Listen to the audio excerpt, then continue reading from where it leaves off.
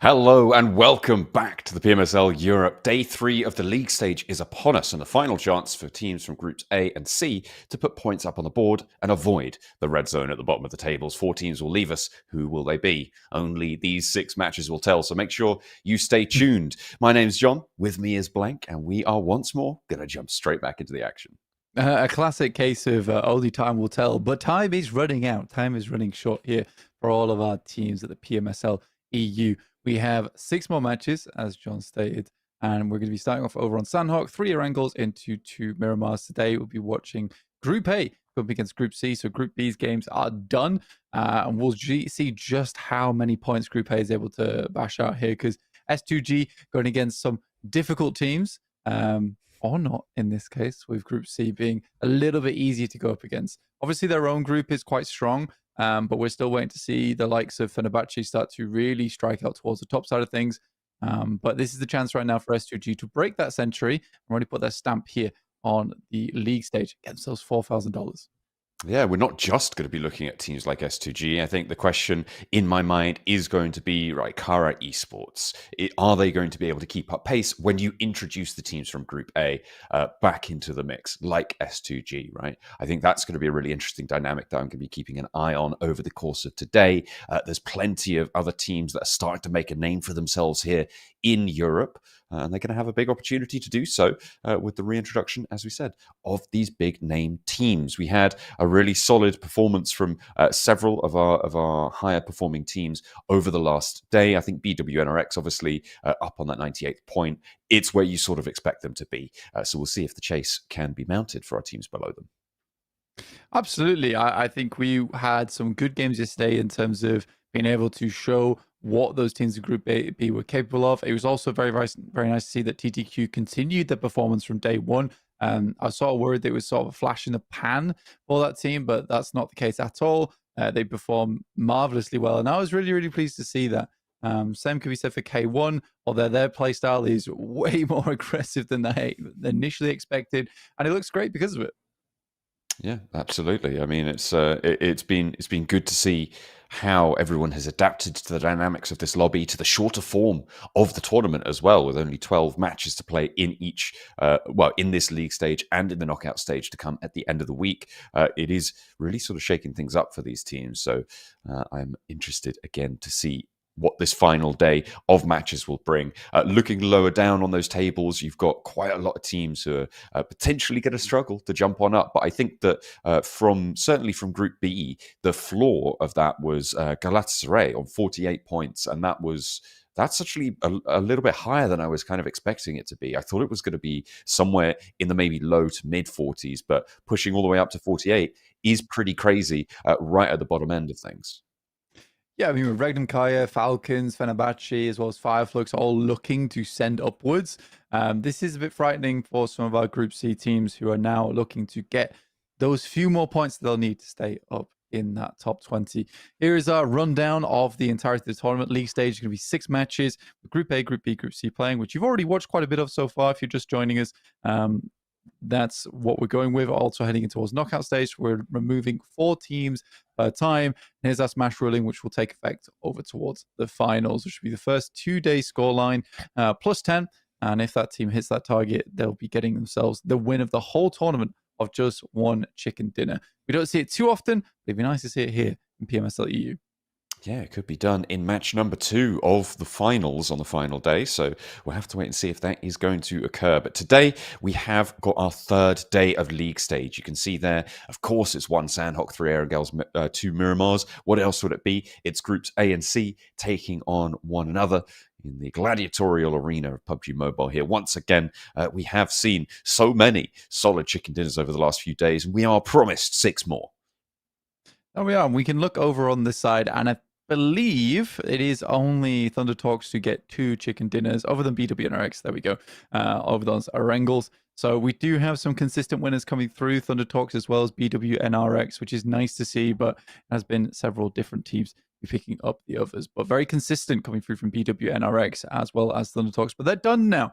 I won't be looking over towards the likes of Flux, who weren't really able to repeat that performance we saw on that initial Sanhok, where they really controlled the lobby. There are participating teams from all their different regions. you'll know where they're coming from at this point.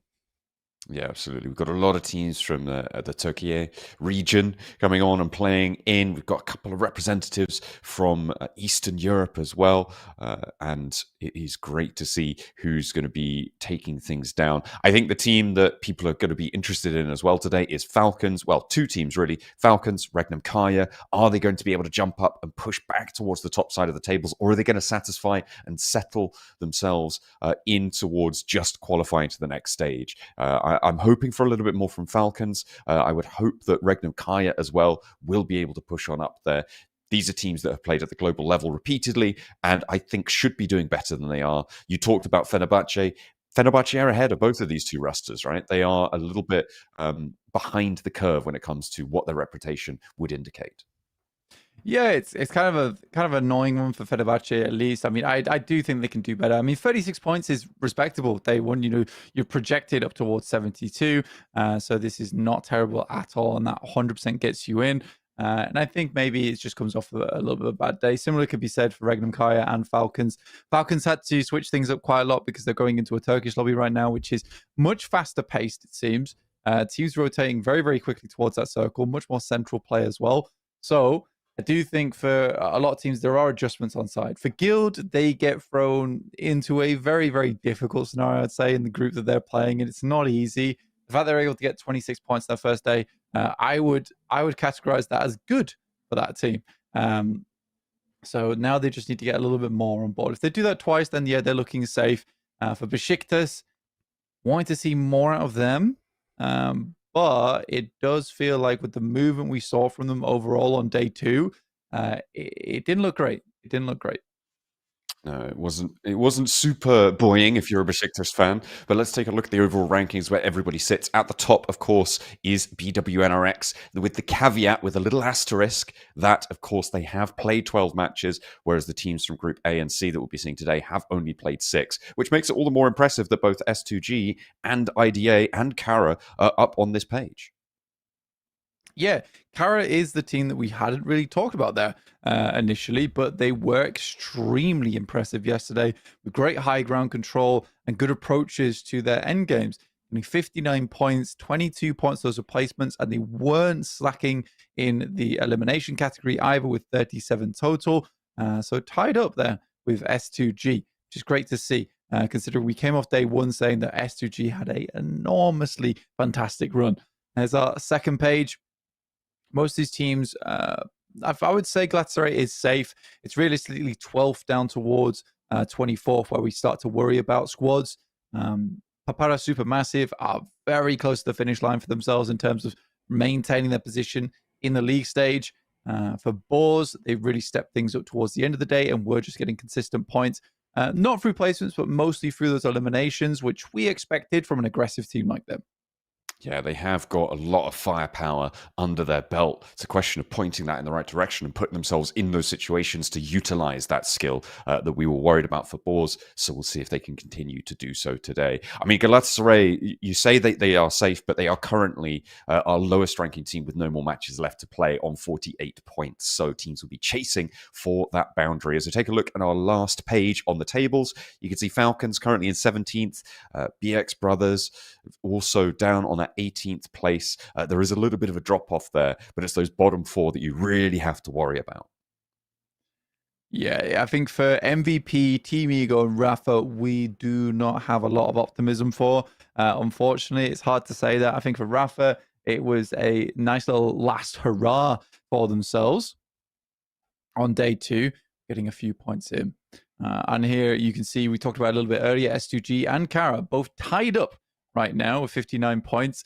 Again, there is that slight caveat that on day 1, it was Group A versus Group B, which I would say is a much more formidable money.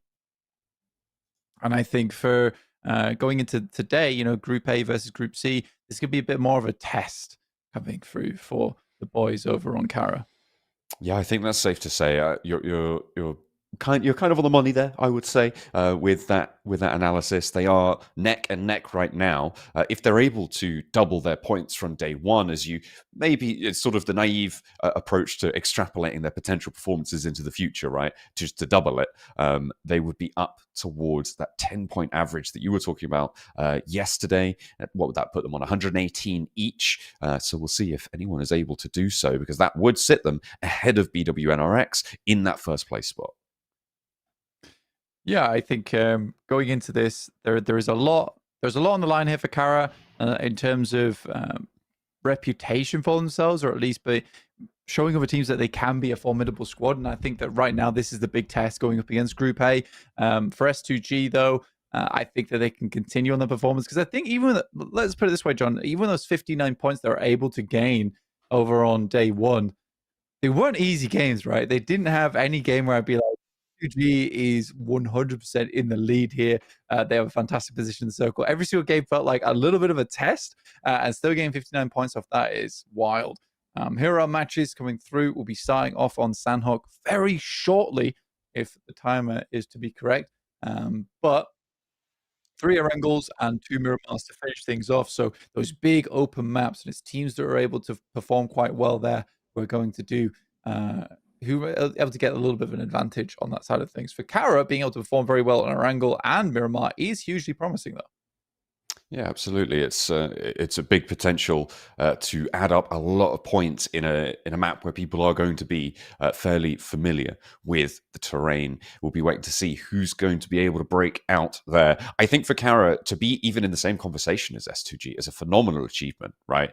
This is a team that, as you said, wasn't really looked at super in terms of podium teams. It wasn't being looked at just yet. So the fact that they are in that conversation is an absolute credit to them, and I hope that we see that name popping up all the more, maybe at the PMWC with the Esports World Cup. You can see the dates just below blank there over on that side of the screen. You can see there 25th of July to the 3rd of August. 4 of our teams will be competing there. That's right, there are 4 qualification spots for us in Europe, as of course Regnum Carya were able to win that extra slot back in PMGO. Which is a really big boom for a lot of these teams, but they have to make it to the finals first. And today we will be knocking out 4. Or we head over towards that knockout stage, we'll do the same again. We're relentless here at Pmsl EU. You know, if you're not making the cut, you're off the team. And for a lot of these games, it's going to start to get more and more stressful for our squads as the bar is raised higher and higher. But it should be a pretty fantastic way to clean out day 1 here. We'll see if anyone's able to hit the century, get over that 100-point mark. Carya's looking for it. S2G's also looking for it. And there are a few of our teams who are very, very close, like I said, to that finish line, breaking through and snapping that ribbon in half and making sure they get through into that knockout stage. I think that there's teams like Bors, who I'm very curious to see how we'll play today. I think they had a really nice, almost a really nice finish over towards Carya, in fact, on one of the Erangels. They almost won. It was a 3v4. Some slight unfortunate shots that came through, which kind of led to one knock after another. But there was certainly a chance. If it wasn't for that loot crate in the middle of the map, I think we would have written a whole different tale to be told afterwards.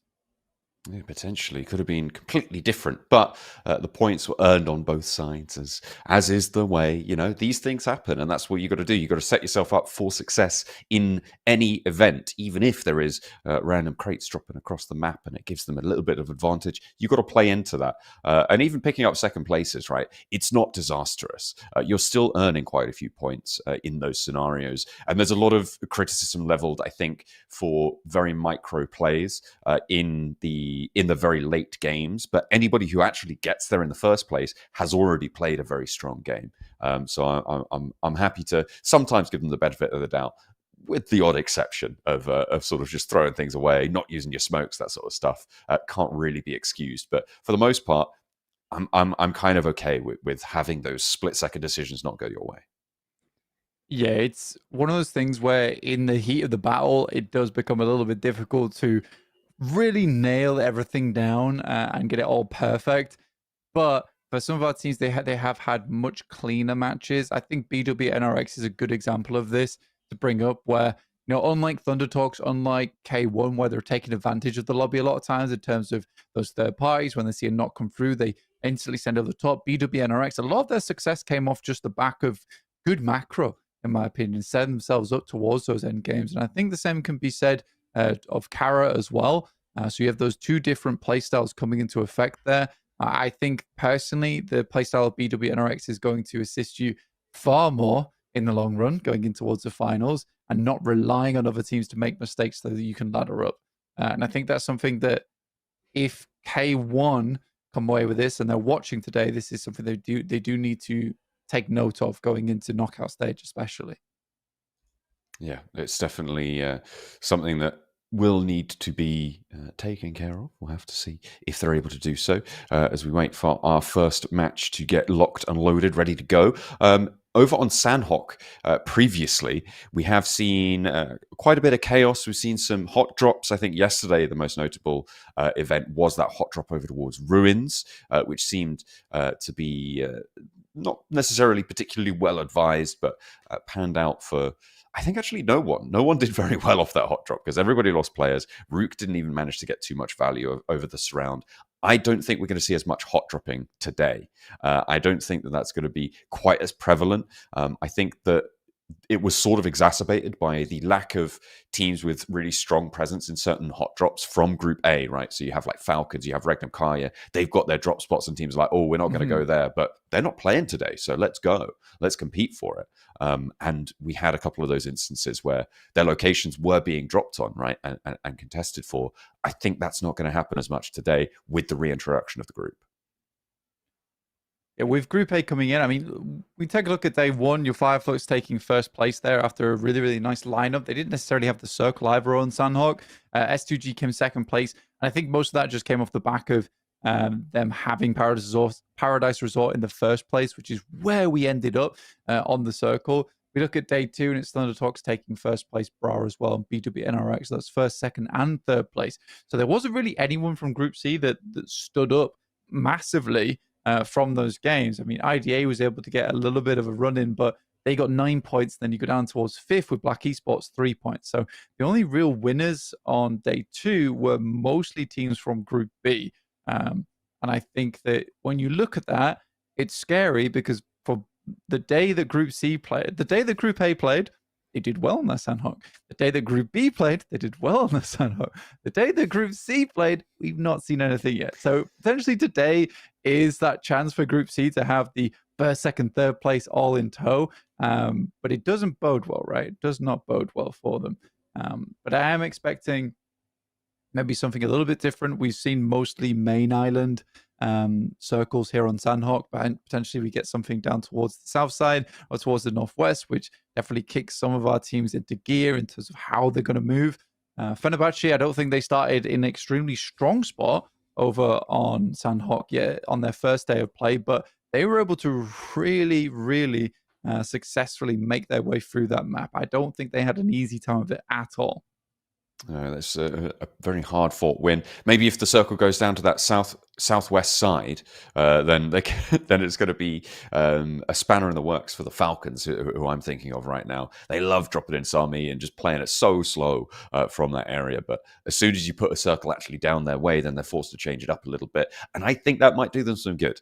Certainly to kick things off nice and strong, nice and quickly, get some points under their belt would be a very nice breath for them to be able to take in Sanhok, where they sometimes fall short of the mark. Yeah, and again, Sanhok can be a very, very diverse map in terms of placings. Sometimes it goes horribly wrong, sometimes it goes okay. But for a lot of our squads, we just want to see more consistency of Sanhok, and I think it's just so hard to do. It is so hard to do, especially from rotating lobbies as well. This is where Sanhok is at its hardest. I'd argue that Sanhok's actually way, way easier to play in the finals when you've got 16 teams represented, where you can play through every single day. You can get a much better read on those rotations. And again, Sanhok is messy.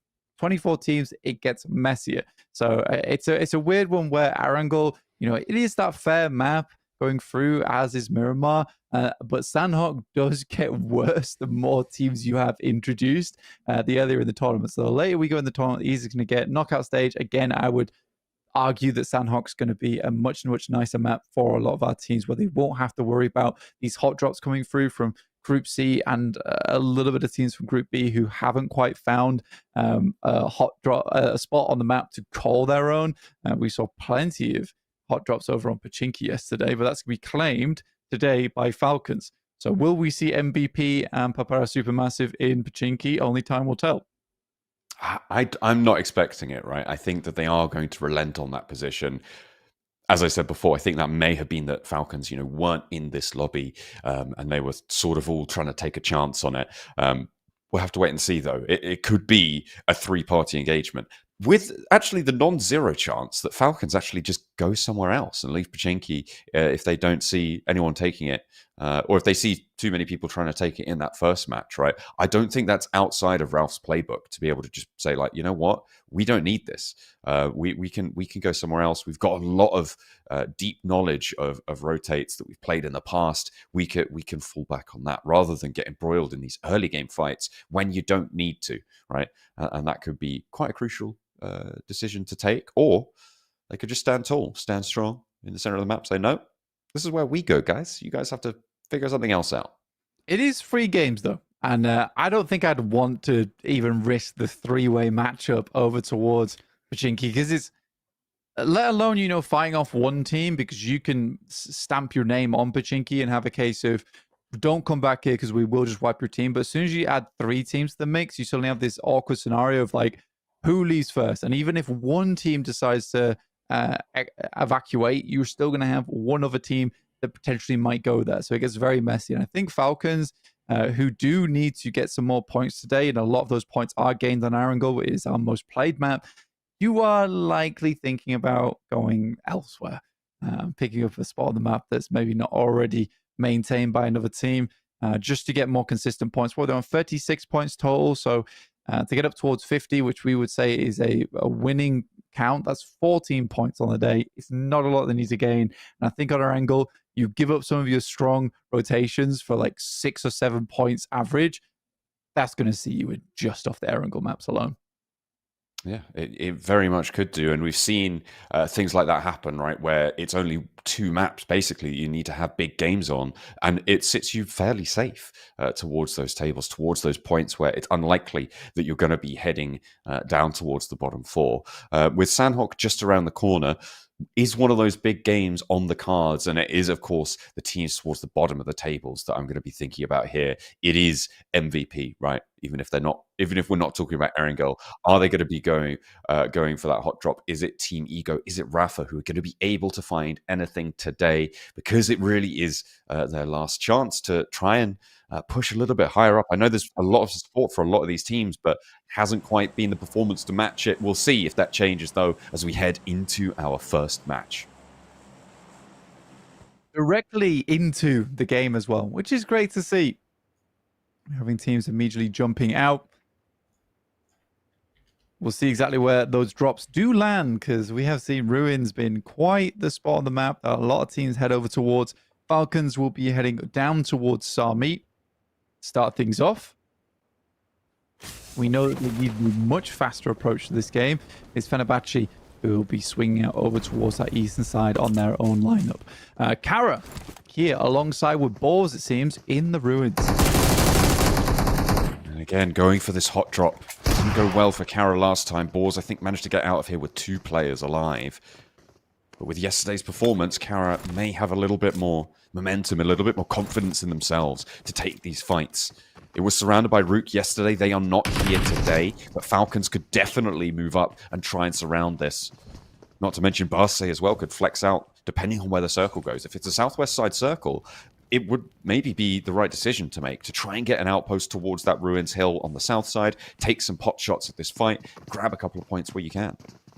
You're right, it's dependent on the circle. I think for Falcons, they'd much rather just loot up and get moving. But you're right, if this did head down towards the southwest side, I would not be unhappy with Falcons moving over here. If you can clean out 2 teams, it's a massive amount of space you'll have created for yourself. But with the circle heading over towards the north side map, heavily on the north side of the map, you're thinking about leaving. Thinking about getting out of there as fast as you can, although that option not available to Carya or to Bors, unfortunately. Pusher, nade in. Not quite going to be able to tag the stone, keeping him safe for the time being. You've got to imagine that time is running low. I think Ralph is actually taking an outpost over here. Even if you're not going to get involved, it's valuable to know when this fight concludes, when things stop popping off. And you can see he's already got quite a decent chunk of loot for an early drop, right? That is 2 weapons on board. He's got some armor. He's got a first aid kit. He's okay to chill out here for a moment and maybe use the supplies that his teammates will pick up to be able to divvy that one over to him. For Falcons, like we said before, it's an easy task ahead of them. They were on 35, not 36, so it's 15 points they'd need. But they can get 1 or 2 eliminations from here. Like, that's already a small chunk, you know, chiseled away at their point total that they need. So I think it's completely reasonable, Ralph's here, especially with teams that do flex out onto the outside. I think for Bors, they'll be a little bit less cautious, maybe, because like you say, there is no RUKH here, and that was the big factor that stopped them dead yesterday. So do they expect Ralph to be holding this position? Does look like he's heading back now, though. Just had a peek in. That's the BX brothers. Ramio going down as Barsay made a quick maneuver over towards the north side of the map. Yeah, Ramio was just a little bit south of Hartin, extricated outside of his team's ground, and they go down for it as Ward's going to be able to find the corner there. Really nice pick up of the poser, but Havlik is traded off onto Wards and actually is flushed very, very quickly. Lewis wants to find more, but 2 of them are down now. It's a 2 versus 3 with 2 players to get back up. Carya want to keep this one under control, not around the corner just yet, and they are safe enough to bide their time. Caught with a nade in hand, but it is now just CEO later. No HP on Tulika, though, makes things difficult for them, and all 3 players are resable here, Blank. That is a huge pickup for Carya. Carya makes it happen. What a play from there. I mean, it looked diabolical as soon as Lewis went down when he just stepped out. A little bit not aware of his surroundings, but CEO later makes a massive decision. Here's the pin pulled on the grenade and doesn't give him any time to think about putting it away in the back pocket. Swings around and there's no response time. Good that they got a bit of damage over towards the player in the open so the CEO later could finish him up very succinctly. Ralph now puts himself ahead of the guys from Carya. Waiting for the rest of his team to move up. And over the top, over towards IDA as they're making their way off side of the Northwest Mountain. This is very quick from Barsay. We know they started down towards the Confluence compounds, just the west of boot camp. Good nade over towards Nihat, though. And that'll start things off strong for IDA. A nice nade up on high. Finds a second as well and immediately gets that flush. Barsay, they found one of the players from the BX brothers, but looks like IDA moving across this Northwest Island. Maybe a little bit too much for them to bear. Nobody. Just drop back and we'll be able to do so. Barsay playing on as 3. Looks like they found that regroup, and IDA not wanting to press the issue. Actually, might have to take that back as Emre rolls forwards. Maybe wanting to find a little bit more, but it looks like they're a little bit low on nades and utility here to be going for a fight like this. BX Brothers spotting over towards Guild. Guild also did have the angle to start with, right? You know, they were on the eastern side. It's the BX Brothers who have moved off from Hattin after losing 1 players. So Guild going down to 3 there is not fun for them, considering they held the majority of the paddy fields and weren't aware of this rotate. They absolutely should have been aware of this rotate, though, John. It's the most simple one you go for from Hattin, swim across to the northern edge.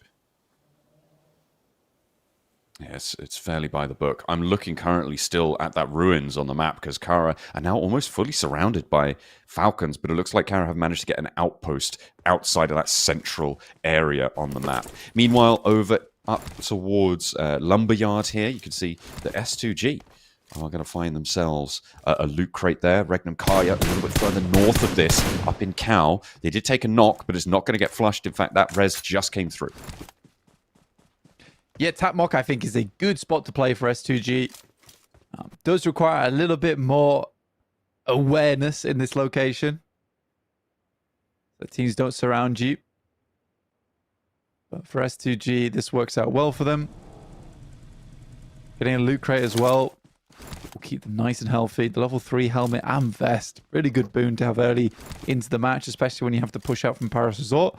they have players down towards that south side as well. Icy usually takes those positions for the team where he anchors, provides information back, as most of our squads will be pushing in from that north side.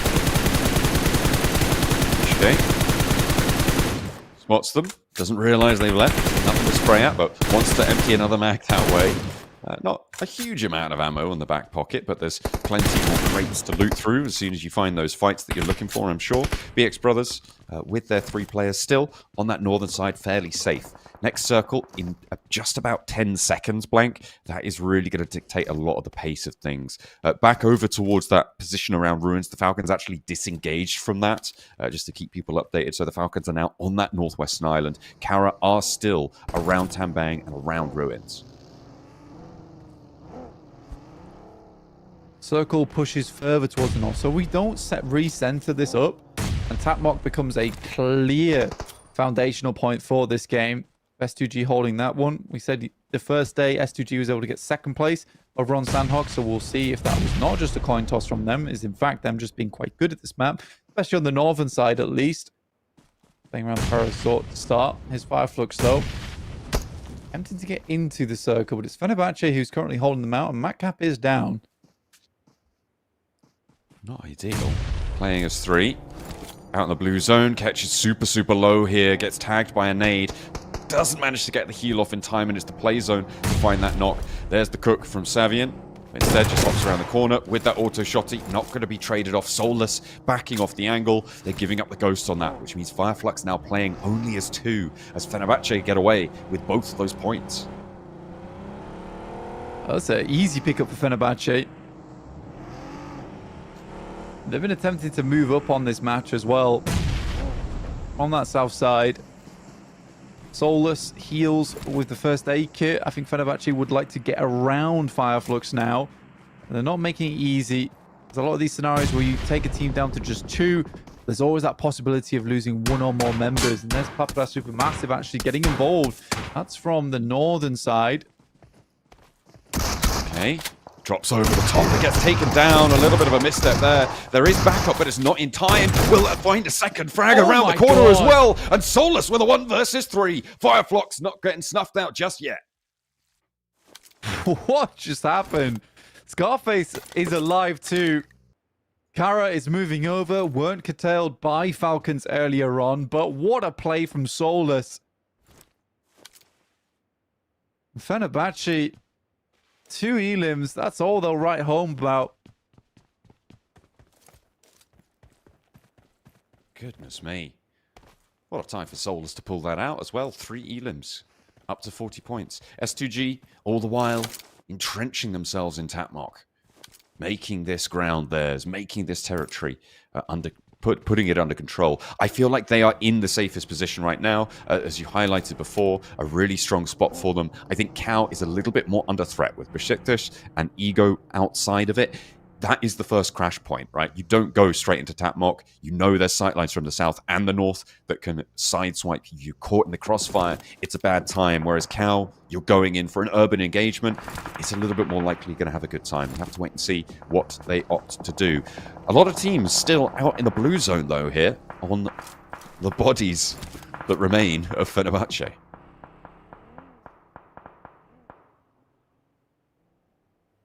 Soulless is going to try and hang tight. Carya thinks this fight's concluded as well. They need to move. Papara Supermassive doing a good job to hold these teams out as well. I mean, there are plenty of eliminations that would be available going forward. Papara Supermassive, and they already found Marcel. Again, they are not too far away from that bubble, right? 42 points. 6 away from leapfrogging over Galatasaray. 48. That's a crazy for S2G.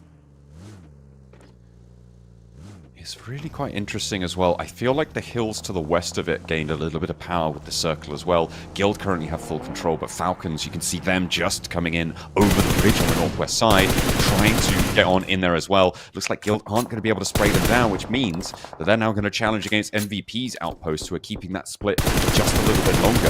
The crash going well so far, and Pole is very, very low. Does manage to tag on a little bit of damage over towards Falcons, but will not put up much resistance. And a nice entry there against 3 teams who should have been able to stop them. Falcons not really having too much resistance.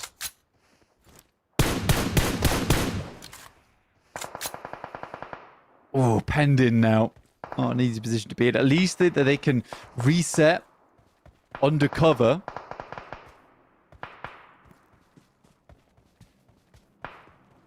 Go again. They are being held out on all sides, though. You've got Rafa, Guild, as well as MVP looking towards their position. Technically, it's not a bad spot for Falcons going forward.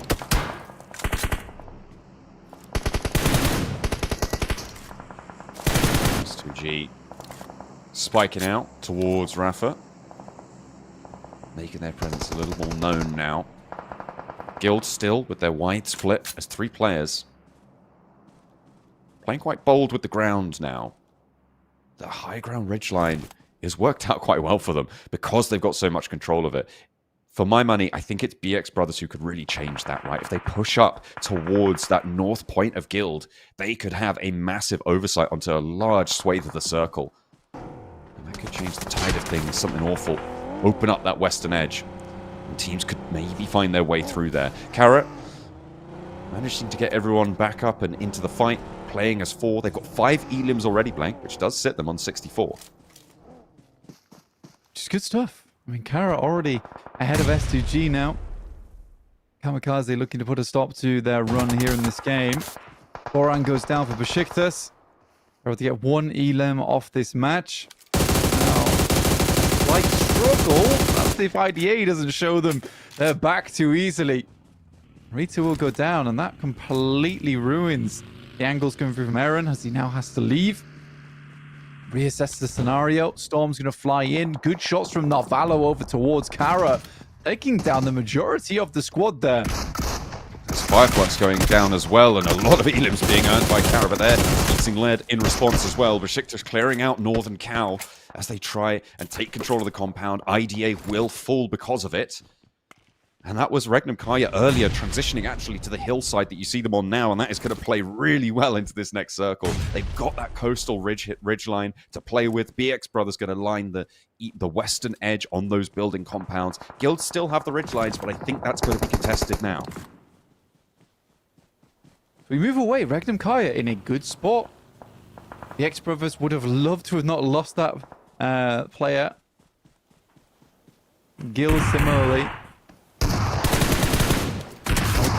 Falcons, you do need to leave this very well guarded compound. The walls close them in, opposed to keeping teams out. Papara Supermassive up to 3 eliminations on this match.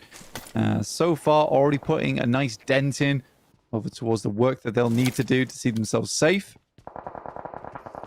S2G spotted. That's Regnum Carya from their terrain position. Out towards the coastline, finding a player from S2G, and really isolated here for Sada. It is a bad time in that scouting tower. Really difficult to get up and get that res as well. It's so isolated, it's so open. Shooting through the legs of it. Ego, they want a piece of this pie, but I don't think they were banking on that. A nice spray down, picks one up, and immediately chowed down on those points. Ever valuable, but S2G haven't been able to claim any of them. S2G right now, they're just looking to secure over towards the eastern side of the map, but losing a player already in Sarah, and I think that Sarah should go down default though with P90, doing good work over towards Falcons, who are struggling to stay alive here. Having their wings clipped, Falcons, you got Ralph trying to heal up in the backgrounds. There's now Ballo attempts to crawl back. How has Tron made that run? Beggars belief how he's made that work. Wipe not quite connecting, the smoke obscuring enough. MVP across the way, maybe a third party onto his push, and Tron keeps the window under control, but it is MVP, that third party that does have the impact on the crossing. He may have won that trade with Tron through the window, but it's not going to work out any further. In the meantime, after the knock that S2G suffered, it's Barsay and Besiktas both trying to move in on this lumberyard in Tatmar. S2G just need to clean out more teams here. Guild are holding out. Boys from Falcons quite well, though. I'm not sure how easy it's going to be for them to move up and deal with Default, who's had a very good defense over towards their side. That's an easy pick coming through for S2G. More than happy to add that to the tally. Placement points starting to kick in now, but only 2 elims for S2G, and they're right on the edge of this circle. It's getting a little bit harder for them to try and make this one work. Regnum Carya, at the moment, I think in one of the 2 strongest positions in this map. I think the second strongest position would be that hillside to the south of this next white circle, but no one really with a firm entrenchment there. Everywhere else, a little bit less mobile, so for S2G, difficult to leave from the wall with the high ground that Regnum Carya have over them, and BRX Brothers, the same story is true because of that Regnum Carya position on the north edge. BRX Brothers still quite happy, though, that they've got a compound to work with. Team Ego are hunkered down. And it is surprising that Falcons has been able to live as long as they have here versus Default, but the blue will shove them in. Koa going down, Ralph quick to fall afterwards. That's how with the help of S2G on this off angle. Regnum Carya, though, looking for some big plays. Team that is well renowned and well known. Oh dear. Self-Molotov on the team there is on Falcons on the south side with the blue zone pushing. They're going to need to find this res as fast as possible or move forward and get rid of Default. Finally, Narvalo connects, and that's what they were looking for to try and take control of this one. You've also got Spike trying to descend through these ridge lines, but Kelsey knows he's going for it. It will be a suppressive force on that angle. Default flushed, and that is Guild eliminated. It actually all goes over to Falcons. Maybe they find the res, but goodness me, that is not a good time for it. Narvalo will stick the res, but they lose another player. So playing as 2 on the south side. Surprising. Very surprising. But 7 eliminations. I think if you're Falcons, you're somewhat happy with how this game has gone, despite the trials and tribulations that come off the back of it. Gentlemen from Rafa will just be laying down on the grass. Circle moves off towards the east here, John. Really favoring S2G, honestly. They've got so much ground to work with. Even just the lumberyard itself, that is very, very good in terms of direction. In Regnum Carya, you can see them starting to move across over towards that north side. They need to crunch down on S2G before they can take advantage of these many bits of cover they can use. And that's what makes it difficult for Regnum Carya, where you're in a situation where S2G could realistically be anywhere on those bits of hard cover.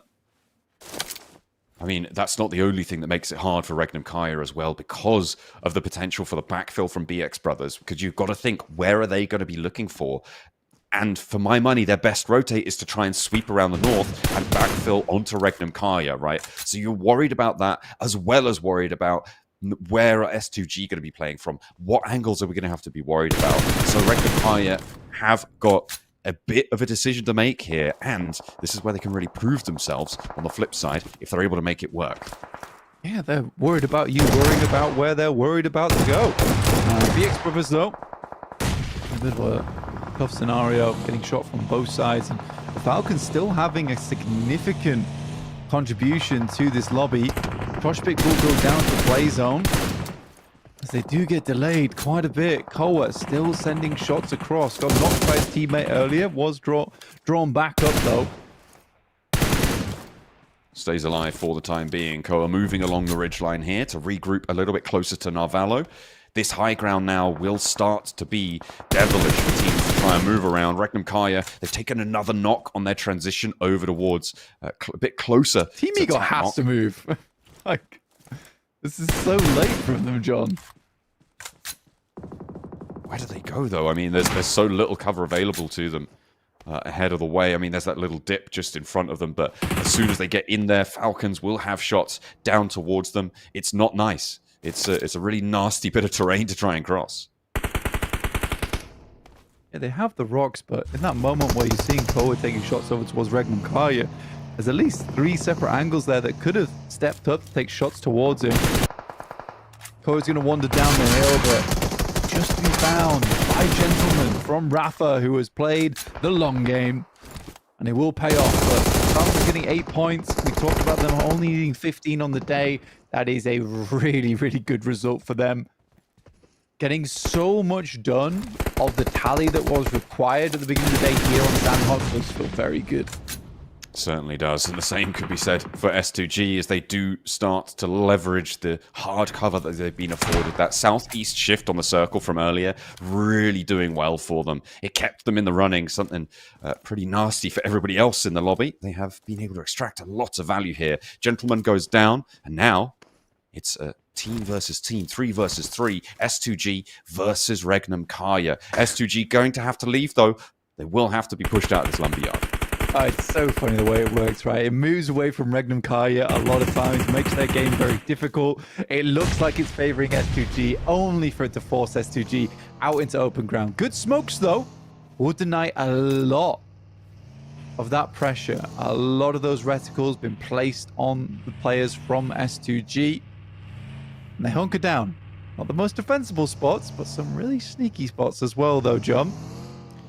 We were worried about Silas's performance over their first day of games, but he's managed to marshal them into a solid position for the time being. The question is, can they go all the way? Loxy crawling forwards with a nade.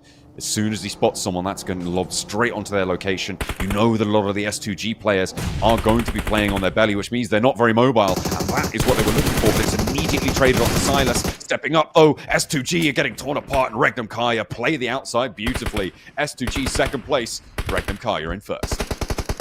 S2G once again getting pipped the post here on Sanhok at the second place they've been able to get here over on Sanhok through the league stage. Regnum Carya picking up first place.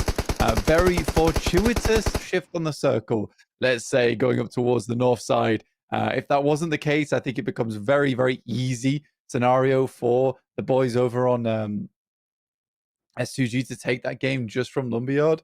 Hair's doing something crazy here. That's wild. It's going off, you know. It's hanging out. Yeah. But yeah, I think you're absolutely right. It was a really interesting dynamic in those final moments. That big nade pick up there with Silas drawing a lot of attention, moving around, drawing the attention of S2G. That allowed them to locate some of the players. The nade from Loxy, the stand-up spray, really just solid stuff in those final circles. Despite that smoke cover on the ridgeline that S2G were able to leverage to get out, they didn't really have any mobility when it came to moving further than that. But they held down quite nicely. A middling amount of eliminations for them, but still happy to get those points on board. Yeah, I think for S2G, that puts them in a good position to try and get up towards the top side of the tables, right? And earn some of that big prize pool from the league stage. Try and grab their hands over towards that 4 grand, which is currently held by BWNRX at 96 points. But that will add to their tally straight away coming off the back of Sanhok. Falcons, though, I'll say they showed some really good grit in that game, being able to get through some very tough scenarios on the south side of the map, being surrounded by 3 teams in a building, not even being able to come out from prone, stand up to even have a look around what was going on. So they had to do a lot of it based off of vibes, let's say, towards that mid-game, but they made it work regardless. And I think Koa was taking some good shots, and it's no surprise that they're looking to get Koa in more often over Snowix. I think he is having a lot of impact. That's not to say Snowix is not a good player. He's just more of an anchor role, which is useful to have, especially in more difficult games. Let's take a look at the final blow here with, of course, Regnum Carya having this little high ground, those smokes starting to fade out as well. And as soon as they did, that's when Regnum Carya moved Silas out wide, looking for some slightly more riskier scouting. Loxy had already located one, and sure, Silas goes down here, but Icy had already stood up and they'd given that position away. Didn't win out that trade either. So really, I think, yeah, by the book in those final moments, and it is Loxy, in fact, to get the MVP of the match with 5 elims, 683 damage. It's a cool way to finish the game as well, in my opinion, because I think a lot of times S2G would have won that against a slightly worse team than Regnum Carya. As soon as they go for the stand-up, Regnum Carya is not happy to sit back. Both of their players also stand up at the exact same time and take a massive salvo over the other players, trying to make that play, trying to set the pace of the game. But Regnum Carya is quick with them, which is great to see. So for Regnum Carya, I think they'll be very impressed with that game. And also it bodes well for them because we know this is a very strong squad. Yeah, on the first day, we saw Silas going down very, very often, which wasn't nice to see. And it's good to see him get all the way to the end of the game. Now, Valo, though, with the most damage done, I mean, he was lighting players up towards the early game. Yeah, and also having that high ground position in the late game, you imagine a lot of poke damage coming through as well from Narvalo on top of that ridge line that Guild hurled earlier. They were able to wrest control of from them at the cost of a self Molotov or two, it has to be said. I wonder how much of that damage is to his own team. That's the question I have. I don't think it'd be too much. So here's our final stats with Silas having 0 limbs, 0 knockouts, 0 limbs, 0 knockouts for Toshbik, but a lot of the lion's share of the work being done here by Loxy and Wild in those final moments with 600 damage apiece. Wild just missing out on the top damage on the team by about 30. Silas doing his work to stay alive. I'm okay with it, right? You know, even if he gets 87 damage done, I'm okay that he remained alive throughout the entirety of the game. Yeah, absolutely. A nice little pickup, as well as the fact that they were able to take down Sarah from S2G, right, who played with them famously at PMGO, and previously before that, he was able to step in back at PMGC, right, at the end of last year. So being able to pick that one up, that's got to feel better than just the point it gives you. Yeah, it does. It does. And especially stamping your mark over towards Pmsl EU coming off the back of PMG already showing teams that you are best. So I'd like to see a big day here from Regnum Carya going forward. It's one of our highlights throughout. Rita really doing his best on the zigzags, not meant to be as he jumps back behind. Papara Supermassive, I said that they did very well as well earlier on, you know, to hold out a lot of teams coming in from that south side. They set themselves up decently. And I think a lot of times that is an okay play. Right, I think that's for Papara Supermassive in terms of the league and in terms of the tournament format. You know, it's not setting yourself up for a win, but instead just setting yourself up for some consistent points throughout the day. When you don't really need to get too many on board. For them, it's around about 9 points at the moment. I'd say to get towards that 50 barrier and see themselves safe. So I think that these more consistent plays are what you want to be going for. Absolutely. Just getting those small incremental chunks of points is great news no matter what. And I mean, even down to 8th place on this match, you can see Besiktas with 5 on that match. It's going to be a good result. And for Besiktas, it's going to be very important to find those, getting up to 25 points at the end of that one. But Falcons with 11, S2G with 10, Regnum Carya with 20. Yeah, it's a big game for Regnum Carya. 10 eliminations. Falcons coming out in second place is kind of the wild thing out of all this with the 8 eliminations they were able to procure in that game. S2G didn't have as much impact in the elimination category, playing more for placement points here from Tap Mock. Rafa, though, 4th place, 7 points total. Well done, able to keep some of that momentum going in from day one. But Kara, 7 points. S2G will now be ahead by 3. Yeah, it's still very closely fought, though, in terms of who's going to top those tables. And now, Regnum Carya, with that advantage, going to be jumping up into that conversation as well. As we take a look at our overall rankings, you can see that still at the top, to no one's surprise, is BWNRX with a 5-match advantage. But there come S2G up the inside track, 69 points, and Kara on 66, hot on their heels. So 39 points required to break even. The boys on BWNRX and Regnum Carya up to 9th place now with 55. Very comfortable position to be in. Papara Supermassive, 47 points, and Falcons. These are the 2 teams that are quite important here for us to be taking a look at, seeing themselves much, much more safe now with 47 and 46 apiece. You're looking at pretty lazy games ahead. I mean, they could try and work up a few more points to get themselves into a better position for prize pool, but for them, like I said, pretty lazy games. Off the bottom of the tables, Rafa now up in 23rd place, Blankers. Ego now 2 points behind them, but they are still definitely on the chopping block as it sits, with MVP on 18 and Besiktas on 25. So very closely fought at the bottom of those tables as well. But again, one big game, that is all it takes, right? You get even into second place with like 8 elims, that pushes you out of that danger zone. I think for Guild as well as another team that I'm looking at, John, personally, where they have put up a couple of points available for themselves, but it's only 3, right? They had a good position on the map, in my opinion, and weren't able to leverage, and that's scary. That is scary news, John. Yeah, it's not ideal. It's not what you want to be seeing moving forwards. Hopefully, they'll be able to do a little bit more. Unfortunately, though, during that match, they weren't even really able to hold their position against teams that should have had some fairly obvious rotational paths. They didn't have the outlook there, but maybe things can change. It's all to play for with 5 matches remaining. Let's go to a short break. We'll be back with Erangel.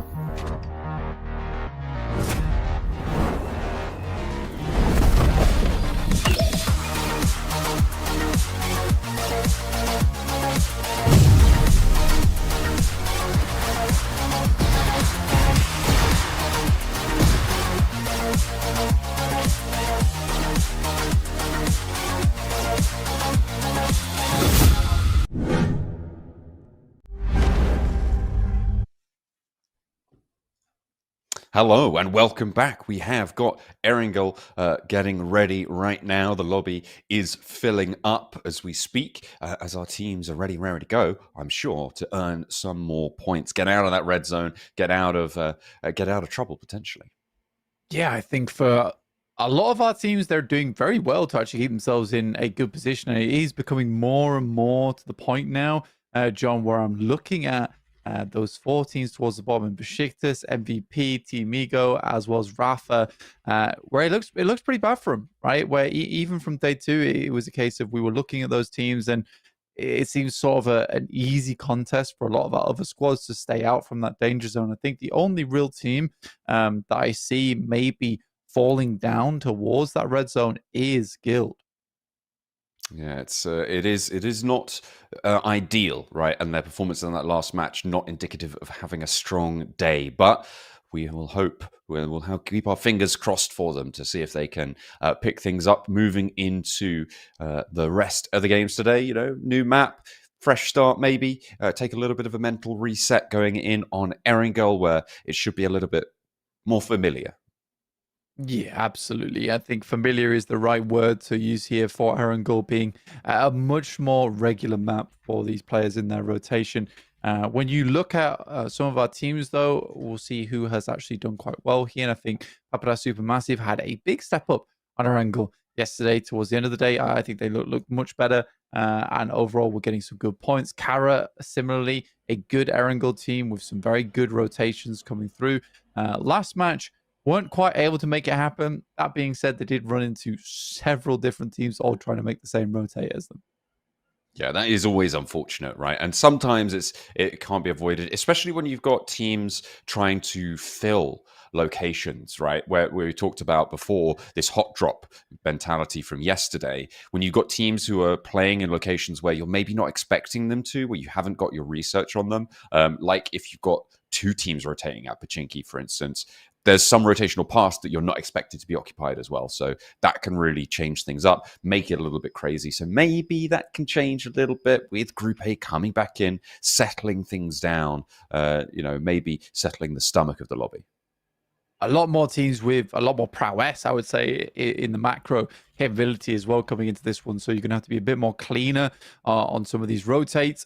Otherwise, you're going to get leapfrogged. We saw on day one, it was a case that a lot of our teams in Group A were very quick from the start line, right, to immediately start sprinting off over towards the center of the circle and getting good positions going on.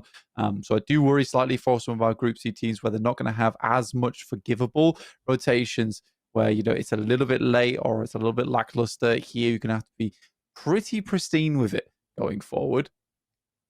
Yeah, that is what it's going to be about, keeping it nice and clean, moving into the rest of the day. More so, I think, for the teams towards the bottom of the tables, right, where they just need some consistent points on board. When we get to the latter half of the day, teams can start to get a bit desperate, and then you do need to go for something that can get a little bit messy potentially. But for now, there is still a little bit of runway, right? There is still a little bit of room for maneuvering. So getting those 7-point games would be phenomenal for those teams towards the bottom of the tables, as we saw teams like Rafa do in that last match. I think Team Ego and MVP also had a decent chunk of points, but not a huge amount. Yeah, you're in a terrifying position now for Team Ego where you're falling behind Rafa, who had 3 games as they go on with 0 points. So if Rafa can do it, Team Ego certainly can as well. But this is a good start for Rafa, especially because it was a very worrying prospect for them. So this is really good news for them to get some points on board. 7 eliminations, 7 points total off the back of that game after living for quite a while. I'm kind of looking over towards Carya and S2G, though, with this little rivalry that's starting to happen. Yeah, the 3-point difference, it's really interesting to follow. In that previous match, of course, you did have Carya with a hot drop as well, still over in those ruins against Boars, which they did manage to shut down and luckily got all 4 of their players back up, right? Despite 3 of them getting knocked. No flushes went over to Boars, which was, I think, very, very fortunate there for Carya's points earnings potential. I think, what did they end on? 7 points, right? Something like that. And S2G were able to get 10 out of the match. So that's where the 3-point difference comes from. But in general, a really good start for them on the day, earning a lot of elims in that first match, and they're keeping up the pace, it seems, to be in lockstep with S2G. Falcons, though, I think that they did very, very well on our last game, and I think we were worried for Falcons, especially on their Sanhok, where they weren't quick enough with it. This time around, though, looks a lot better, John. Looks a lot better. Much faster to rotate. Ralph was much more aware of his surroundings, getting up towards that north side. It wasn't always the easiest of pushes they went for. And able to find that compound was fairly crazy in the midst of all of it.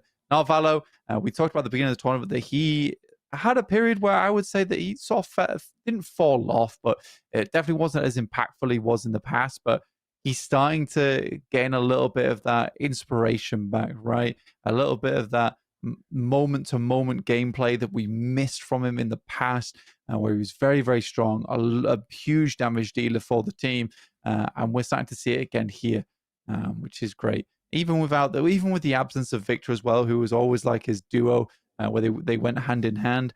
It's nice to see him finding success elsewhere as well. Yeah, in this roster, he's really been finding his feet, and there have been instances where it can be that, like, oh, why have you done that? You kind of left your team alone a little bit, but Novalo seems to have really been reined in appropriately by Ralph, right? That IGL presence, and it seems like there's a lot of cooperation going on there, which is really good to see. And this introduction of Koa, and you're talking about Snowix moving out a little bit more. Koa definitely making a name for himself in that roster. So very happy to see that one moving forwards, developing, adding in those little extra elements, changing things here and there, and really trying to look towards the future here in their PUBG Mobile esports careers. And it's good to see. They are now becoming one of, I would say, the most storied teams and one of the most long-lived at this stage. Yeah, as a roster as well, very much so. I think that they've had some chops and changes here and there, especially with Koa now coming into the mix. This is definitely a new addition, but I think they needed some new blood thrown in. Overall, when you look towards Koa as a player, he'd had success on multiple different teams as that solo and bringing him to the fold. And I think he's quite a young player as well. So the fact that he's able to mesh into what is quite a long-standing team, which probably has some very clear and consistent calls going on during all of. It certainly is. We are going to be heading, though, into our first Erangel of the day, match number 2 of the final day of League Stage. It is time for Erangel. The playing path, very northern blank. It's going over from Stalba to North George here.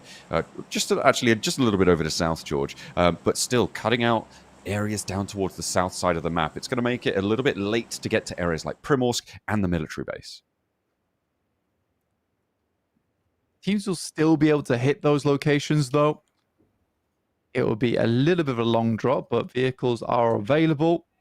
You have to pick up on those and get them moving. How early is Rafa as well as the BX brothers down towards Lipovka? Now, we wondered what was going to happen over towards Pachinki. Were Falcons going to divert from that position away from Supermassive, battling over that spot, or were they just going to go for it? Playing path over the top, and we're just towards the end of it. Looking out for that hot drop over towards Pachinki. Falcons are going there. Looks like potentially Papara Supermassive are going there as well. This could get messy. Over in Pachinki, we're not seeing MVP heading out there this time, though. The circle goes up towards the north. And it's a fully committed Pachinki hot drop again. Are the Falcons going to be able to keep control of the area? I think this is fine for the Falcons, honestly. It would have been a different story if MVP went for it, but they did lose the majority of the fights yesterday versus Papara Supermassive, so they've opted to head elsewhere, understanding that their tournament life is on the line. But Falcons, as well as Papara Supermassive, I think Falcons should be comfortable to win that fight. Though, I believe I did just see one not going through to begin things off, and that's towards Papara Supermassive. Marvalo is down right now. It's 4 players alive, 4 Papara Supermassive. And no one in the building for the Falcons to try and back this one up, but Lost maybe not so sure of that, waiting for a player to peek out from that back room. As things slow down a little bit. Nade over the top. That looks good over to Koa. A really big pickup from Tron. Lands it perfectly. And takes another down. The Falcons really suffering here. I mean, to be fair, Papara Supermassive, they're used to this hot drop now. They are just moving through this one like a hot knife through butter. Now on the rooftops, the players are just falling like flies. Falcons swept aside like they're not even there. That was a very confident push coming from Papara Supermassive and a really nice nade. Threaded the needle on that one down the stairs. And Koa, you saw him like kind of moving back and forth. Not quite understanding where that nade even came from. Papara Supermassive, look at that, with those 4 points and the consistent play they made last game to pick up some more eliminations. They will now sit themselves at 51 points. A very safe position to be in. The Falcons will just have to go again on another match today. That is really unfortunate, just as we were singing all those praises about them as well. Fortunate that they were able to do so much in that first match, right? Getting, what was it, 8, 9 points or something out of the game. Still, not ideal going down so early. And in a place that maybe they didn't expect hot drops to happen there. I mean, they should have been watching yesterday, right? They'd have seen other teams going for it, but the challenge coming seemingly, and they were unprepared for it. And I will say again that this is something that I guess Papara Supermassive were used to from yesterday, right? They were just like, well, we've been hot dropping like 3 times here in Pachinki, so what's up? Let's go for it. We know how to play this. And Falcons do have the added benefit of MVP not being there either. They're real full-on scrap, but usually don't have to fight Pachinki. In recent times, no one's really challenged them for it and just given it up to them. Here they'll have to once again lay claim to it, because you do not want to be going towards the finals with Papara Supermassive forcing you out of your home essentially on Erangel. Not only that, but Papara Supermassive ahead on the tables on 51 points after those 4 extras they were able to find, accelerating away from you. It's got to be a bit galling. In the meantime, BRX Brothers, they're moving out from Lipovka over towards the north side of Yasnaya to get onto the, what you'd imagine, into the foothills of Stalba, trying to take a position to give them the opportunity to rotate both north and south of the river, depending on where this next circle goes. Besiktas have a good start on this game, though, up towards Severny, John. I think they'd be quite pleased with themselves on that. It's a team that desperately does need to get some more points on board. Carya down towards farm right now, moving their way up. The BRX Brothers rotating underneath Stalba. So a lot of movement coming through very, very quickly on this game already. Flux were able to get some points off that last match. With Solus on an unreal 1v3. Which felt like it should have been in the bag there for Fenerbahçe, but they really dropped the ball on it. Not quite able to have the impact they wanted. Teams starting to climb their way further and further up the tables. I'm just having a look at what the official bubble would be right now. If you just look at Group B teams, right? And you've got the 4th place, well, I guess the 5th place team from Group B is Footballist Esports on 69 points. So if you're able to get past that, you are guaranteed not to be eliminated. S2G currently surpassing that. So the first team here to be fully 100% through on tomorrow's matches. Onto the knockout stages, not tomorrow. We are taking a break tomorrow, but moving on to the knockout stage on Friday. Have to double check. But either way, 69 points is currently that border. We're expecting it to drop down as teams start to lower their expected points totals here at the end of the table. So Group C under threat still. Group C would definitely have to pull those bootstraps up 100%. Fenerbahçe finding some good shots down the hill towards BRX Brothers. At least a knock. This is from them playing up towards the top of Stalba, and the BRX Brothers rotating in underneath them, actually finding a very good compound to work with, which is hard to assail now. I think Fenerbahçe would have liked to have made that rotate down towards the compound that now BRX Brothers currently hold. They'll have to go for something a little bit different going forward, or at least rely on the next circle to be a bit more kind towards them. Team Ego up towards our northwest, trying to stay out of the action, realistically. They do have to save some face here if they've been dropped down towards 24th. But Rafa's gone for something very aggressive, John. They are fairly dead central on the map around Besiktas. They have paid the price for it, though. They've lost 2 of their players, which is good news if you're Ego trying to chase up towards 23rd. Although you should be setting your sights a little bit higher. Currently, Guild is on 29 points. Will continue to move. You would imagine Guild currently sat actually around those Georgia Pole crossings, Blank, and so in a solid spot on the western side of the circle. But they had a solid crossing control point in the previous match, weren't able to do too much with it. Trying to change the tune here, but again, I'm not expectant. Flux looking over towards Carya. Shot. Circle's closing now as well.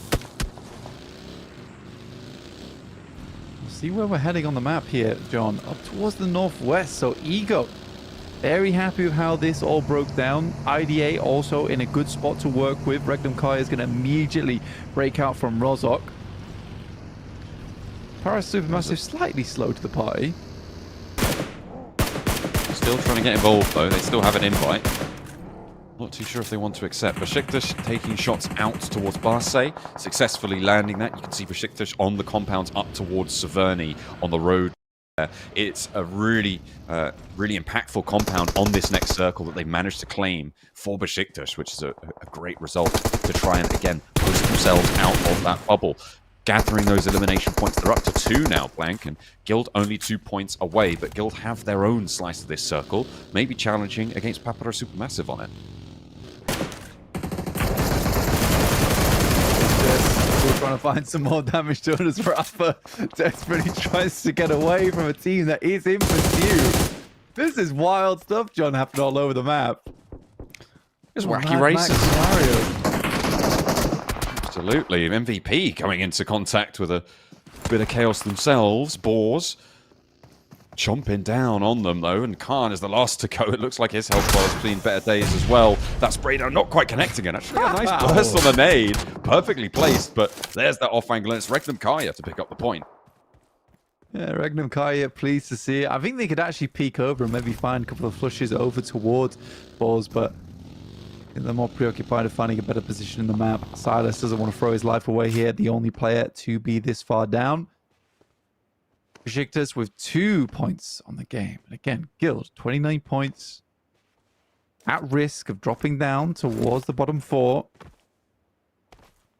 Currently playing quite scared down towards that southwest side. Not trying to get too far in towards this circle.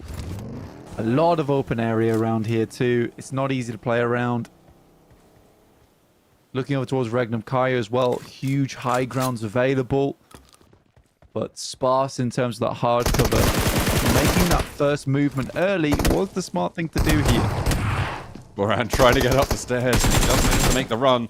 Bit bold to try and chase him that far. And Mike gets shut down on the push. Boran able to do the work there. The nade is cooking. I feel like he's not going to expect it. Oh, just about fades the damage just in time, but it finds the flush nonetheless. Another point added to the tally. Or Besiktas.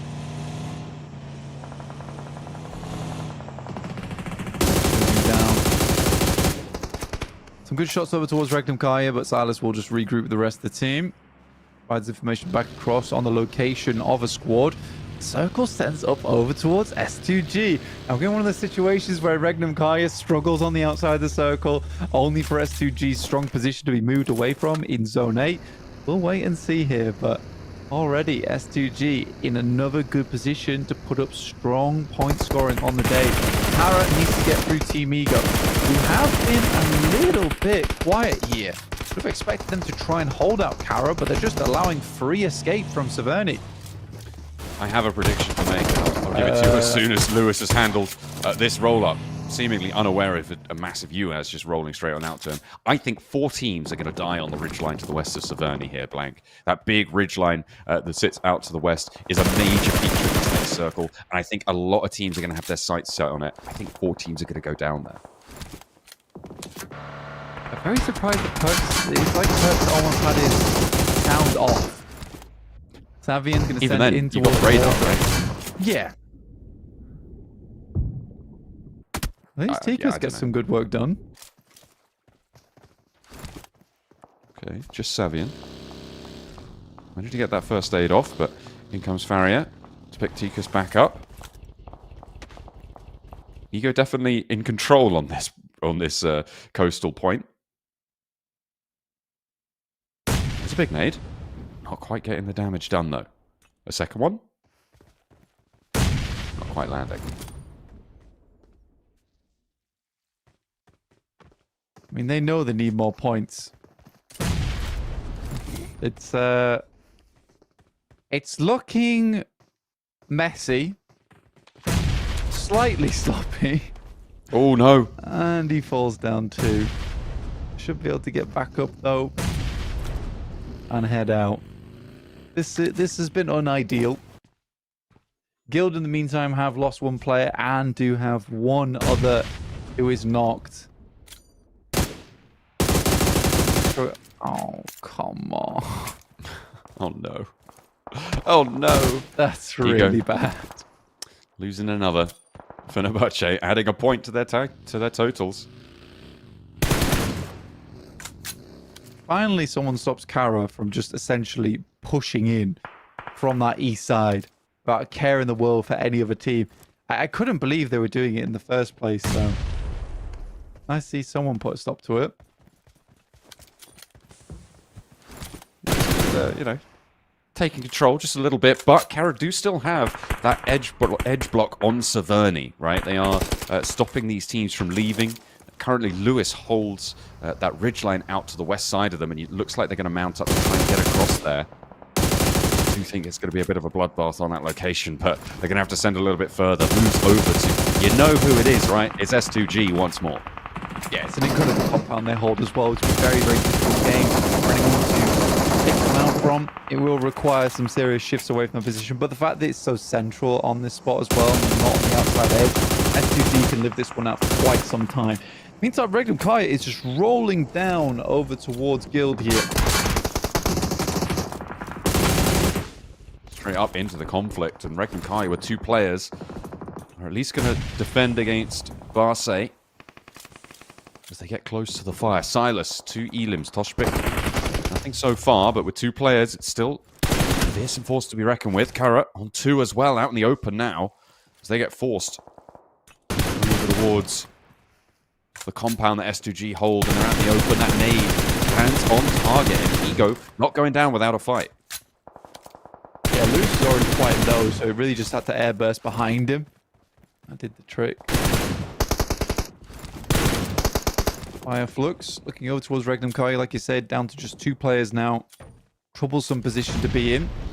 Nade's been sent over the top, which looked pretty damn good, but the Fire Flux, 42 points. Another team that has very good players on side. We're expecting them to make it through to the finals.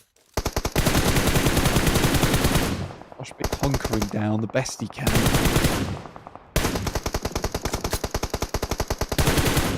Really difficult to get Silas back up here. I don't imagine it's going to be possible for Regnum Carya.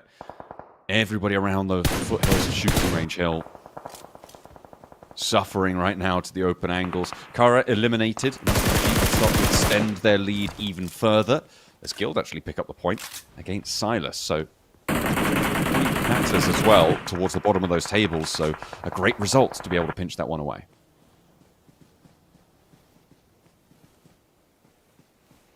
Stage 4 now. So we're getting over towards stage 5 where things start to get very tricky and a lot more teams will be going down. Can't really live on the outside edge as much anymore. Teams are quite lucky here, in my opinion, that not as much water in this circle as we usually see, giving a lot more free reign down towards the south side, which you're seeing a lot of teams take advantage of, try and play around these rocky outcrops.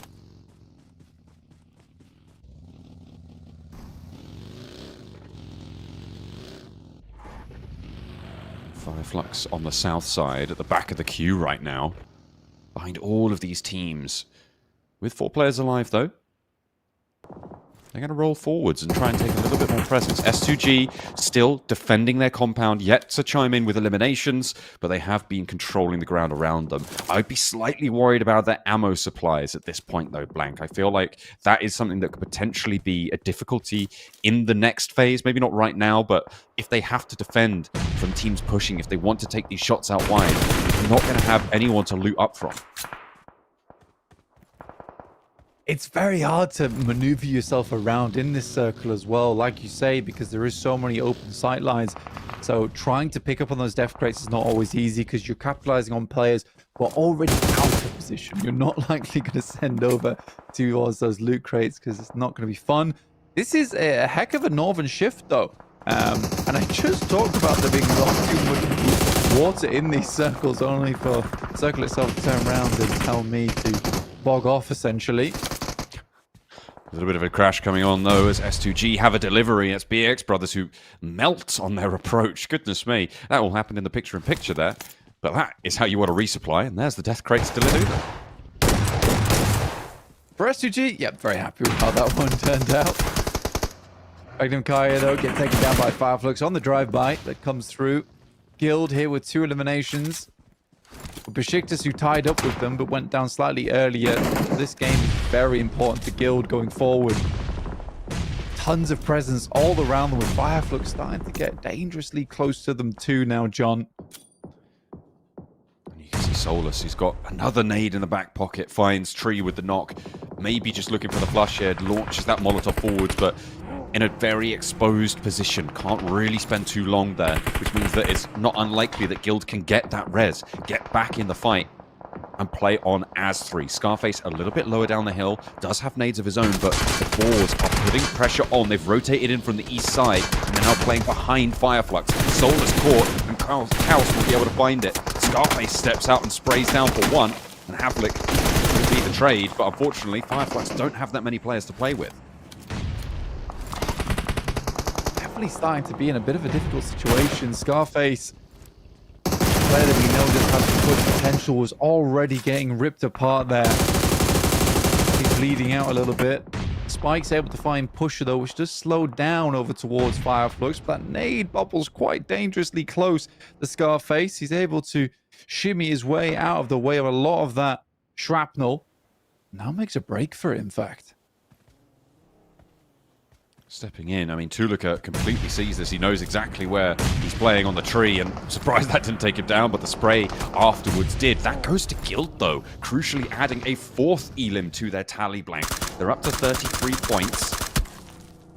And from this southwest side, I mean, they've got a couple more points they can earn from this. S2G, though, right next door to them, starting to stretch their legs and try and get a little bit of presence further away from just their compound. For Guild, they're absolutely sweating, and they have to sweat in these matches to gain any kind of extra point total they can. But RUKH finding a nade over towards one of them is not good. More being sent over, default over towards the shack, and there blooms the Molotov. Fenerbahçe with 2 remaining, Solke as well. Savian Tree goes down to RUKH. Spike with no meds to speak of, and a roll-up comes through. I'm not sure. Underarm there. Goes into the window. Doesn't quite tag default all the way, but does go for a 1-for-1 trade. Boars losing 1 as I don't think he expected a player on that 4th position. Tree is down, and Pusher getting lit up from the sidelines. Their priorities are all out of whack, but finally leaving it to just default. Should be able to get that nade in. Steps out wide, and the spray down is there. That goes over to S2G, though, who have taken a knock in the meantime, but should be resable. Yeah, gets pinned to the wall of the shed by the bullets. For Guild, despite all that action, despite all those knocks going down, they do not get any more points to their name. And S2G is going to roll up and try and finish what they started here, as Pusher is the last to fall for Boars. IDA, though, they start to get into the mix of things, and Icy gets flushed out. There's plenty more shots from along the way, and S2G start to struggle here, John. S2G trying to get Hamzy healed up. I wonder if that nade's going to get that knock. I don't think so. We'll be able to get that first aid. 3 players alive, 5 elims. They are, of course, 100% guaranteed to not be getting eliminated here after surpassing 69 points. As much as we think that bubble will be low, it's always good to be mathematically certain of your position. S2G going to roll on forward, see if they can get a little bit more. Sarah scouting for them, straight up to the same rock that has a Papara Supermassive player. Ezel is right behind it, and he has no idea. Drop that backpack, keeping a low profile, and Sarek completely known to him, but Ezel can't afford to stand up without being absolutely certain that you get a point for this. My God. Ezel. Trying to cut the breathing here. Himself from being spotted. This is incredible. Oh, he's made his way over here. Eyelashes up against the rock face. What mascara have you got on? Oh, well, I call it lichen. And moss. It's the new look. Everybody's doing it. The Para Supermassive. Fashionistas. Keeping quiet, but finally steps up. Gets a little bit loud. Braggadocious with it. Great. Runs the catwalk, gets the point, and you're right, that is great. earning those extra points, getting a little bit closer towards the end is beautiful. But S2G crucially losing a player. Yeah, down now just a 2, and it looks so good for S2G earlier. Only now to be in a much worse position. Team Ego goes down with 3 eliminations and a 4th place, though. Not bad at all. That might see them over the top of Rafa, but we'll wait for the overalls after this game to fully find out. IDA looking for another strong Erangel. S2G nade over the top from Kelsey. Rita trying to answer, but neither nade connect for any damage. That spray down towards Aaron was good, though. Kelsey wants to try and capitalize. Another nade, not quite going the distance either. 2 players, and they're still fighting. As S2G do actually have a decent position here. I mean, this ridgeline is good for them. If Fenerbahçe have an impact on that northern side as well, there's potential for this to go to any team at this point still. It's okay. Still peeking out. Still held in by the circle too. IDA have incredible control over the circle. 2-2 split here. I think it's very well thought out. They know where the 2 teams are. Over on the coastal side, this is going to get more and more difficult to play for Fenerbahçe as time goes on, as well as them having a good read over towards S2G. So this is a great setup from IDA. Really well thought out into the end game. You can see a lot of potential coming through from IDA as a team.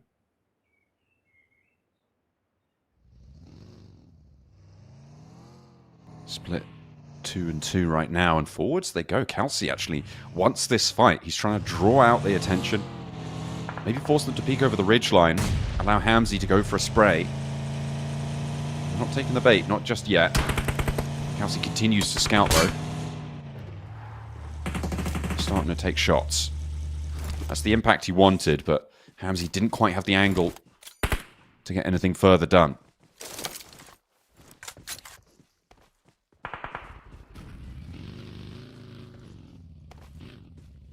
Yeah, and for IDA, I do think this is the smart decision to go for, is that they can just wait for the circles to push in. They have the vast majority of the strong positions on the map. You can see here, they hold the high ground, and they don't have to do all that much. This is just a patience game for them. Waiting for the game to be in a much more favorable position for them going forward. Still taking pot shots down towards S2G, and they're still maintaining lookouts towards S2G as well, which I think is the important thing. Ooh, a nice shutdown there onto Kelsey. Finally finding the scout. Now it's all up to Hamzy for S2G if they want to go any further. But 3rd place is still a good result for them. Taking shots towards the buggy, and Hamzy wants to try and maintain it. Unfortunately, though, right into the line of fire. And now with 4 players alive, IDA have Fenerbahçe completely against the rocks. S2G out. 8 eliminations for IDA. Should be a 10 elimination game, if not for Fenerbahçe going down to the play zone or nading themselves out. Would be bad sportsmanship. Savian down first, and yeah, they could really start to just crunch down over towards them as soon as they gain control over here. And having this 2-2 split means that there's immediate presence over towards the circle is being played. Oh, this is nice from IDA. I really do like this. Moving nice and swiftly, convincing on the position. Solke shut down as Rita finds the final blow.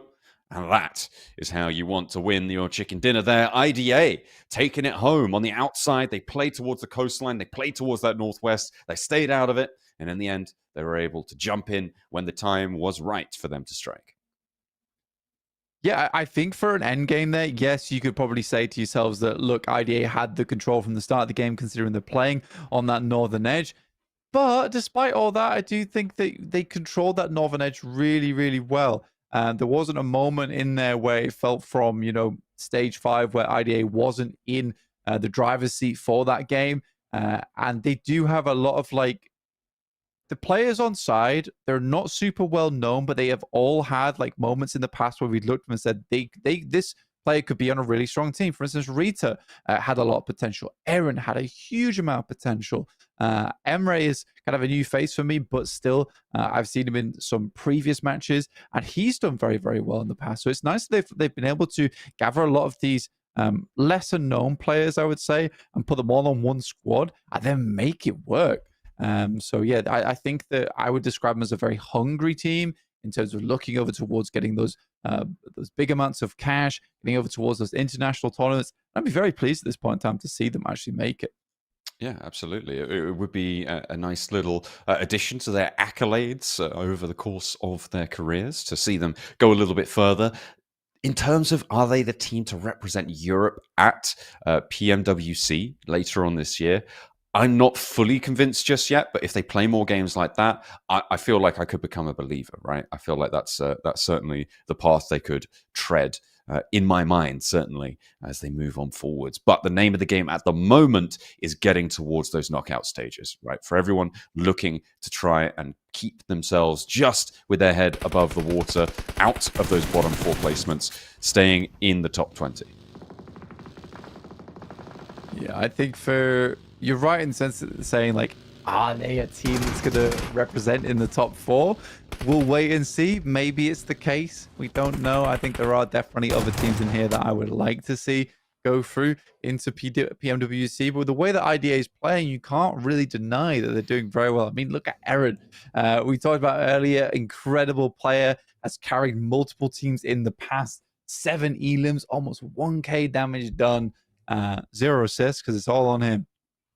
Yeah, I mean, he had his previous run with Zeus, I think it was, they were playing with, along with, I think Darkin was on that roster as well, playing at the end of the previous year. Aaron was definitely one of the major components of that team. So a great result to see him turning back up again here with 983 damage on the match. Yeah, it's a big one. It's a very, very big one. S2G, though, once again ending a game with a pretty high placing and a few eliminations here and there, which is great to see. Regnum Carya also really showing up. Fenerbahçe, they're on the cusp of doing something. That's my annoyance with them at the moment, right? It does always seem like they're on the cusp of, this could be an amazing play, but never really comes to fruition. Flux looking quite nice this game in terms of their rotations, at least. I sort of expected S2G to do a lot more here, but again, when it shifts up over to that way and you see IDA with all the high ground control that they would ever like and the amount of scrapping that happened on the other side of the map where it was just fight after fight after fight, I think IDA is coming basically into a tavern brawl where they've only just started their night out, so they're fresh and ready to go. And they are looking to try and keep that pace up over the rest of today. 983 damage. You can see that Aaron did a lot of the heavy lifting in this match, and certainly towards those final circles. There was some contribution, obviously, from the rest of them, and Rita got that final blow, but Aaron definitely doing the lion's share of the work here. Yeah, absolutely. I think that he had the majority of the angles, though, to say the least. Like, a lot of the angles were being set up by the rest of the team who were just taking pot shots, preventing people from peeking out too early. And Aaron was sort of just the finisher in that squad a lot of times. There's some of our highlights from that game, though. Some good stuff overall. This was slightly off the fighting an MVP. The Regnum Carya was just like, we'll have some of that action, please. Yeah, it was...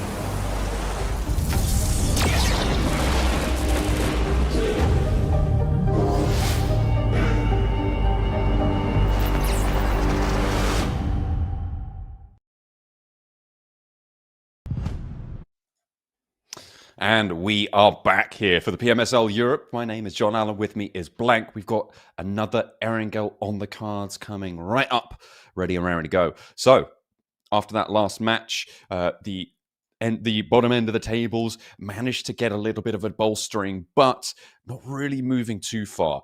Guild still keeping their heads above water, but Barsay and BX Brothers are right along with them in the lifeboats. We'll see if they're able to stay afloat.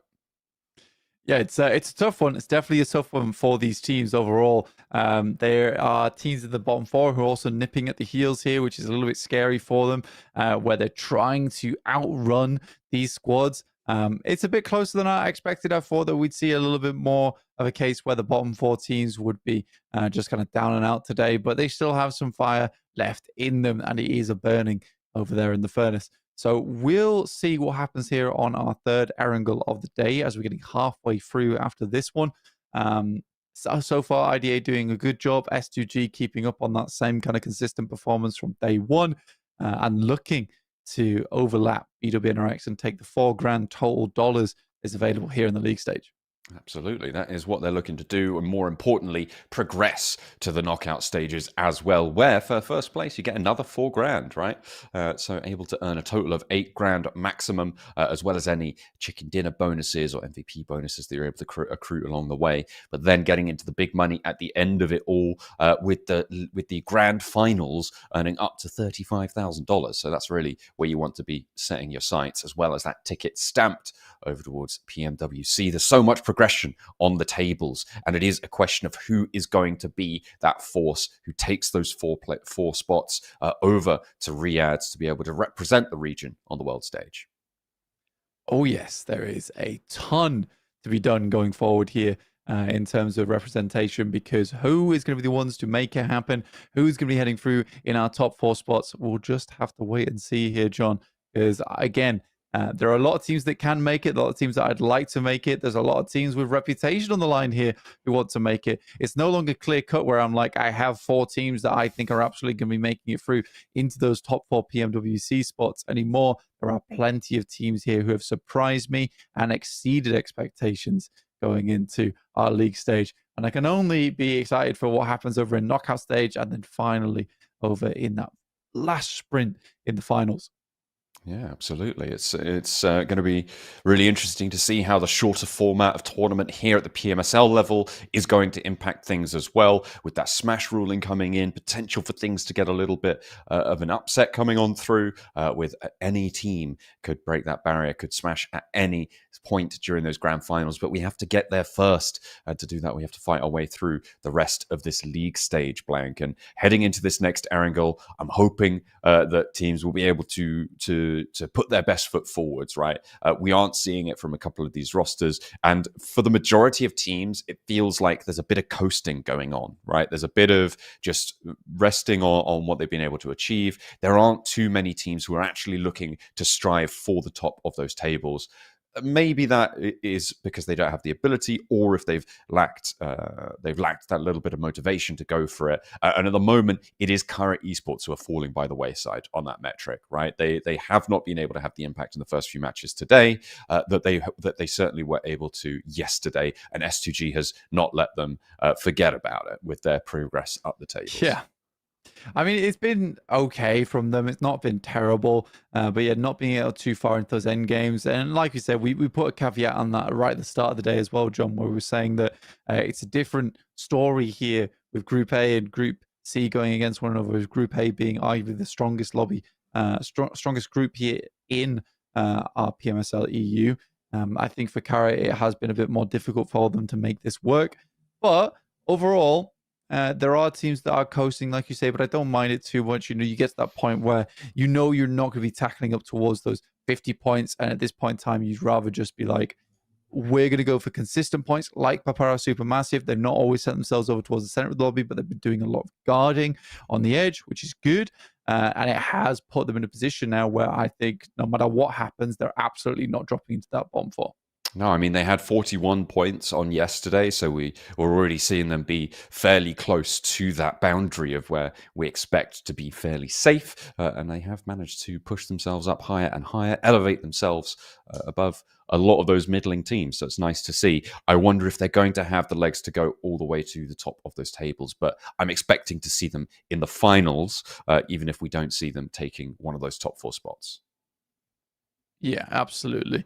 So I think that you're completely right in saying that they're the ones who would make it towards those finals and get there in the end. I think going through into the knockout stage anyway is just a case of survival at this point. A lot of times for quite a few of our teams, some teams might be even holding on to strategies. We know that, for instance, Regnum, Carya, S2G, Fenerbahçe as well, and Flux.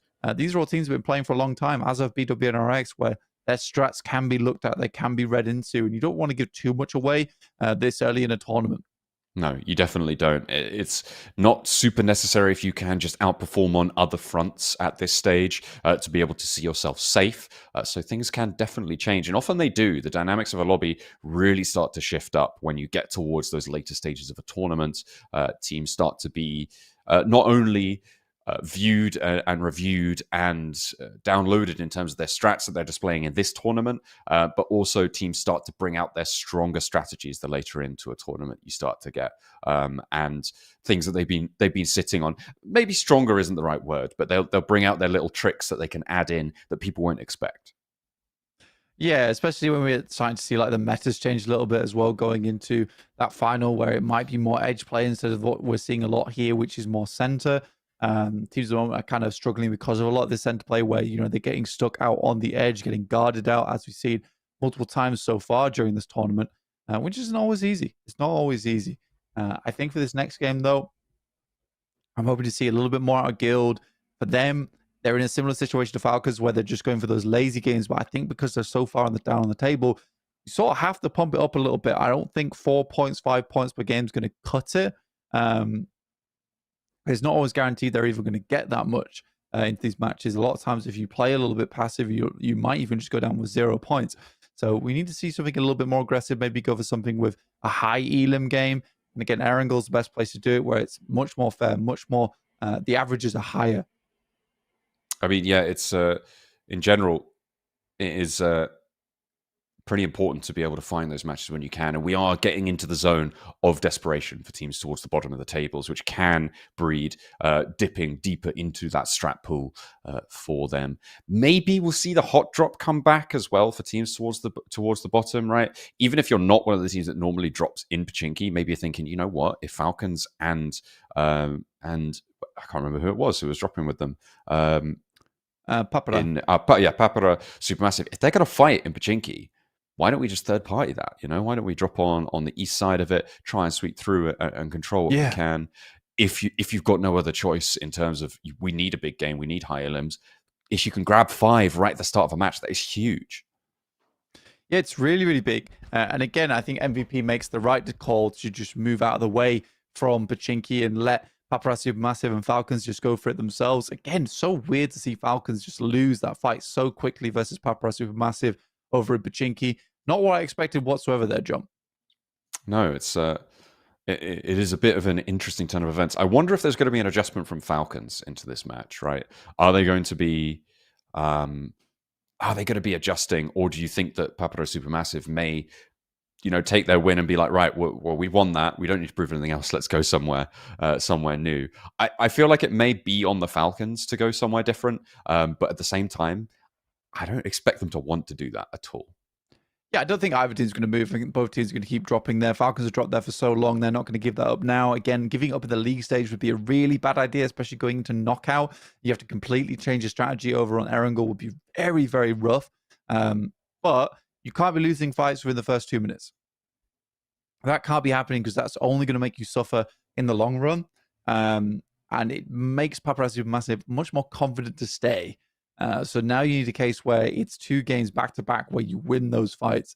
And we'll see if the boys over on Falcons can do that. That is what they need to do. Step up a little bit further. And fortunately for them, they do have a little bit more time to play with, but they are definitely not out of the woods. They are one of the lower ranking teams, not only from Group A, but from the lobby in general right now. And they do want to get a little bit further ahead of BX Brothers, of Barsay, of Guild, to try and stay out of that fight. At the moment, they do have a small buffer there, but that can shrink in the blink of an eye. We've seen it happen time and time again, and I do not expect that they'll feel particularly safe right now. And if you're cutting out 3 of those Erangel games, that is 3 big point scoring opportunities that could potentially just be done and dusted, as you say, in those first 2 minutes. Which would be a big factor of why Falcons maybe doesn't get through a knockout stage, or maybe really struggles in the finals, especially against Paparazzi Supermassive as well. I mean, we didn't have super high expectations for this team overall, but they have surprised us and they've done quite well. And I think that their strategy has been really nice too, because it is one of those things where I think they understand that maybe they're not the most aggressive team in the lobby. They might not have the best team fight, but the way they're playing it, they are certainly playing for a finals position to at least get some of that prize pool. And, on the off chance, maybe getting into that top 4, which would be crazy, by the way. But there is potential there for them. Certainly is. I mean, it's a big chance. It's a big opportunity to earn points early if you can on a hot drop, and to try and push their way through the rest of it. Looking up and down the table at the moment, I think it was. I mean, Boars really took us by surprise in that last match in terms of the amount of points that they were actually able to accrue. And it's a team that we're kind of looking at as one of as well. At the start of the tournament, I think we were looking at them as maybe the second strongest team from the Europe side of things, as opposed to the Turkey side of entrance to this tournament. But with Falcons not having as an illustrious performance as maybe they would have liked, it feels like Boars may be stealing that limelight a little bit. Their slightly more chaotic style, their ability to go hard on that fragging power has put them ahead at this point. They're one of those teams, I think right now they have one of the lowest placement points to kills to eliminations ratio, which is crazy to me. I think that for Boars, that's a wild thing to look at. And they are just consistently going through the strategy. And again, a lot of the players on that team, like Havlik, Pusher Tulika, all have really good high elimination potential. Cause has also been a good addition to that on that roster. It's not a playstyle I think they can get you into the top 4, personally, over in the finals. But right now it is keeping them afloat whilst they learn that macro and learn to play together. Yeah, I mean, we have seen heavy elimination focus from top-ranking teams in the past, but it always felt a little bit more coordinated than this. I mean, IHC springs to mind, obviously, but then you've got like Brute Force in the spring season, or was it in one of the seasons last year as well? These teams really heavily investing in that aggression, in that chasing down of the fights that they were going for. But as I said, the coordination just felt a little bit stronger. As much as it was just going hell for leather, they were controlling the direction of the flow, right? They weren't just letting it crash and splash all over the place. And it's possible, I mean, we even saw from IHC way back when, doing incredibly well at international tournaments based off an elimination heavy playstyle.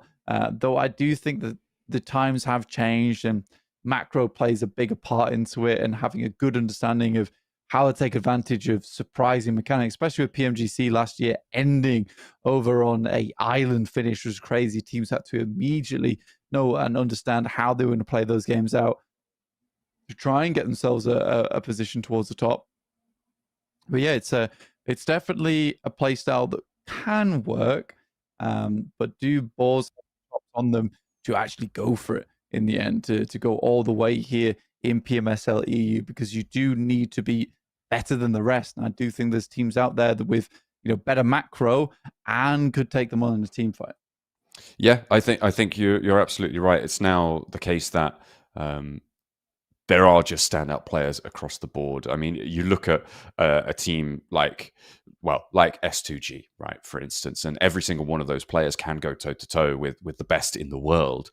So it's no wonder that they are playing solid, playing strong. And for S2G as well, they have managed to find some decent fights. Today, though, it feels like S2G have been just like given so many circles, right? Like especially in Tapmock to start things out, right? And then on their northern side compound in that last match, they have just had a lot of opportunity to score points today. So credit to them for being able to capitalize on that.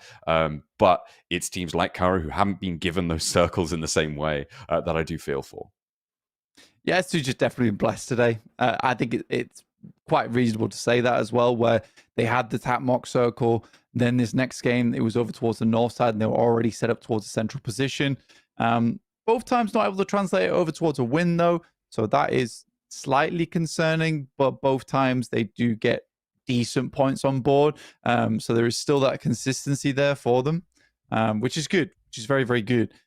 For Carya, like you said, for S2G, it's a case where that consistency is there, but Carya just haven't had the case of the circle look, and they've really had to battle it. I think we are going to go for a quick break, and then we'll be back shortly when the game starts.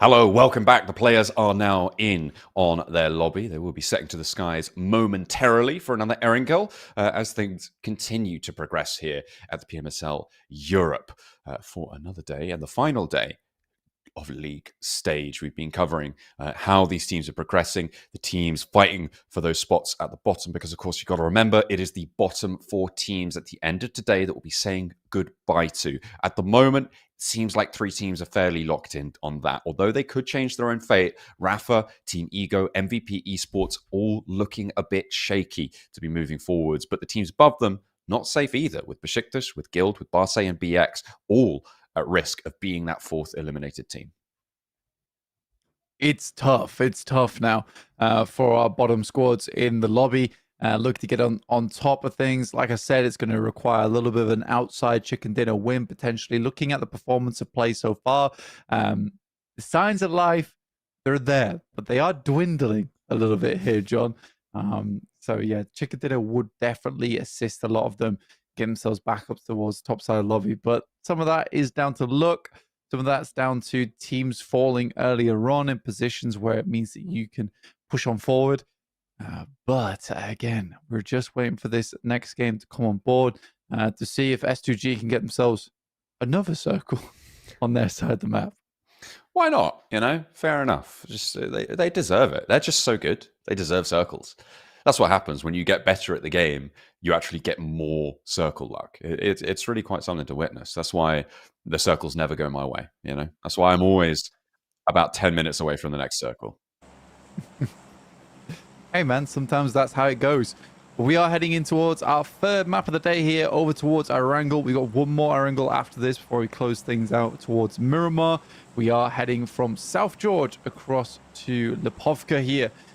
Pretty much a horizontal playing path for us. I think this is a very kind playing path as well for a lot of our teams. We were fairly northern before, but we'll see again. And I'm just going to keep my eyes on Pachinki right now. Are the Falcons going to be out early? Are they going to be going somewhere else or grabbing some vehicles, going a little bit further afield? Maybe challenge another location? We'll have to wait and see. Because it looks like Papara Supermassive definitely going out there.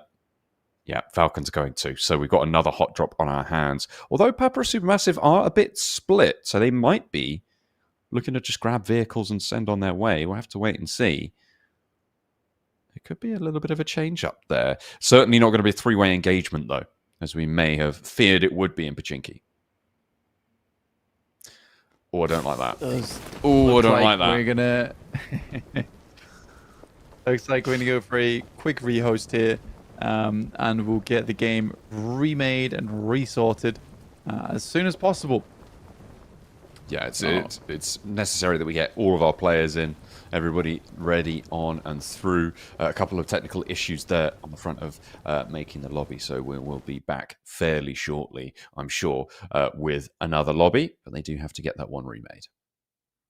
Yeah, an unfortunate turn of events there for us, but luckily it was very early into the match as well, so it wasn't a case of anyone went down. No one had those issues of a case of sometimes we get those rehosts that come through like 3 minutes of the match after already the hot drops have come through. So for Falcons as well as Papara Supermassive, I think they're both very happy with how that turns out. But again, sort of sad on that map for some of our players because it was a very, very nice playing path for them. It wasn't too scary at all. But yeah, we're just going to get that remade and resorted, and we'll cover some other stuff in the meantime. Absolutely. I mean, what else are we here for? So with that remake, as you said, it's going to be interesting to see if that is going to prompt any readjustments from Falcons and Papara Supermassive, right? Because they've seen that each other are willing to just go for this hot drop again, and they could potentially change their strat because of that. Again, though, I'm just not expecting it. I don't feel like that is an adjustment that you make, right? You're going in with a game plan, and you're not going to be able to surprise them anyway with that game plan because they'll see you dropping down with them, right? So it's not like you can get an advantage in that engagement by doing something unexpected, because they're going to know about it before they hit the ground, and they're going to have a strategy to deal with you. So we'll have to wait and see if they're just going to go for it again. And like you said, we're kind of expecting that they will. I think there is a world there where you don't actually know if they're going to be going for that hot drop with you. Yes, they would dropping over towards it together, but maybe one of the teams goes long. So I don't think that really showed. It didn't expose anything. It was so early on the rehost anyway that I don't think any team really looked at and was like, oh, okay, that's a team hot dropping on us, or this is potentially something we can take advantage of. So I think it'd be fine. I think it'd be okay going forward. Trying to think if there's anything else interesting today for me personally, other than S2G getting all the circles. I think Regnum Carya has been playing a lot better as well. I mean, Silas hasn't been going down as frequently, and I do think that that's sort of because a lot of his scouts is suspecting that teams would not be there or not be so upfront and personal, because there is some lax play, let's say, coming through from our teams where they'll rotate into positions with relatively no information. And that's difficult for Regnum Carya to play up against when they're at an international play. But we're going to head back to another break, and we'll be back soon with the next match.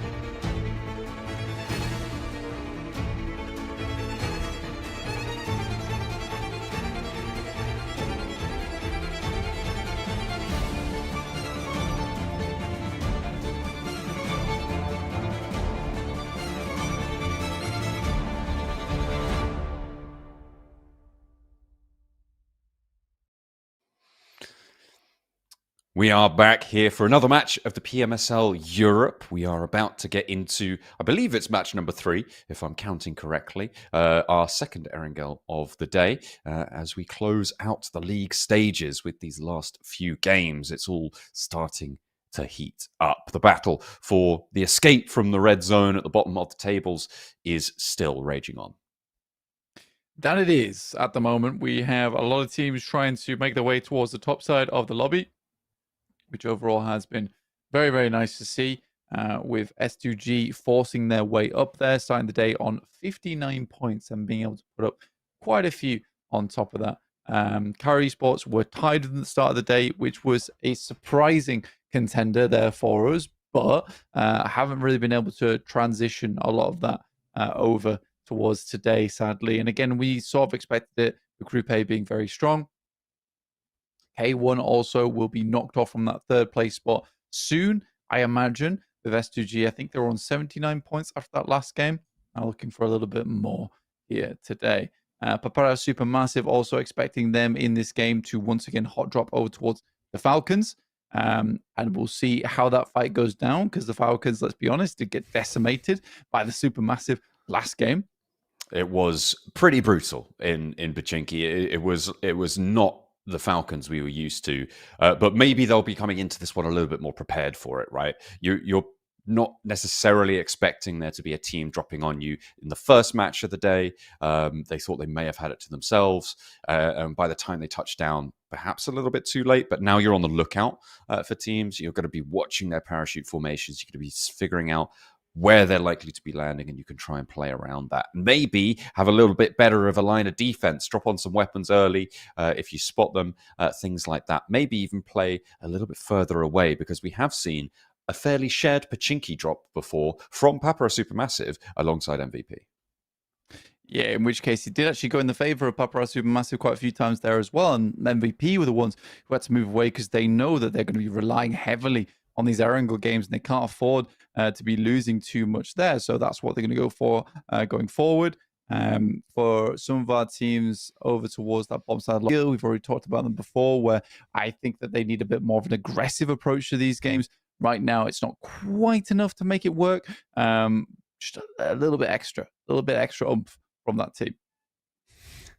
Just a little bit more to push them over the top. But again, it's a lot of these teams around the middle that should be fairly safe, right? It's about refining their team play, their gameplay, moving forwards out of the league stage into the knockout stage and potentially into those finals. Refining yourself into a team that could potentially contest for the podium here would be phenomenal. And to be able to take the opportunity to do so is, again, such a great opportunity for every single roster here, especially the players that haven't been playing on such a big stage for as long. So it is teams that we haven't seen at that sort of level before that will be getting the most out of these stages when it comes to looking towards the finals. Yeah, I think for finals, looking a little bit ahead, I think it might be a good time to even just look at who we think may be going down in the knockout stage realistically. And I have my eyes over towards Barsay at the moment, because other than a few of their performances so far, it has been a little bit lackluster going forward. I think that they got towards a top 3, I believe, and one of the Erangels on day 1. But other than that, I just haven't really seen much out of this team. And who would have thought going into playing against Group C, they might have had an easier time of it, but it's not meant to be. It's not meant to be here. Only starting the day on 28 points total. Yeah, I think that's a safe bet in terms of teams that haven't performed super well. I think that I would also throw Galatasaray in the ring for potentially going down in the knockout stage if they don't go down here. That is because they are at risk as the lowest ranked team from Group B not playing today. I feel like Miramar has been their only saving grace as a team, and I don't think that that's going to continue to be available to them. I mean, even at the end of yesterday, right, they went down. I think they went down in 15th place in their final match, so only one good Miramar game, and that was basically their only good game of the entire day. And previously, it was only the chicken dinner that was propping them up on Miramar before that. So it's, for me, a team that will suffer. Yeah, I think that it's a great point to bring up about Galatasaray as well, where the vast majority of their points came through from that one win on Miramar. And it wasn't it was a messy win as well. I thought, if we're being quite honest about it. And I think that if you're only getting the large amount of your points from one game, it's scary. It's very, very scary going forward. So yeah, I think that you would be right. It's maybe not a team that other people would have picked, but I think it's a very astute pick to go for. Potentially the BX brothers as well. I was very disappointed in their push over on the first down Erangel over towards TTQ, and that kind of boded badly going forward. Even on the first Sanhok of the day, having a lot of control over towards that northwest side, they pushed across, we will take out one of the players on the northwest side, then gain themselves a lot of control. They just weren't able to do a whole lot with it. I mean, I think that if you're talking about teams that are not likely to make it through the knockout stages, sure. But at the moment, I think it's it's BX Brothers, Barsay, and Guild Besiktas who are actually fighting to not go out even now. So I feel like they are pretty safe bets. You're right, and I think BX definitely is on the chopping block here as well. Certainly with an opportunity to do so. I think that out of this set, we may have sort of figured out where we think these teams are going to end up. I think that Galatasaray, along with the teams that you just mentioned and the bottom four here right now, are going to be the 8 teams we don't see in the finals. I would be surprised to see a departure from that, but I think that the wild card in there could be Fenerbahçe, right? I feel like they haven't been able to perform to the level that we expect from them. And I think that, with the points reset, they won't be able to sit on any sort of buffers and teams will start to overtake them in that arena. So I am slightly worried for them. If they're able to make it through, which I'm hoping they will, to the knockout stage, getting beyond that, I'm not too sure, but I'm willing to be proven wrong. Yeah, I think for Fenerbahçe, there's certainly that instance where you're kind of confused about the performance so far. And I think that when we're looking at it, they are kind of, at the moment, the worst out of the top teams in terms of performance. I think that there is a lot of really strong squads here, and Fenerbahçe just has not been able to stay up to date with a lot of them. But I do think that our next game is now ready again, and we'll be heading into it fairly shortly. And I'm excited. I'm definitely excited for this Erangel to get underway and check out who our next chicken dinner is going to be going over towards. Because remember, we also have $250 on the line for every single chicken dinner. So TTQ as well as BWNRX have already earned themselves a cool $500 from that alone. Very cool. You'll love to see it. You're right. I think we do have this plane getting loaded up. I can see the players running around in this lobby, and we are going to be heading into the plane once more over Erangel here, moving on in from the southwest side up to the northeast. And you were worried we weren't going to have a kind plane past blank, but I think that should assuage your qualms with it potentially being a little bit more dangerous. Although areas like Milta, Lipovka, a lot harder to get to, it still covers a lot of the map. Yeah, I get when you get this southwest to northeast, it does give you a huge amount of options around the map. Slightly more difficult to get over towards Milta and Milta Power, but these are realistically where you'd want to grab vehicles anyway to head on over. So I don't think most teams are too unhappy with this. BX Brothers did drop over towards Lipovka last game, but they have this alternate drop down towards Sosnovka military base as well. So not too unhappy with how all this unfolds. But we do have our eyes on over towards Pachinki to start things off between Papara Supermassive and the Falcons. That is going to be where all eyes are riveted right now. You can see that they are already down, touching ground here, and a military circle. Oh, that is nasty stuff, and expect to see departures early. Fast rotates coming on through. The only team to start off down there is the BX Brothers as well, who I think on our last military base circle didn't do all that well, honestly. We weren't too impressed with them, where they lost a player really early despite having a super central position. And we always say, having the Sosnovka circle as a Sosnovka team is a massive blessing, where you should be able to get good games off the back of it. Redox already has taken quite a bit of damage here for the Falcons. Fortunately, though, none of them have gone fully down just yet. It's Ralph holding out on the eaves of the building. Kamikaze moving out wide, I feel like could be a really big impact play here. If he spots Ralph on the rooftop, I don't think there's any way you can stop him from just taking you down there. Tron playing behind the door. Ralph repositions. Redox obviously not having any meds there. As Ralph is slowly healing up. Novalo on the back lines as well.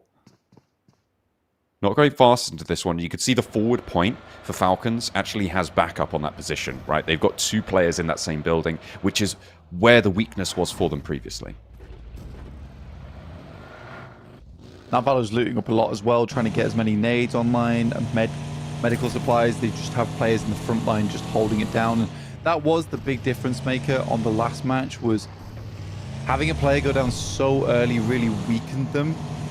And after that point, Paparazzi Supermassive was able to completely envelop and make it very difficult.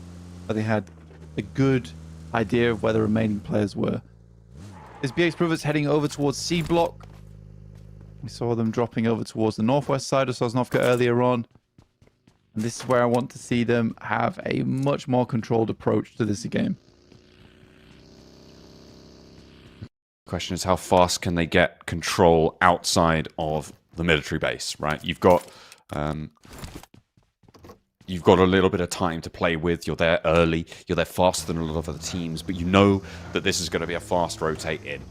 The areas around the military base are going to get occupied quite quickly. So getting through the loop and getting out of the military base could potentially be even more valuable than maintaining control of C block for a long time. Carya already made their way across. Another Neuer, holding towards gas station as well, so I like that. Rafa moved around the backside, which is always a safe position to be in. And for Rafa, safety is the name of the game right now. They want to get too far ahead. Carya, conflict on the bridge though. MVP trying to push their way across, and it looks like actually MVP have managed to get most of their players out. And through this chokehold, CEO later actually very isolated here on the angle. Hardman is low, doesn't actually have any meds here. And CEO later's chasing it down. Okay. Did he spot an ankle? I think he does. That felt weird. I don't know. That, like, he didn't step up. He didn't try and take the challenge. Either way, first blood goes over to Carya. Carya will take it. Absolutely take you there. MVP losing a player off the back of that one. Got Fire Flux on the back of the horse. Ascending and descending over towards the south side of the map. Team Ego, good shots over towards Boars here, who lose 2. Again, these are very important points for Team Ego. To get a lot done. Last player now. Pusher will fall next, and that's a full 4 points being added against the Boars as well, who have been pretty strong in those fights. They're up on 51 points, but Ego, you're right, crucially now, 25 points. They are less than 10 points behind Guild on the bubble. And Besiktas getting a little bit more worried as well, as they'll descend further in towards the leaderboards. You don't want to be down in those depths as the pressure starts to get very, very high. Falcons been able to maintain control over towards this position versus Paparazzi Supermassive. Not incredible loot though, let's be honest. No, everyone's been moving quite quickly, and that's gonna draw out the supplies to be a little bit thin on the ground for everyone though. So maybe able to survive through it because of these early rotates, even if you haven't been able to loot up as much as you would have wanted. But yeah, the Pachinki fight not popping off is a big development. Now we get to take a closer look down towards Sosnovka at the moment. Fire Flux set themselves up on that western side, looking to potentially guard out a little bit with quite a bit of the Northern Islands still in play here.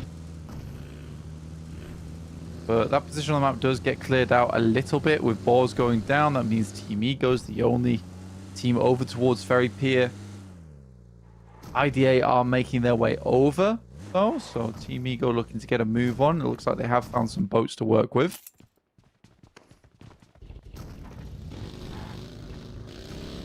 Everybody's starting to make their way through now. Teams who are coming through late are going to have a much harder time of it. BRX Brothers flexing out up towards the northern hills of Military Base, and this is what I wanted to see from them, getting away from holding in that C block. Regnum Carya, who rotated in, I think, from Primorsk, actually. If I'm not mistaken. Oh, no, wait, no, that was S2G, sorry, who rotated in from Primorsk. Regnum Carya, still, though, getting in towards the north side of this island, will have the BRX Brothers to contend with.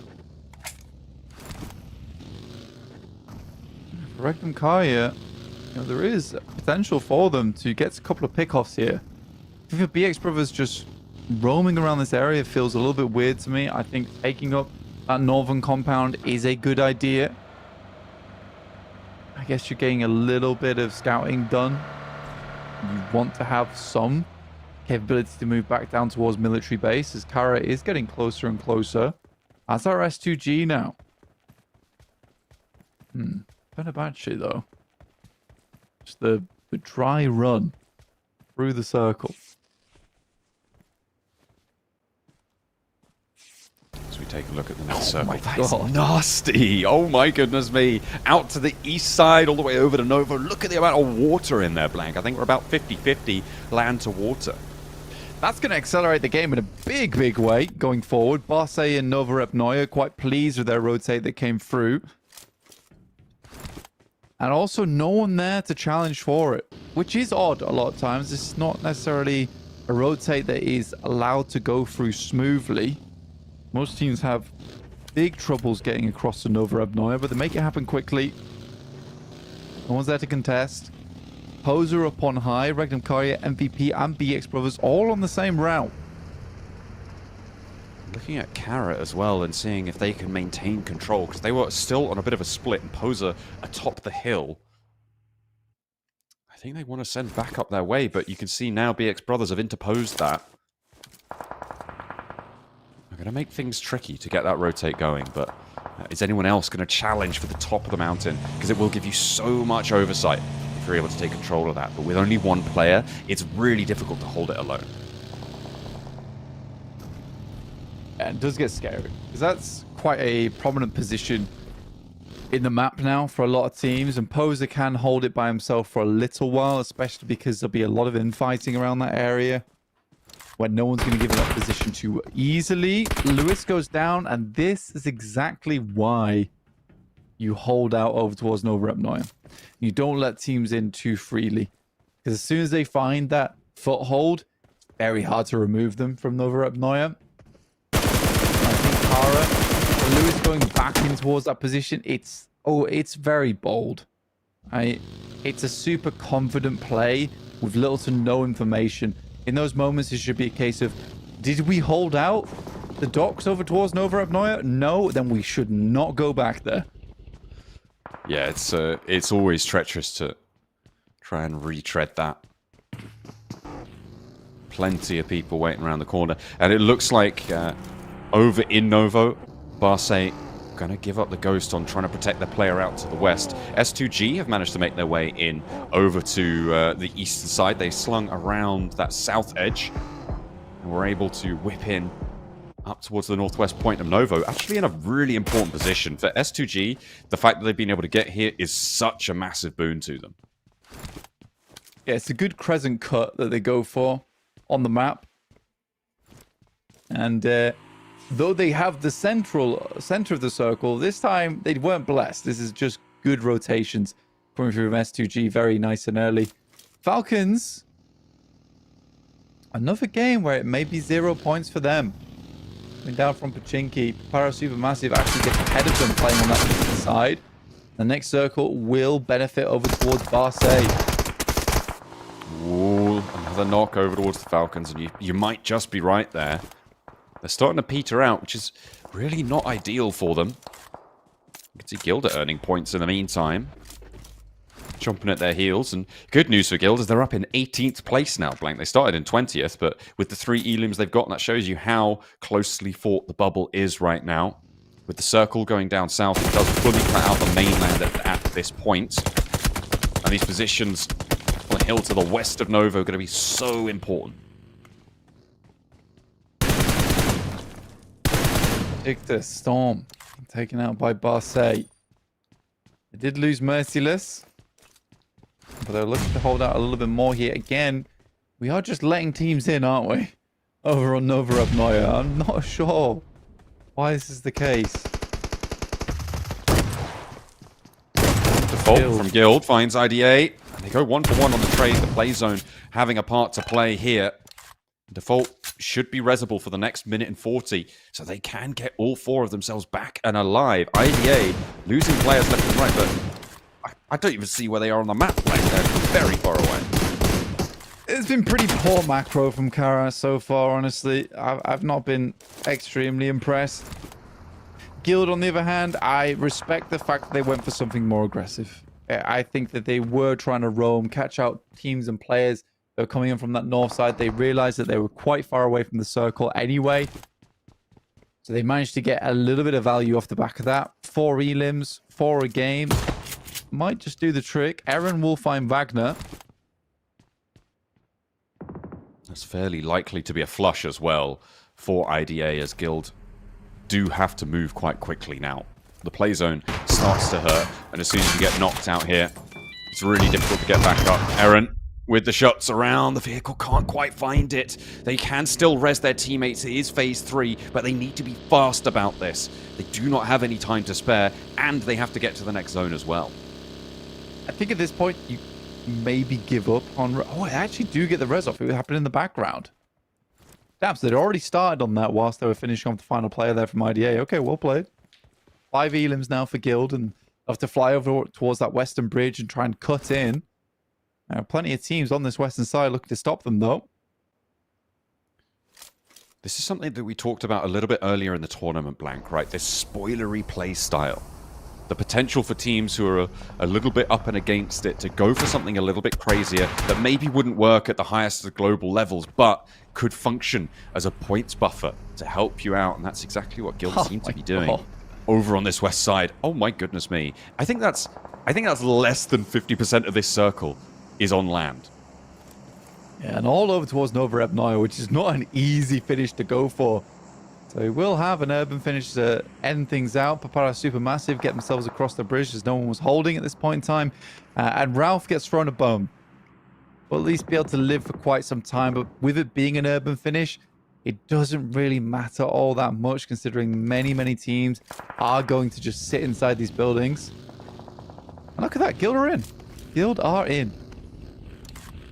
Oh, you'd love to see it. See how much longer they can stay in. But all 4 of themselves alive with 5 elims. It's one of the strongest games we've seen from them so far. Kelsey looking to try and defend the patch for S2G, who did regroup down the hill, which has allowed... I think that's Flux to get in on the hillside above them. You can see out to the west edge. That is where S2G had 2 players before. They regroup away from their 2-2, and they are all playing now down the hill. Impact potentially to be felt from BX from the west further than that onto Flux, but it looks like they're drawing short and playing to the buildings just beyond the ridge.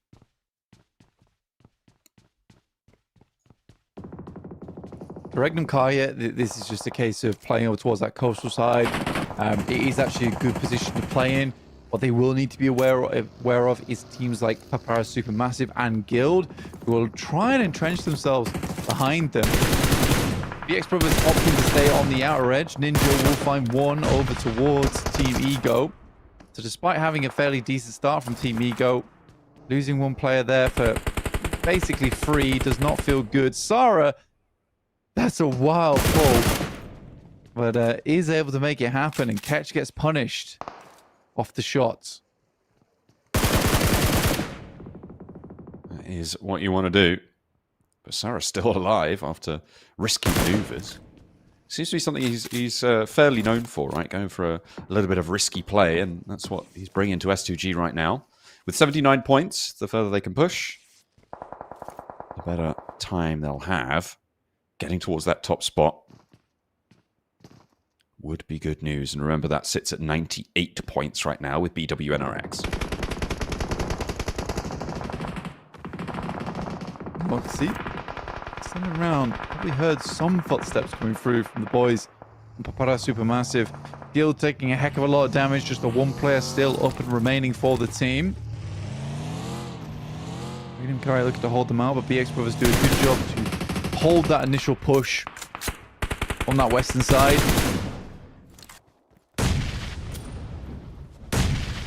That's scary. Not a good sign. Not a good sign to surround that. BX Brothers, they've lost Surd. Which means that they have a little bit more to do. Oh, that is killed going down. But 6 elims, blank, that's still a good game for them, right? They have managed to put a big dent in the points that they needed to look a little bit safer. They're now up to 40. They're ahead of quite a few of the other teams competing for that spot towards the bottom. Finally, the circle makes a little bit more sense as it heads back towards the mainland, but still, that's like 30% still out in the water. Guild actually, like you say, are just chipping away at the points totals at the moment, and I respect them for it. They have been trying to capitalize on some of these plays here. They didn't have too many options. They didn't have that added caveat from Paparazzi Supermassive coming in from that north side and were able to sit along this coastal edge. So I think Regnum Carya did spot out a couple of the players in the process. It feels like we are moving away from Nova Repnoia as well. Like there is a big chance we move over towards Fire Flux and they have a good game off the back of this. All downhill over towards Nova Repnoia. So a lot of teams hoping that circle does get shifted off towards the east.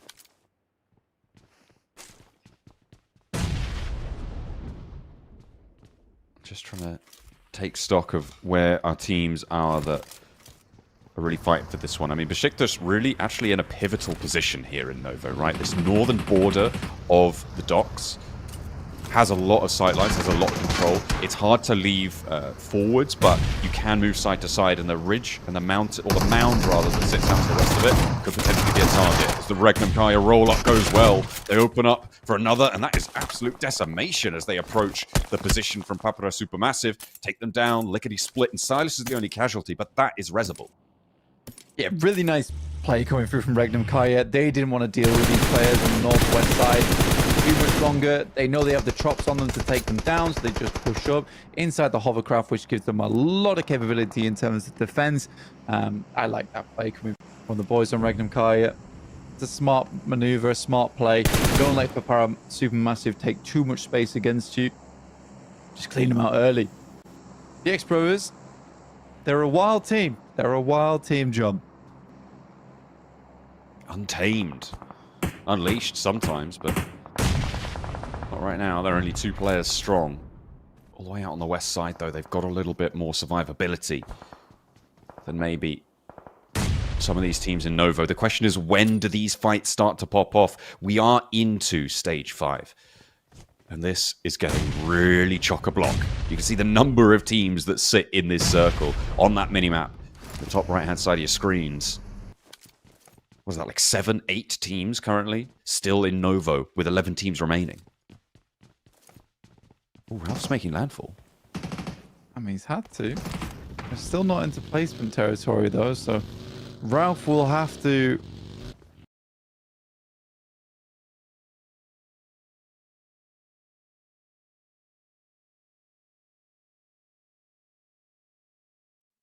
And he's in the zone, but there is angles from all directions.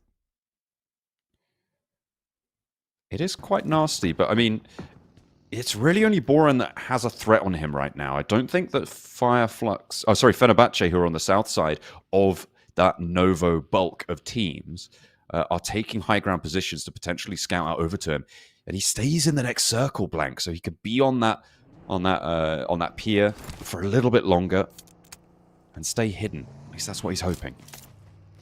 Yeah, frustrating approach here for Fire Flux. They were hoping for that western shift. It does come back over towards a lot of the teams that did crunch in over towards Nova Repnoia, which becomes the correct decision. Now Regnum Carya need to go for something a little bit special here on the rollout.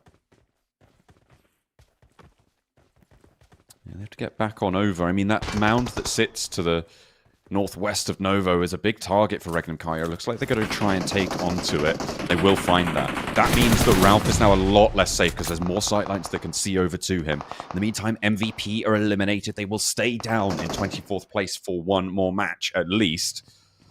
And with Rafa and Ego a little bit ahead of them, I feel a little bit naff, but both Rafa and Ego are locked into this one. All right, on the outer edge. Think about your next move very carefully. Could have been a cheeky angle. Can't quite see him. Still behind that crate, but can you lob a grenade in? Do you want to give up your last grenade for that play? It's oh, but does pass the information back instead. Leaves it to the rest of them. They've got a couple more supplies to boot, and they will be able to find that frag, get that flush, resupply. There's 4 nades now up for White. Calci hears all this popping off. Launches the sticky. Will he find anything for it? Not quite just yet. We'll have to wait and see just what happens because of it. Not going through, not this time, but Rafa with a little bit more to say. And actually, that's BX Brothers going down on 37 points. They are not out of the woods to potentially get leapfrogged by one of our bottom 4 teams. Very scary, especially for Besiktas, who had a fairly decent position. Flux now with the smart call. Although Regnum Carya is still in the zone, they can afford to play this position for quite a long time.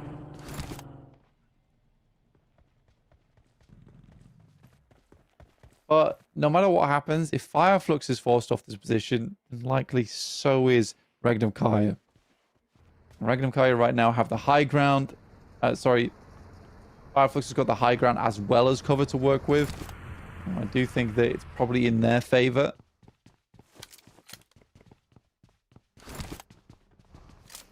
Yeah, that is going to be pretty nasty. And you're right in that a circle that goes northwest doesn't really favor either of them in the current phase, but may change things depending on its lilt, on how and where it decides it favors slightly more. S2G have taken a knock in the meantime, but again, this is just sort of spike damage in this urban environment. No one's actually pulling the trigger on going for a full push over to any of these locations. But Ego take a nade, and that actually brings them down to 1 player, so potential for S2G to get a little bit froggy. 2 elims as well. I mean, they're not far behind from BW and RX on this game. With that circle, there's a chance. Surprises me as well. I mean, that is one of the few circles that moves off towards the northeast and off to the west, where it keeps Regnum Carya in, but Flux out. They'll be laughing about that one. That is pretty nasty. We did see a little bit of a hold there on the entrance to the warehouse from Barsay. They were able to rebuff the first approach from Bra. Or is it from Besiktas there, I think, potentially, out on the southeast side. Everybody's bearing down upon them. Oh no, it's Fenerbahçe, actually, who are trying to roll on in. From the southeast side, they were the backstop. They were furthest out on this circle, and they do need to make progress, but they lose a player. And everybody establishing crossfires, and nobody really finding too much connection.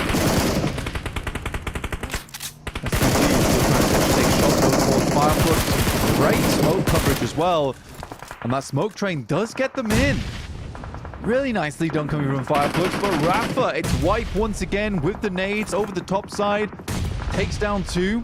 The 2 players remaining for Flux. How well can they hold off Rafa? Catch very, very low, but it looks like that res is happening.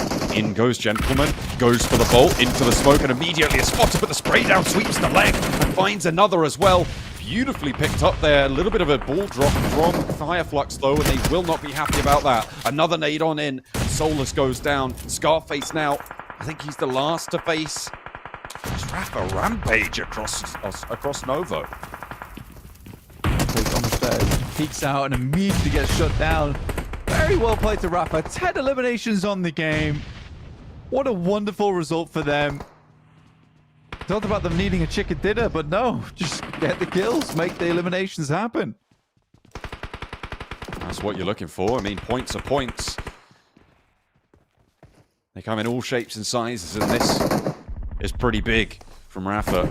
They've got all 4 of their players alive as well still, and they have a chance to maybe pick up a couple more, but they're right next door to S2G. A lone player from Ego as well sits next door. We'll see if it all pops off, but no. Ramsey finds that opener. Makes it harder. Barsay finally shutting down Fenerbahçe, who desperately needed these points to keep themselves going, but with 48, they're okay, but have they done enough? all of our lower down squads just scrapping. And Gil getting 40 points in this game doesn't really feel all that meaningful anymore. As there are teams looking to bump their scoreline up here. I'll see. We'll loot up off of Sarah. As the circle moves over towards that north side, potential for another great game coming through from Regnum Carya. I think Ralph wins these, you know. I don't know how he's got this far into the game, honestly. They should have absolutely no way of knowing that he's here right now. Be very, very quiet, but I feel like that might have been the wrong weapon to pop out with there. If he'd have gone for a spray with that scar, I think Silas was dead to rights. It's a bit of a jump as well. It's awkward. As soon as he falls into the water and starts to drown a little bit, that's when it gets awkward for him. Ralph getting 6th place, I think he'd be okay with that, considering how tough of a time Falcons had earlier. Pushes them up once again, 48 points now. Tied in with Fenerbahçe. And crucially tied in with Galatasaray, right? They're on 48 points as well, which puts a little bit of safety. Once you jump up over that point, it makes you feel so much safer. And you do want that safety right now, because Rafa on 11 elims up to 27 points. They are 10 points behind the bubble.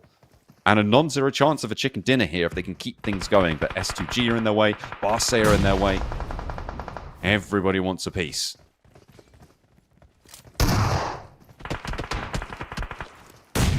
Oh, Silas gets a good nade over the top. That's from very far away, by the way, that nade.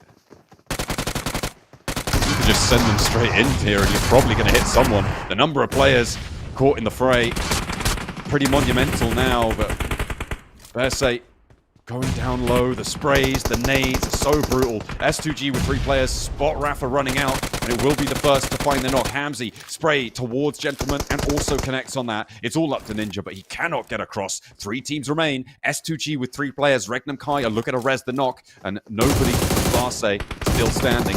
A lone ranger up to the wall. But good spray down coming from Regnum Carya along the wall. Does find one. That's really good for them. 9 eliminations on this game too. S2G once again in a central position, but it's Regnum Carya pulling them apart at the seams from that high ground position on the side. A good nade from IC will take down Silas, but an immediate response. And it's all up to Icy. Sees Loxy very close by. Nade at his feet. Takes it very, very low. Pump action and an M4 on his back. Looking to try and find another nade. Loxy wants another challenge. Steps in. Knows he's there with the DBS. Gets shut down with a pump action. But the nade, I think that came from himself. I'm not too sure about that. It might have been a self-nade. But either way, he falls. And it is Regnum Carya once more to take S2G out in the final circle. Both getting to the final 2. But it is going to be Regnum Carya with Silas leading from the front to take another chicken dinner today. Am I wrong saying that S2G's had 3 second places today? I'd have to double check on the second match. You're definitely right about the first one, though. Yeah, because I think that they have just now had 3 second places, one after another, which is wild. It's like they're trying to get to the top of the tables without a single chicken dinner. Because right now they are still on 0, yet one of our highest earning point teams. For Regnum Carya, though, what a great game from them. Really well thought out, really well played from that push over towards Papada Supermassive. That was lovely stuff. And it was, I'm pretty sure it was a nade from one of the Regnum Carya teams. I think I saw one of their names pop up on the feed. But easily it could have been what you said, John, there, with a nade of his feet actually taking him down in the process. I mean, we'll be seeing the final blow, I think, in a moment. So we'll actually get a replay on that as to how that one came through. You can, if you're S2G, right, you can just put nades inside that container, force him out, right, flush him out. But equally could have been his own nade that sealed the deal. Deny the point, fair enough. But Regnum Carya, S2G, both of these 2 teams going to be very, very safe for moving on into our knockout stages. Mm-hmm. They were never really in the conversation of teams going out either here or maybe even in the knockout stages as well. So they'll be happy with these performances here. So not only was it the 3 second places, but also that's the second time that Regnum Carya's bested S2G today. Okay. Which feels bad. That's pretty rotten. Yeah, I mean, You'll take the points though. Like you'll take that. That's fine. You want to steal our Sarah? This is what you get. This is what you get. That's fair, but S2G are still mounting a monumental mountain of points, right? They are really putting in that shift, and I think they're right around the corner from overtaking BWNRX at this point, right? They have to be pretty close after that one. I think they started on, what was it, 79 points and a second place, decent chunk of elims. That's going to help a lot. Yeah, I think they might be ahead of TTQ, but we'll wait and see. Here's our final blow here with Icy on the inside. Is it his own nade? I think it was his own nade. This is the first one. This is the first one that tagged Loxy. And then Wild moves in. He does have a nade. Okay, so he could have launched it in. I'm wondering whose it is, though. There's his own. Yeah, oh, okay, it did come from outside. It's Wild's, right. Oh, that's lucky. It is lucky. And there it is. It's Wipe, the MVP, with, I think, the most grenade eliminations that game, 100%. And Rafa had a big step up this match. And I mean, they're starting to feel a lot better, a lot more comfortable in these games. And I was very, very pleased to see it. So very well played to Wipe there. And I think that also just watching their gameplay, it was a case of looking at them communicating quite frequently of where players were, how they wanted to play things out. They still have some slightly messy plays, but that can be fixed with time. So yeah, there he is, most grenade score of 3.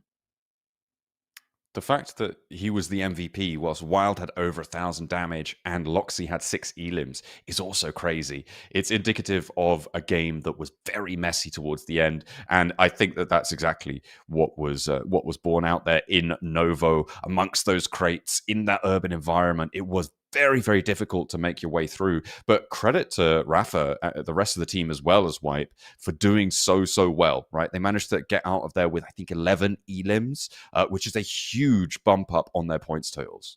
Yeah, massive. 6 elims, 4 elims, 2.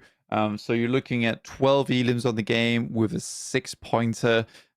So 18 points on top of the 79, which sits them at 97, if I'm not mistaken, which does put them now in first place. That is going to be... Wait, with 97? Yeah. They needed 98. No, that's BWNRX are on 98 right now. I thought they were on 96. No, they're on 98. They got 43 day 1, 55 day 2. Damn, 98. Okay. They were 2 points shy of the century. They got 2 points in their last game. That's rough. So only 1 point behind then. Yeah, it's very, very close though, and you're expecting that they can do it. Yeah, well, very likely. If they keep getting second place all day, yeah, 100%. Easy money for them. Have they had a chicken dinner yet? I don't think S2... No, they haven't had a single chicken dinner. 0 chicken dinners, but very close each time. Absolutely. I think... What was their day 1 like? I'm gonna have a quick look back at their results from day 1. The second place to start things off.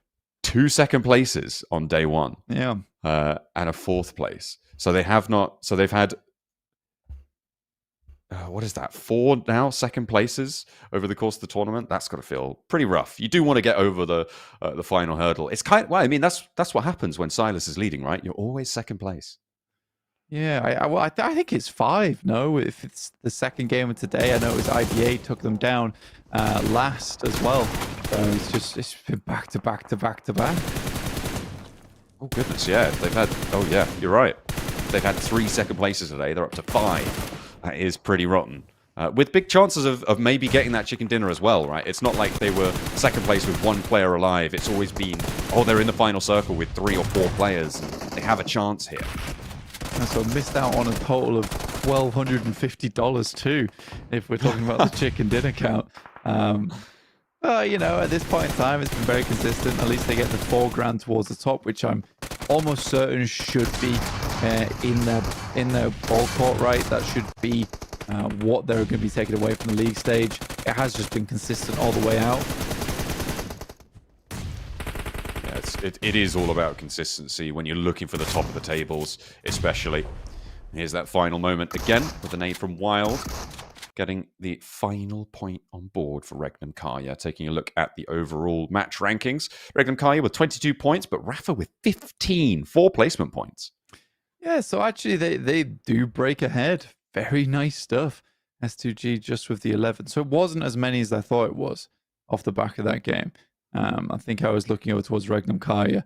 So, yes, a total of 11 points, which doesn't push them over TTQ yet. But for Regnum Carya, that is a big bump in performance. But for Rafa, oh my God, they must be so relieved after that game. The annoying thing is that Besiktas, Team Ego, Guild all got 6 points there, right? BX Brothers only on 3, so the rest of the pack is still moving up a little bit as well. So it's not all cut and dry for Rafa. I don't think that will push them out of the red zone, but it will certainly be an excellent first step as we take a look at our overall rankings. S2G on 90 points at the end of that match. They are 8 points shy now and looking to chase it down. But Regnum Carya, they're up in 4th place with 80. Yeah, Regnum Carya not at all lagging behind here. 80 points total. Really, really nice stuff with 32 placement points to boot. Yeah, S2G could certainly take the first place spot, but can they hang on to it if Regnum Carya continues to have a blaster day like today? We look over towards IDA in 6th place with 76, which is nice. Footballers have certainly got themselves over towards that 69-point margin. Barsay Supermassive really don't have to do anything else here. Flux also get themselves secured, as do Balls on 51. That's what I was talking about, the 13 placement points to 38 elims, which is tied up with Fireflux. Fireflux is probably more impressive, though, considering 10 of their points come from one game. Yeah, getting that chicken dinner is really going to help add to those placement points, but Fireflux still tied up, you're right, with Boars. As we head to our last page now, you can see things are starting to get a little bit interesting now. We've got, Barsay have done pretty well to jump up to 47 here, but Guild on 40, BX Brothers on 37, Besiktas on 35, and Rafa now up on 31. That is looking good. It is MVP, unfortunately, though, getting left in the dust. Yeah, we say it looks interesting, but also the bomb force still hasn't changed. They've just kind of swapped but it's position. Getting closer. Yeah, right? It feels interesting. Yeah, that's for sure. That's for sure. I think you got to read between the lines a little bit there as well. 400 meters for Septimus. Oh yeah, we saw it yesterday. This is overalls, isn't it? Yeah. Again, that's not being beaten. It's never being beaten.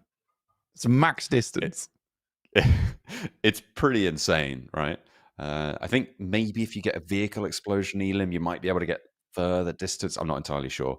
We'll have to wait and see if anyone can ever beat that one. But 400 is a really nice number to be able to find on that sniper metric. It's one of the things that you'd have to tie with it. Like it is genuinely just max distance. Like the only way you get longer than that is if you're shooting at someone you don't even know is there and you randomly get a knock because they've not rendered in yet. That's the only way. I'm not even sure if the API would even pick up on it, honestly, and actually shows those stats properly. But 400 meters, wow, incredible stuff. Maybe it was longer than 400 meters, right? And it's just showing us 400 meters. It's just showing us 400. That's as high as it goes. Yeah, it's wild. He's off the charts. My man's S rank right now on sniping. He is. S plus. But yeah, so 400 meters, I don't think that's getting beaten anytime soon. I think tying with it, possible. Then how do you break the tiebreaker? I don't know. Maybe who got it first? I'm not entirely sure. But I think we are going to head to a short break whilst we get ready for our match number 4 of the day. One more Erangel to go for these groups. For the league stage, it will be our last Erangel, followed by some Miramars. We'll see you guys in a few.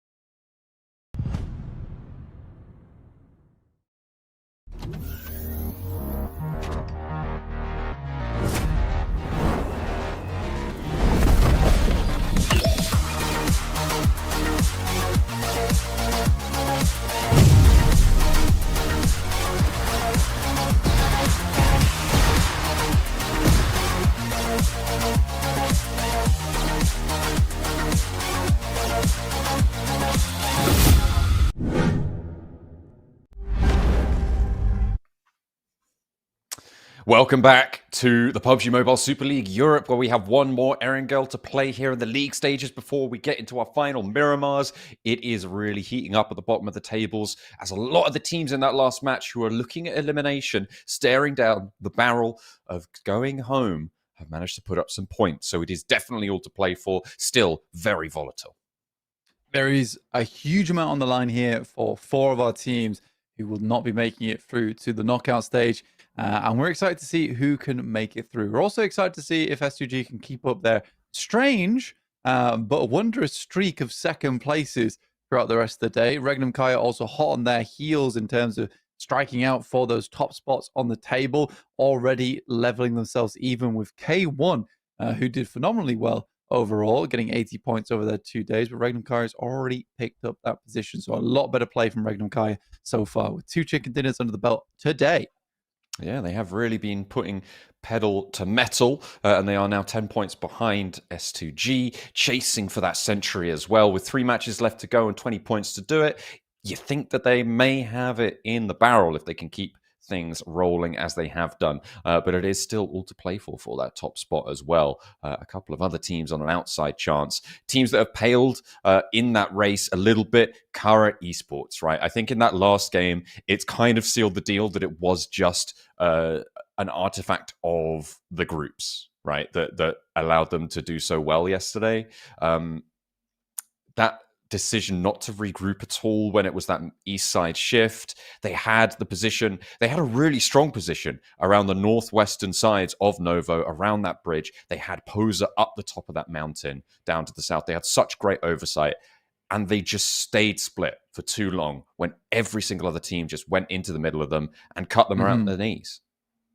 Yeah, I think for Carya, it's a case where, they let Barsay in on the Novorobnoye docks, and I think that was the big problem they ran into, where you can't really let that happen, John. It was sort of an unacceptable play coming through from them, in my opinion. Overall, you let that happen, team's just going to backfill you the entire time, and I think Carya tries to take up too much space. Yeah, I think that's safe to say, that it is definitely too much space there that they tried to hold with that high ground position as well. It just isn't tenable. It might have been if the circle hadn't been so focused on the water, right? If it hadn't pushed everyone into focusing on the water, if they hadn't pushed anyone into Novo, right, in the crates, in that sort of area, they may have been able to hold that much space in that circle. But because of the fact that everybody got so crunched in, it basically became a circle, the equivalent of about 2.5 phases ahead of where they were. And I don't think that they really accounted for that, which is something that you absolutely need to be able to do if you want to play with the big dogs.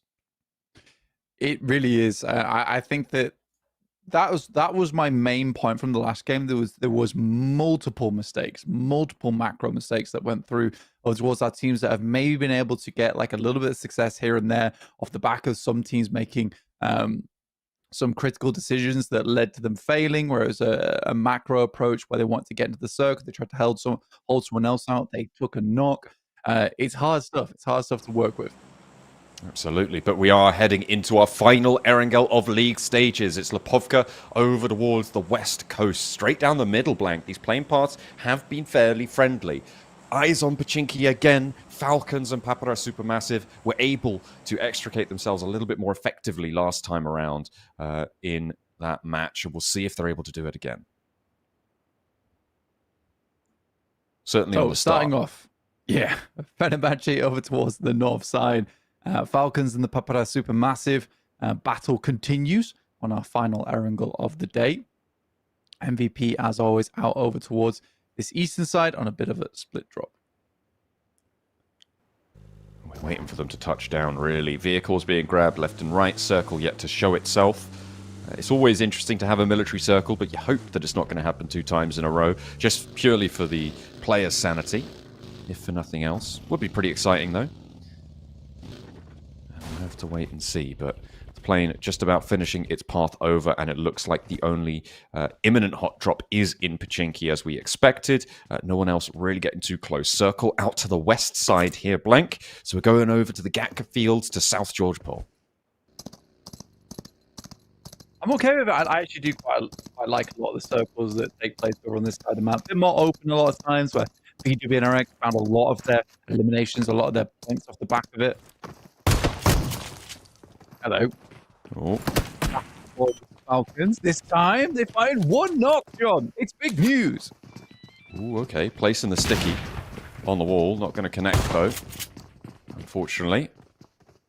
And Babra Supermassive are down a player, but they have got someone on the roof, and there is a res available here. However, the meds mean that you're going to be on a low HP bar, kind of no matter what. Ezel pushing on through and around, gathering a little bit of loot as he goes. Tron actually spotted as Ralph hops around, and that's a huge hold on the doorframe. Kamikaze for 3.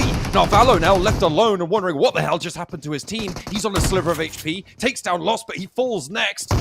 Goodness me, that is dangerous. Narvalo now pushing up, looking for these flushes. He's the last player alive, and Kamikaze. What a hold with a pump action. It's not like they played it wrong either. Which is the annoying thing for Falcons. I think they made the right maneuver to try and push him. But yeah. It's just good play from Kamikaze, I guess. Oh. There's no real final conclusion to that either. It is just a case of Kamikaze hit some nut shots. And that is all you need to hear. Wait, was it Kamikaze? Looks like Lost had a massive angle on that. Look at the elim counts. Yeah, but I mean, he could just pick them up. Oh, maybe he got... Wait, if he gets the flushes, that still goes to Kamikaze, no? Yeah. So... Do they just bleed out? No, I think Lost had an off angle on that. I mean, that would explain how they all went down so quickly, right? Yeah. Also not explain why he's... I guess Narvalo took him out afterwards. Yeah. Perhaps, but either way, really strong hold.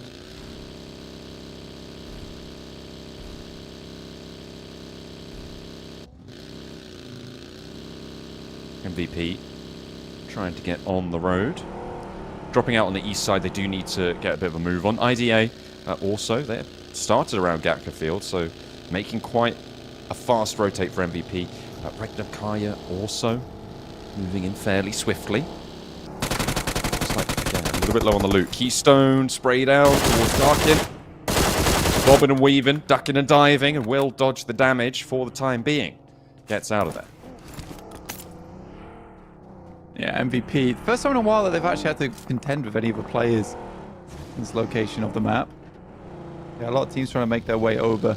IDA, again, this is one of those things where the macro problem is there for me, where IDA plays up towards Everest, and it works right now because no one else is really going for it. I think they're in for a nasty surprise because instead of K1 heading over towards the top side of Everest, it's Regnum Carya this time around.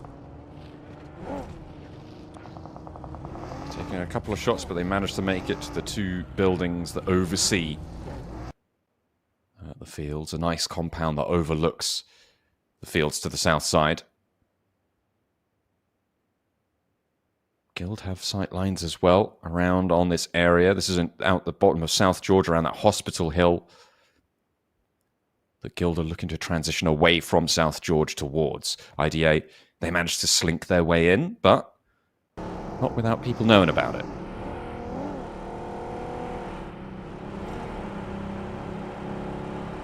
Fenerbahçe really quite late on the rotate, and I think that they're comfortable to sit over towards Stalba for the time being. They've had so many teams rotating underneath them on Stalba that at this point, fair enough to him. Flux, safe, 51 points, easily making their way in. And Narvalo's still on no HP, by the way. Well, he had to get out. Anything. Didn't have time to loot, right? He's just had to skedaddle. I think he's in the storm drains, actually. Pretty sure.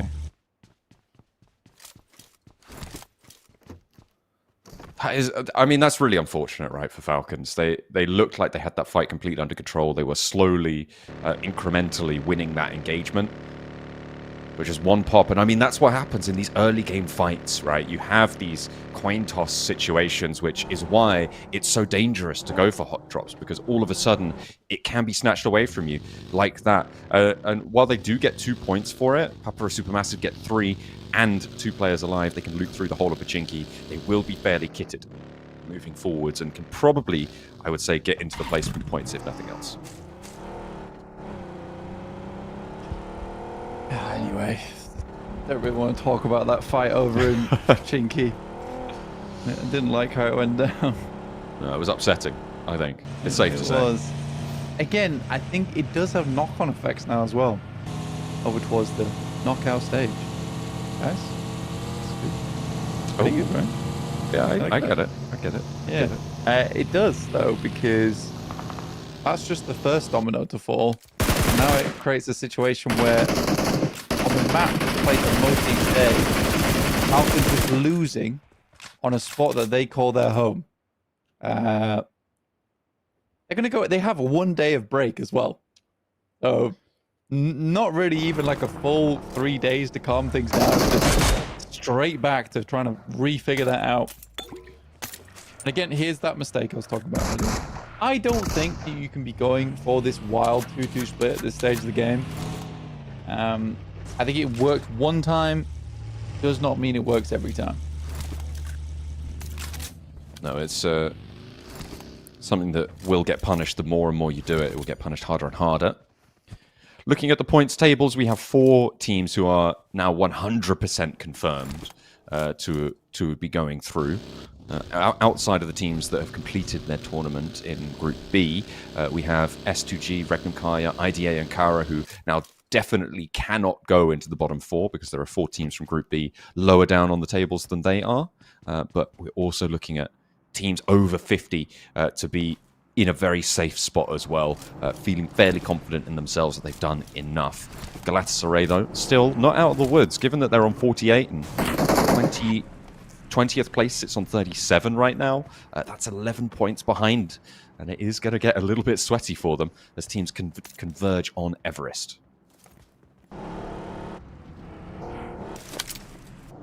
S2G here on the rotate, the western side of the map. The shot's been taken over towards them though, so to be a little bit careful. Barsay head up towards the top of Everest. It just feels like everyone's just having a little look up there, getting shot at and then leaving. It's not been a comfortable position. I think Barsay is the first team to move up towards the top of Everest and not just get immediately dismounted though, so they'll be fairly pleased there. Pmsl does send back down over towards Box Compound to check out what's going on over there, and what's going on over there is that Besiktas as well as Fenerbahçe are moving in.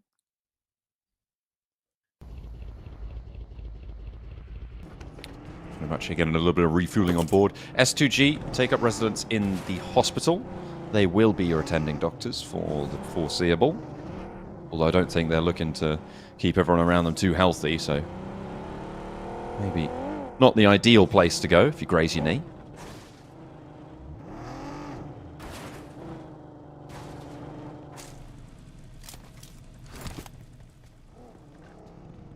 I'm going to go towards that top side though. Besiktas do stop off over towards North George. A little bit scared to get too far into this one. Everest does become now a focal point of the lobby, where Barsay actually has a big approach to this one. BRX Brothers have a stand-in over towards the western side of Ruins. A lot of fielded area here. Could end up over towards that northwest side, in which case South George and Trace becomes a little bit more important. But it is that instance, John, we talk about a lot of times where because Everest is such a big piece of the map, you sort of have this donut on the circle where a lot of fights are cut off from one another.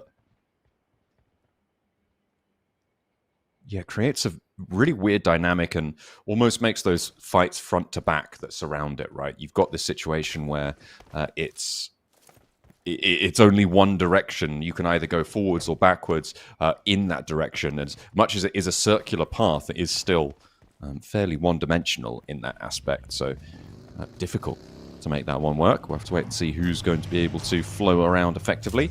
South George Crates still providing a decent amount of cover. And we'll keep both Besiktas and Team Ego safe for the time being.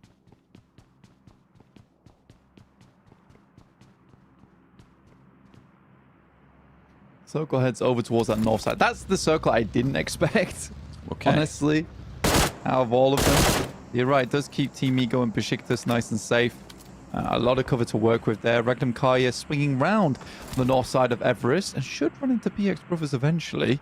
Fenerbahçe's already found a really strong compound. I do like that one. Gives you a lot of control over a lot of open area as well, so difficult to move over towards that position. Guild getting into the mix of it with Besiktas, though. Yeah, he's seemingly looking to try and contest that position. Besiktas actually backed off quite a lot, Blank, after that circle popped. It looks like they were almost trying to retreat over to the northern bank with the majority of their players. In the meantime, Team Ego looking to just transition across. In they send everybody trying to make their move. That is Rafa actually sailing into the east side of the crates, and everybody trying to make their position a little bit more secure as Barsay lose one of their own. That's from the top of the mountain, though, so that is potential danger for a toppling of the top, and that is S2G going to be the ones to strike right into the heart of it. S2G, always a prominent figure in this lobby. On the outer edge here of Everest, with Papara Supermassive underneath them. You know, they're only 2 players from that earlier scrap with Falcons. The X Brothers actually decided to move off instead of trying to push in towards Regnum Kai, letting them go through. They're going to play the bridge. It's reasonable. Excellent shot from Icy. Long distance over towards nobody. Which is an awkward name to say, because it doesn't always sound like what we're talking about is happening. Doesn't hit just anybody, he hits nobody. As he's rolling out, and S2G are on the hunting hat, goes for a sideswipe, tumble down the mountain. Is not going to be healthy after that one. Kelsey adds the spray, thinks his teammate is what he's looking for, but no. They turn that one around, and that's 2 points added to their tally. They're up now on 92 blank, and they will inch ever closer to that 100-point mark and the 98 points that BWNRX sit on. Barsay going down that late, that early though. It's not great news for them. 47 points. I think they've done reasonably enough here. It's Rafa, Ego, and MVP, which are always the difficulty. And for Besiktas, you know, only finding 10 points on the day, how likely it is for them to catch up. And then also all the other teams to force them down. Difficult prospect. Now another contender over towards Everest here, John. Yeah, we haven't really seen too much from Carya today. We've been criticizing them for it a little bit, but now they want to take on S2G with the circle going over to Everest. Again, this is an all-important position now. It could make or break their game here. And S2G not wanting to go down without a fight.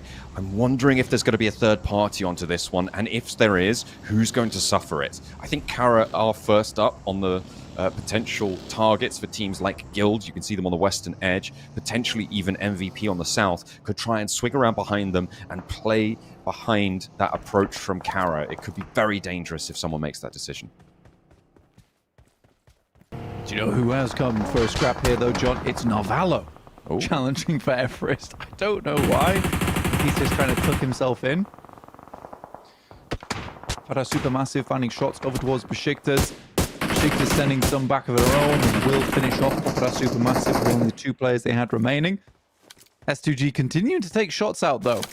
Actually finishing off Storm there from Besiktas, which is slightly surprising. That does mean that Falcons have officially lasted longer than Papara Supermassive as well. Yeah, which is good news. They had the last laugh, didn't they, really? Yeah, we're still alive. Completely decimated. You idiots aren't getting the silly so-and-sos.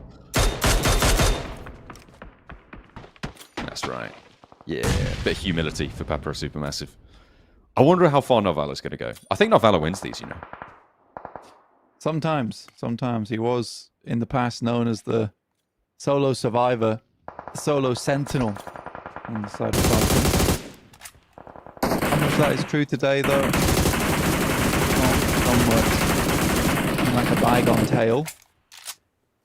Great shots though from S2G at this distance. It's sort of crazy.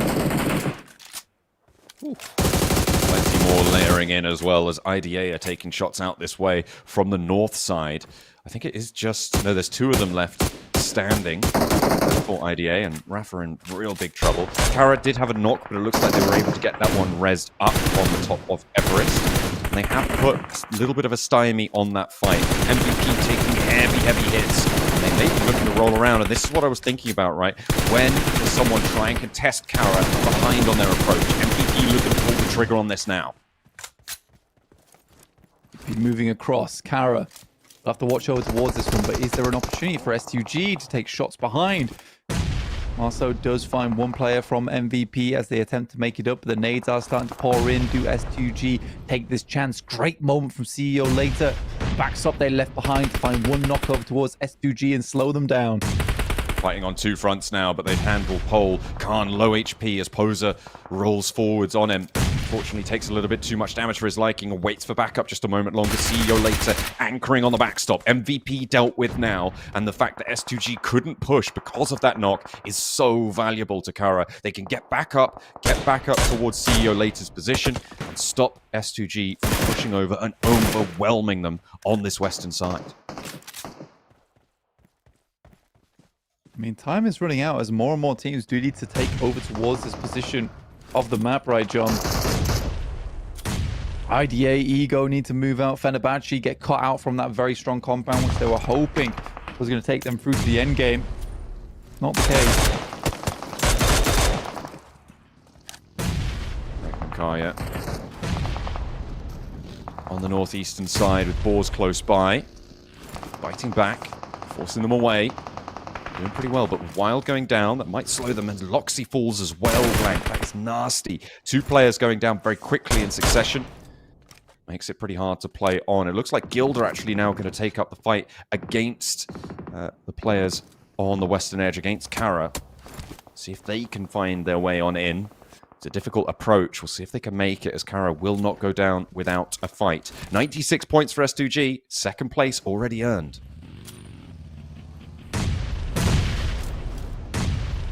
Very good stuff. As we're saying, S2G up there already.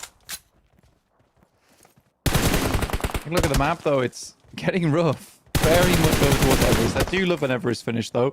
Nice shots from Savvy and over towards Bor, who is still trying to jump up the leaderboard, and I think that they have not given up yet. I do like that from Bor, is that they've never lacked that persistence in these games. BX Brothers taking punishment right now. Take a flush from S2G, who are now 1 point away from tying this up for first place.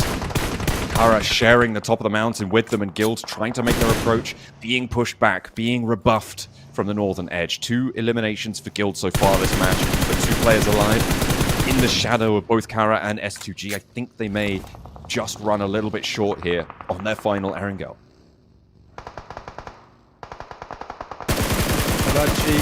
Still doing work. Havlik just about hits the shots, but for how long? I think Fenerbahçe should lose a player because of that, though. COA has been very, very good with these shots so far.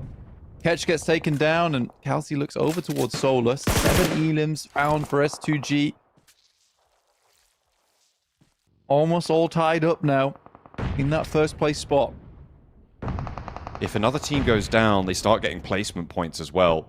And there it is. They find that next elimination. They pick up that point. It's, hang on a minute. Navala, he's still going. He managed to get an elimination there on his mountaintop spot. And that is 7 teams remain. Flux fall as well, down in 9th. Who was the 8th team to go out as well? It's Guild on that northern side. Wagner the last to fall, but Carya now have a fully controlled western flank. And S2G could be next up on the menu for them, as they want 1 more point, and they will be over that 100-point barrier.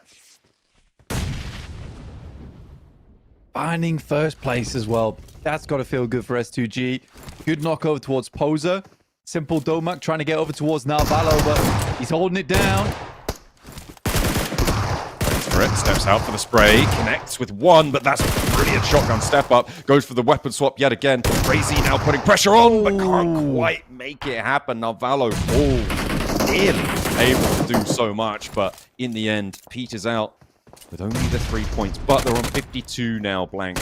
They are starting to climb over the teams from Group B that sit behind them. They're getting safer and safer away from that elimination bubble. In the meantime, Carya get eliminated. They were just bleeding out after that initial knock. And S2G on 13 eliminations, Blank. They are leaving people in no doubt that they deserve this top of the table spot.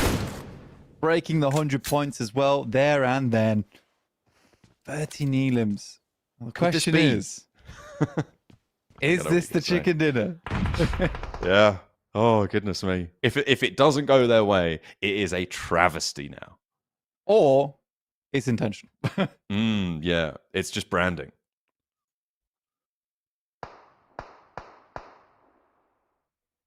IDA over towards that north side, but with all this high tension, do you think it's going to be very difficult for S2G to lose this one?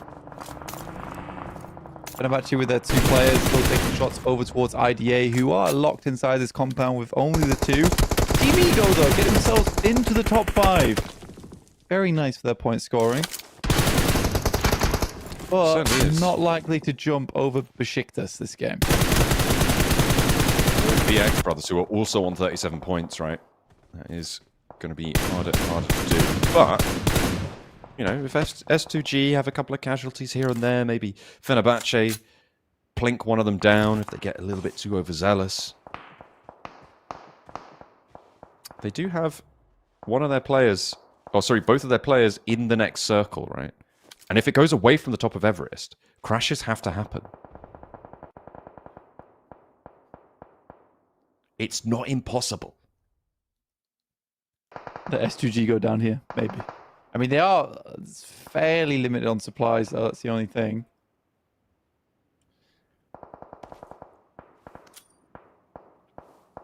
Behind the rock. rock. A little bit coming off from Carya, but they probably used a lot in the process. This is going to be a slow burn at the end of the game, though, here, John. I think it will be. And you've got to remember as well that Carya supplies were dwindled by the fact that 2 teams tried to assault them from the back on that western flank. There's still a lot of smokes for Hamzy. He seems to have a decent chunk of ammo behind him. Actually managed to get that knock over towards Emre. The rest of the team want to add more points to their tally. This could be a pretty record-breaking game for them, all things told, right? They've got 13 elims already. And outside of the 4 of them, there are 7 other elims left, potentially for them to be able to claim.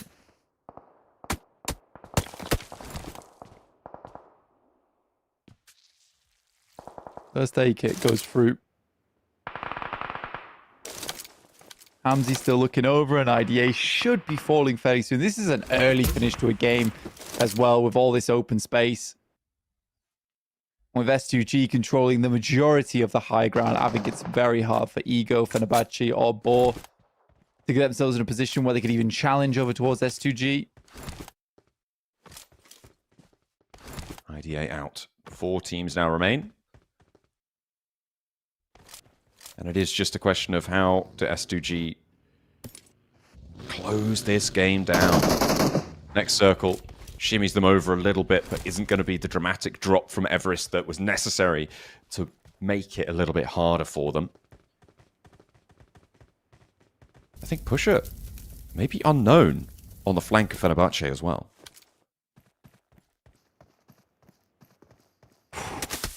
He is. I mean, he's pretty invisible here, especially with the artifacting coming through from the blue zone. Yeah, definitely. This should be a knock and a flush. S2G might have something to say. They take him down. That is nasty stuff, though, for Fenerbahçe.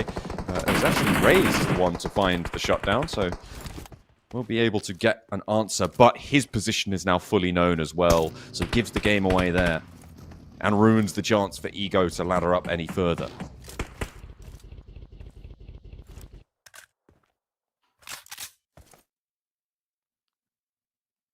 Team Ego has to step out. Alright, they have to step out here at some point. So I believe that Fenerbahçe is going to be getting themselves a second place on this one.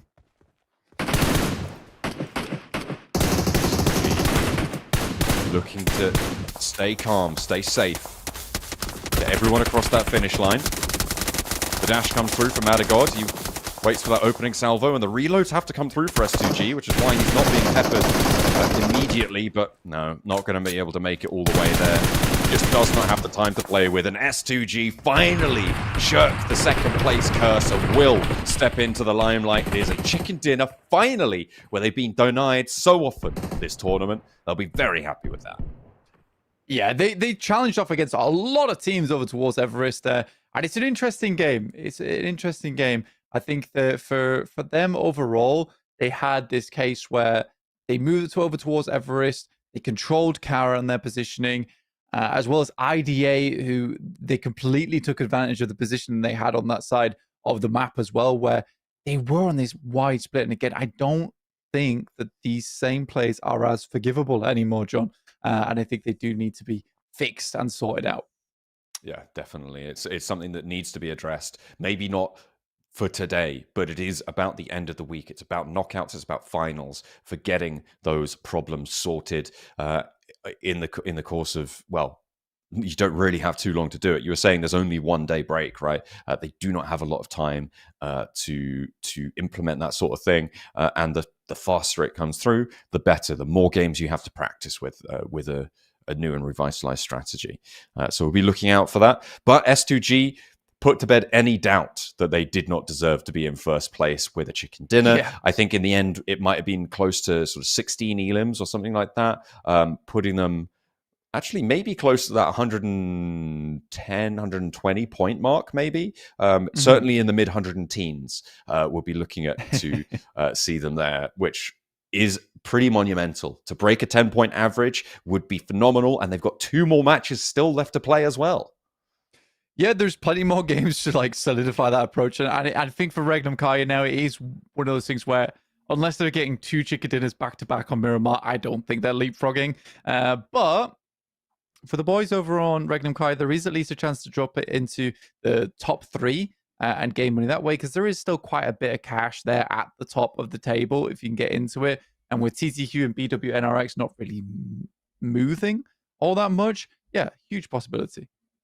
Definitely big chances for them. Over the course of that match, it felt like it was fairly evenly divvied out in terms of the impact that S2G had. I wouldn't be too surprised if the MVP wasn't actually from the roster, although they did just get so many elims. It's hard to imagine that that accolade doesn't go to them. I'm trying to think of another player who managed to have more impact.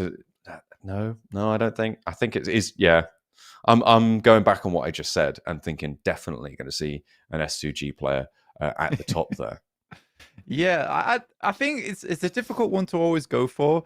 Where for S2G, like every single one of the players on that team, they can all perform very well. That's the difference maker. So is it going to go to another player on the other side of the lobby that had much more impact, maybe over towards CEO later? That wouldn't surprise me. But yeah, for S2G, I think you're right. There is a tremendous possibility that one of their players is going to be the MVP. I mean, yeah, I think you're right to highlight Carya as a team that the other possibility of having an MVP comes from. But even then, it's really tough to call. So we'll have to wait for a little bit longer on that match. Either way, good stuff from Carya to be able to hold off as many attacks as they did right from that western side. They had I think 2 or 3 attempts to try and cut out their western flank, and in the end, they were a little bit bled dry on resources when they tried to take that fight towards the top of Everest with S2G. I think for Carya, when they did go for it, they definitely attempted to get something done on that side, but just got squeezed in. Big impact on that game in terms of trying to hold them out. Again, you look at this, it's like, what could Team Ego do? Getting a third place, sorry, is nice. And Racy just running down the hill like, please, let me leave.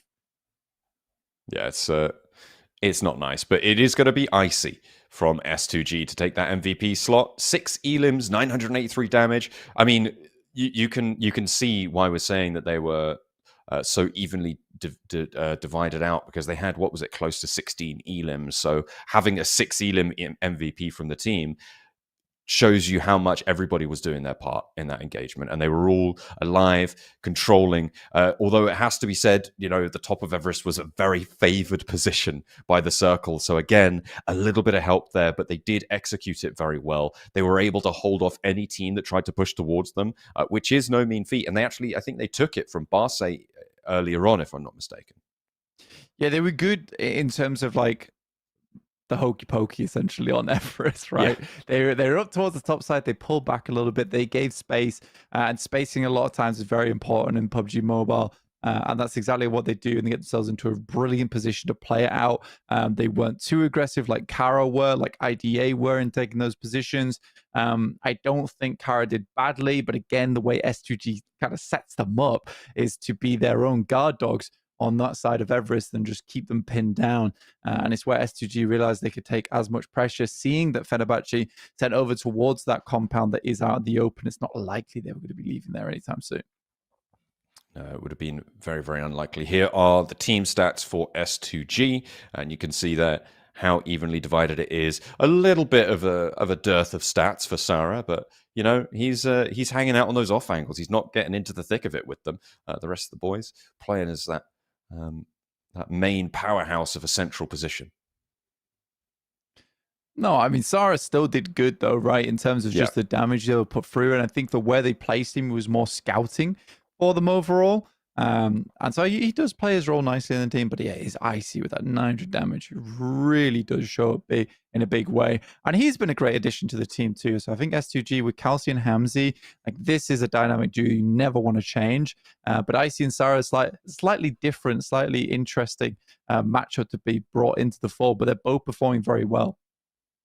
Yeah, it's a team that has found their groove, it seems, here in the league stage, but we'll have to wait for a little bit more to see from them because we've still got 2 more matches of theirs yet to come, and we'll be waiting with bated breath to see what they're going to be able to pull out. Here are the highlights from that last game. S2G were finally able to shirk that reputation of always being in that second place here at the Pmsl Europe. There's some good shots all around. Just the long-range fighting that they had the entire time. And it was important that they picked up Carya at that point in time because although Carya was slightly down on utility, the ammo really counted for the boys over on S2G. As we all know, getting up towards Everest can leave you high and dry out of that ammo. Some good shots here from Havlik in a pretty intense situation. And that was that lovely shotgun from Hamzy G. Carya just got slightly too comfortable with their spot on the side of Everest. Yeah, they did unfortunately step a little bit too close to the fire and get burned, which is not where they wanted to be. But they still get a decent chunk of points, a healthy chunk indeed. But let's take a look at the top of the tables. It's 16 elims, 26 points. Fenerbahçe get 13 points on this game and come second. Well, I mean, they had a lot of space to work with and a lot of sight lines to work with too. And they had to move up eventually, which was pretty rough. Ball with the 12 points total, and Carya with 10 off the back of that one. Ego not getting half as many points as I thought they did that game with just the 7. Yeah, they do still get 7 points, though, and that will put them closer to that bubble, which is exactly what they're looking to do. I think it was Besiktas and BX brothers who didn't really have a lot of buffer to play with, so eating into that for Ego is still really good news. In the final 2 matches, it's definitely still all to play for, but Guild, over the last few matches, they haven't been massive, they haven't been standout, but they have continually been getting small increments of points. And I think that alone may rise them above the risk of elimination here in the league stage. Not too sure about the knockout stage, though. Yeah, I honestly, it's not a massive amount of points each game, but it's a little something here and there. They're getting scraps and crumbs. Look at that. S2G, 116 points total. Beautiful stuff coming through from them and their first chicken dinner of the tournament so far. And it is IDA, in fact, to take 4th place spot over the top of Regnum, who didn't get a single point for that last game. That is unfortunate. 83 points. BW and RX, are they going to slip down another spot? There's still 2 matches to try and hold on to that one. K1, who were in third place, all the way down in seventh now. Footballist, the team that is the 5th ranked team in Group B, who have no more matches to play, sit as that long distant flagpole of definitely 100% never going to get eliminated if you step up on over them. So everybody on that first page is definitely qualified through. Everyone below still technically at risk, but it's more likely these teams on the back page that are more so. And you can see Ego there, 34 points, and it's a tiebreaker on 37 that currently decides this bubble blank. 43 for Guild, sees them a lot safer though. Yeah, it does see them a lot safer. Okay, it's just chipping away at it, man. They've got the pickaxe out and they're getting a couple of little crystals here and there. It's not the mother load, but it'll do the trick. BX Brothers just even, like you say, tied up with Besiktas. But with the few more placement points they have on board, they do win out on the tiebreaker, which would be an unfortunate way for Besiktas go out if this stays the same. At the moment, though, Besiktas with 37 points. Ego do get up into 22nd, leaving Rafa and MVP behind. Yeah, it's MVP who they're out. They're done for. There's no way, not a chance that they can make it. Surely in these last 2 matches, you also have to think about: is there a change up moving into Miramar? Is that going to affect things in terms of how these teams are going to be able to perform? We'll have to wait and see on that one as well. But it is still definitely a challenge to try and push on through. As closely fought as it is, every point matters. And if Rafa can rampage as they have done previously today, I mean, there is a big chance that they could leap out. Yeah, there is. But those games are becoming few and far between, and from awkward locations where, you know, there is that chance for an outside team to make it in. I'll be curious to see if Rafa can keep it up. Definitely. I think for Guild, though, I'll be pleased to see another juicy 4 points on that next game, John. Oh, yeah, absolutely. That's what we're looking forward to. Bringing up the rear for Guild. They will be pushing on in. So take a look at a head-to-head between 2 of our standout players here. It's Icy from S2G, who was the MVP in that last match, and Loxy from Regnum Carya. You can see the main difference here stands in that damage. Icy with a cool 3,973. That may see him on the Gunslingers table, although I think Eren is still charging out massively on that one. So it'd be interesting to see the Gunslingers stats here, because remember, Zedwolf was at the top with, 5.2k damage or something? Yeah, 5.2. I think it's 5,205, if my brain is not ruining me there. But yeah, 3,973. I don't think that quite cuts him ahead of Eren just yet. But the total damage is quite interesting versus Loxy there, where it's more opportunistic. They're coming through from Regnum Carya, whereas S2G is just blasting out. Yeah, absolutely. Both of them, though, on 19 elims there, which is really quite powerful stuff, able to get plenty of work done for both of their respective rosters. Although for Regnum Carya, I feel like it isn't what we needed from them here, right? Like they haven't been able to bring that world-class quality to the tournament just yet. So we'll have to wait a little bit longer to see if they can pull that one out of the bag. You guys are going to have to wait a little bit longer for the next match. But whilst we wait, let's have a quick break and we'll be back with Miramar.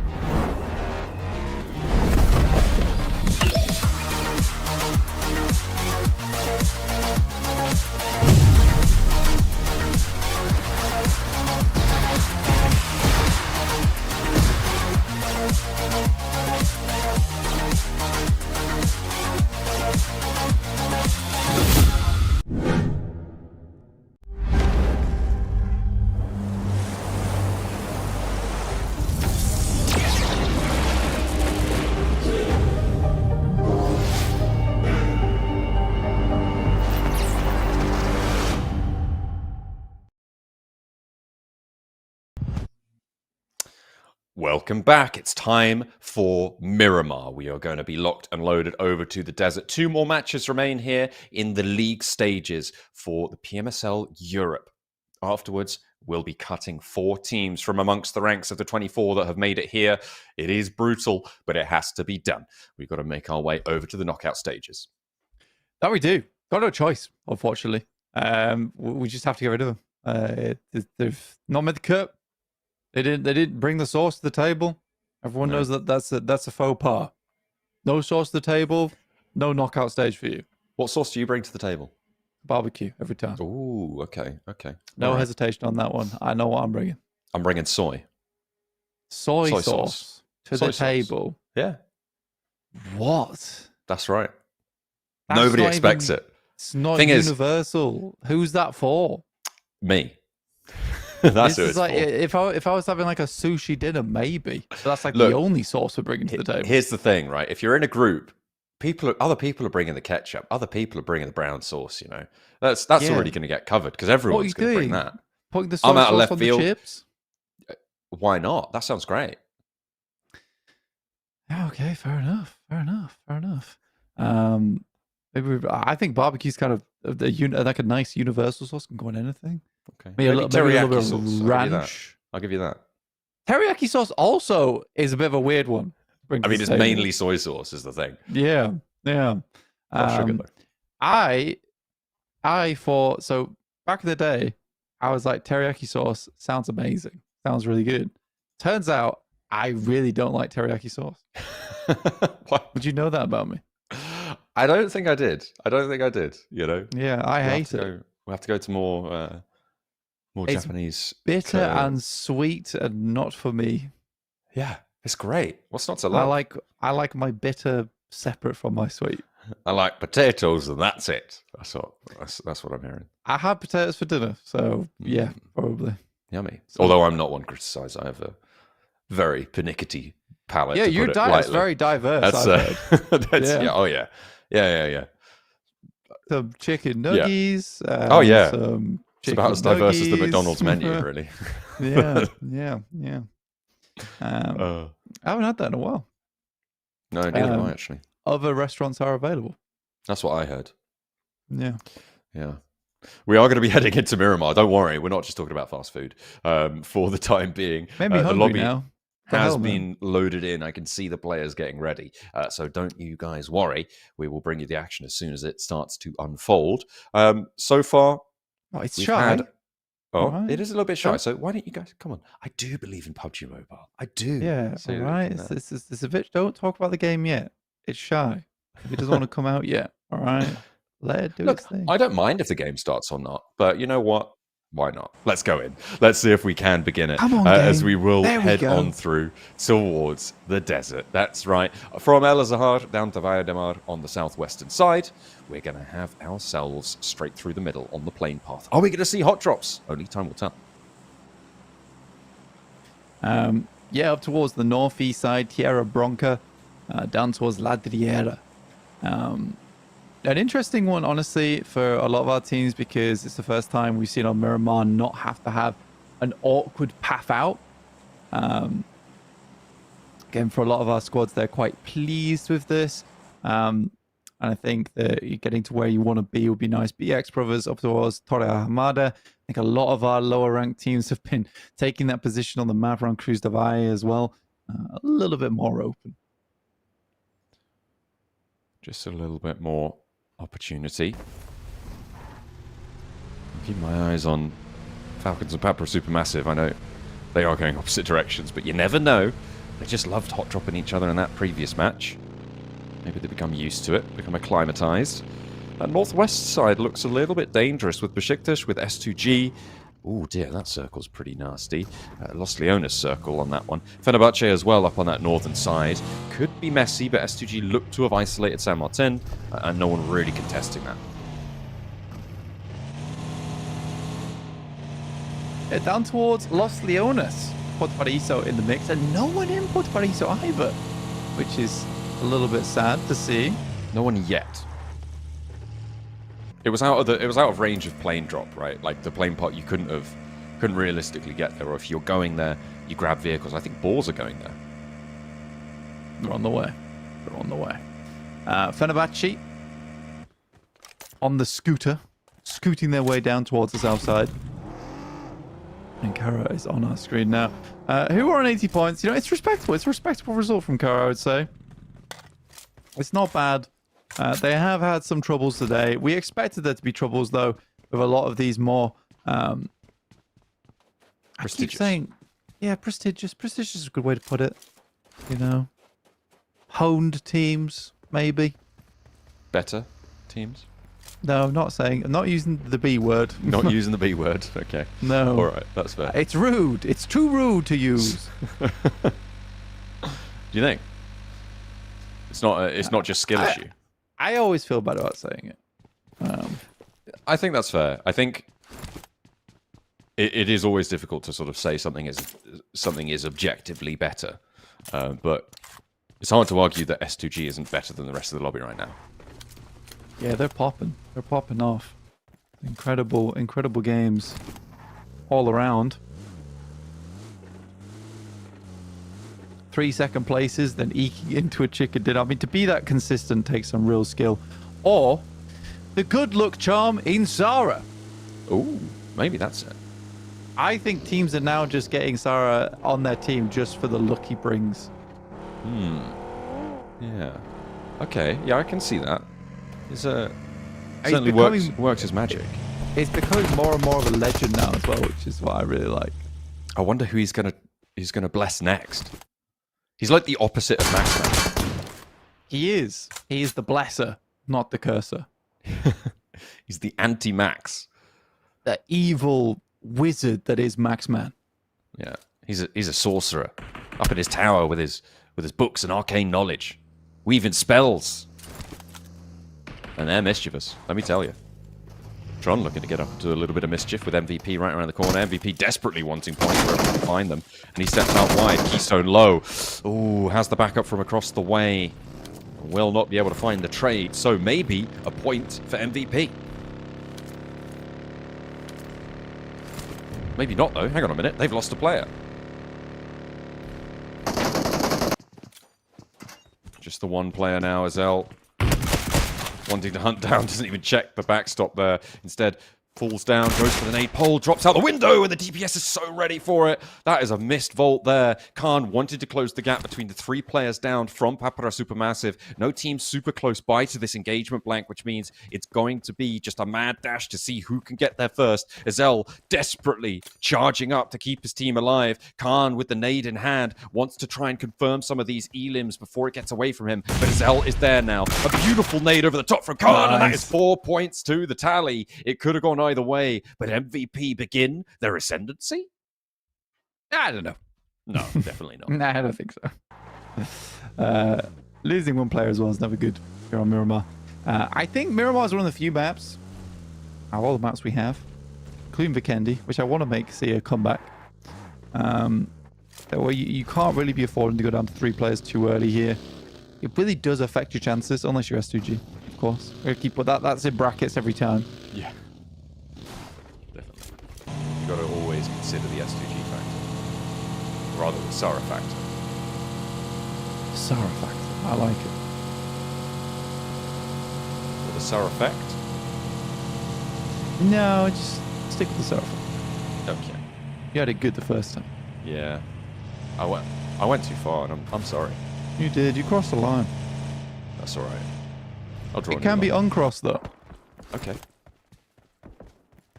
I'll Come do on that back. then. I'll do that then. Yeah, please. Can you just move over a little bit? Yeah. You're good to go. Cheers. Oh, it's quite nice on this side of the line. Guild over on the east side, looking to try and toe the line here, but they are keeping teams at bay behind it.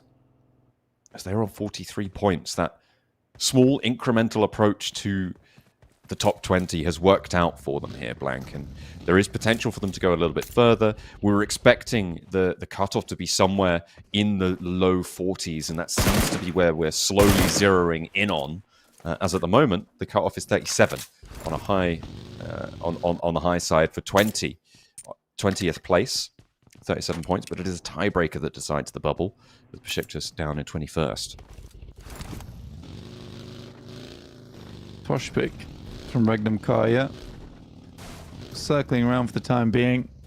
Nothing too crazy happening at the moment. Guild losing Wagner, though. Come on, Guild. Ooh. I need my 4 points from you this game. That's bad news. That's a roll-up if ever I saw one. Poser looking to try and charge this one down. You can see the rest of Carya sending in. Marso's ahead of the curve on this. He heard it. He was there already. And on to the fight he goes. The reses do come through, so they do have all 4 sight lines available. How fast can they get these heals done as well? Marso charges in, breaks one of the windows. The nade is through. Guild getting those heals off, and Wagner now back to full HP. Managed to go for the full med kit there, and Guild can defend. Carya have let it get away from them a little bit, but Spike, no helmet. Other players as well, probably going to be a little bit torn up as Carya descend onto the Guild position. Come on, Guild. You can do this. Medkit's coming through. No! Oh, Tree. Gotta make like not a tree. Get him moving. Pass that still. Good shot. Oh. Marso's down. Guild looking to get their 4 points from the game here versus Carya. They get that first one, but Lewis is the first casualty. Nade over and in. That is beautifully on the money. And Wagner for a second here. Carya are being dismantled on their approach. They try and push into Guild territory, and it is not going to pan out for them. Poser, the last to stand and the last to turn tail and run here. Maybe not even allowed that, as he is going to jump back into cover. Guild only allowed 3. Not just yet, Frank. Still got more to do. Damn, they need 1 more point. This is not good enough from Guild. Need to see more. RUKH finding Silas. Silas is down. That's never a good sign. Regnum Carya, tell you that now.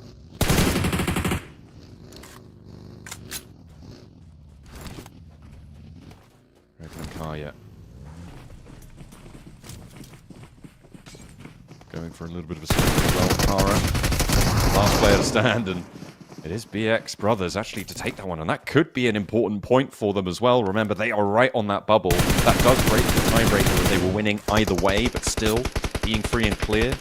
So much more confidence building. Circle all the way down to that south edge flank, and we're not going to end up in Los Leones most likely, which is a little bit of a blessing, to say the least. We've already had one Los Leones finish on the west side of it as well, which is really nasty. I don't think the players are too keen to return. VP. Down to 3. Still chugging along for the time being. Besiktas like 1 point behind BX Brothers as well. It's real tight down towards the bottom of the tables, which is what we'll be zeroing in on a little bit more now, considering S2G is somewhat at a position where I think it's highly unlikely anyone's able to catch up to him. Yeah, I think it's pretty done and dusted for first place at this point. IDA just too far behind. They're over 30 points behind, with about 33 points to the deficit. And I just don't see it. You're right. With S2G also still having point scoring potential, it's a really, really tall order. The question is, how far do they go? What sort of a record do they set? With 16 elims, I think that's the highest elim game we've seen so far this tournament. And they will be able to take that accolade with them. But they are just 4 points shy of a 10-point average, which would be lovely to see.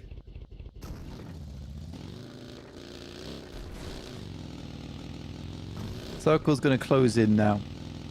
We are down towards very southeast on the map, by the way. Not talked about the circle too much, but got even further down towards the southeast. And we do have Boars sitting pretty. Not with the high ground. That goes over towards Regnum Carya, but with 3 players, how likely is they holding on to that one? Falcons. Will this be a good game for them?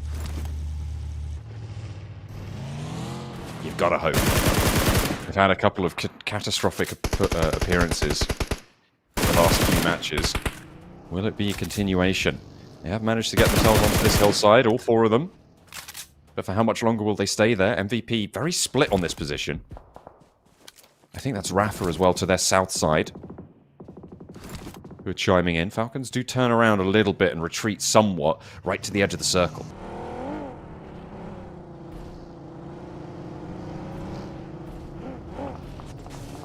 A lot of teams getting into this one. Again, this is a weird area on the map, by the way. There is a lot of divots, little broadsides that you can get yourself up to. So it's sort of surprising the amount of teams you can fit in here.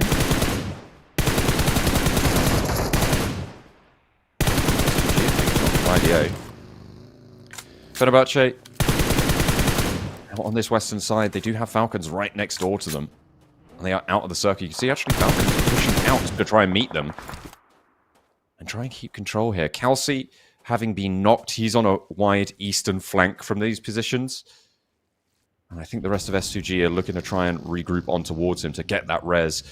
Could be pretty important for them to stay as 4 because the circle being as far south as it is means that they are under a lot of threat, but they're all the way down the bottom of this hill, playing around that lighthouse. It's going to be a bad time, kind of no matter what at this stage, because they're crunched onto the beach. Big nade coming in from SnowX.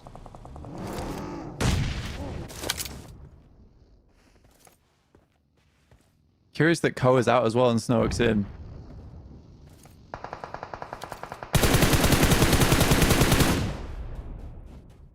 Avala doing a little bit of damage, but they know they need to get some kind of a knock. Just a little bit of damage to move on through.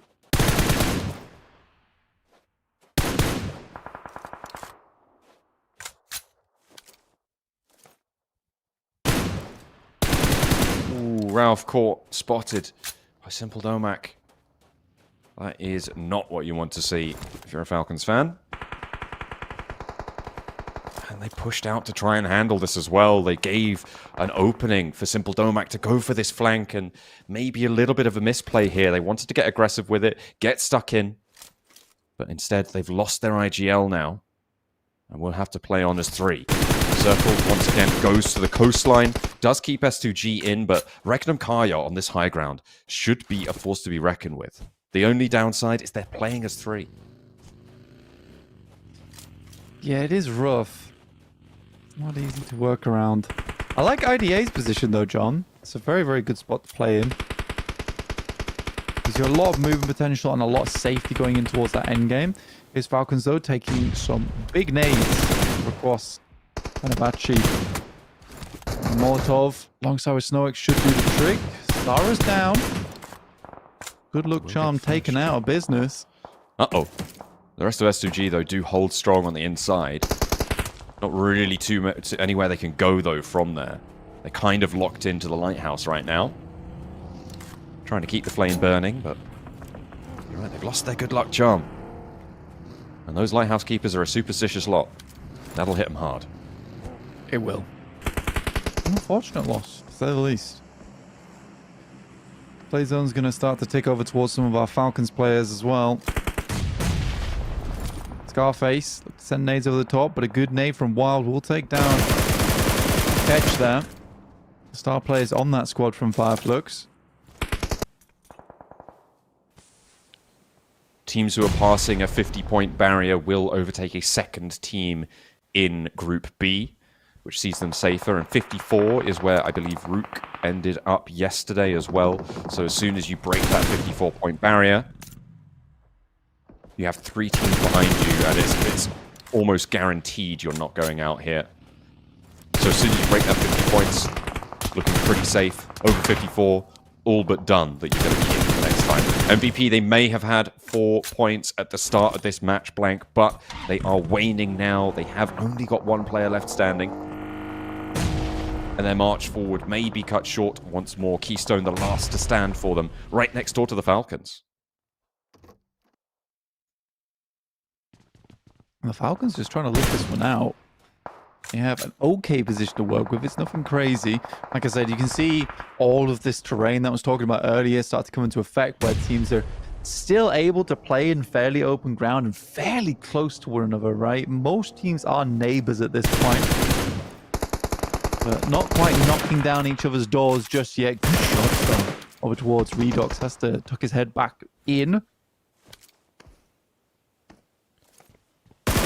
stay down for the time being. Falcons, again, taking a little tickle, but not losing a player. They'll be happy to keep themselves at 3 for just a moment longer. Everybody's crowding into these western hills. It's teams like BX Brothers who are going to benefit from this, right? Out on the northeastern side, fairly isolated. Sure, they have a difficult time to maybe get up those hills, but they are on their own, and it's the teams that are close together that are going to fall into stage 5.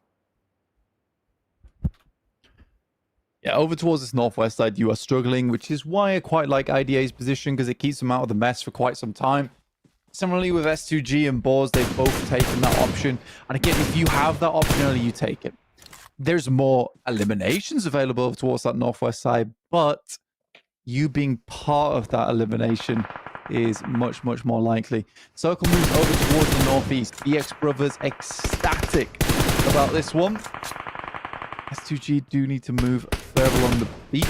Losing Zara does also hamper their approach in terms of the crashes. Not having all 4 players to work with there. Oh dear. Ooh, no. You hate to see it. Faria in the tube.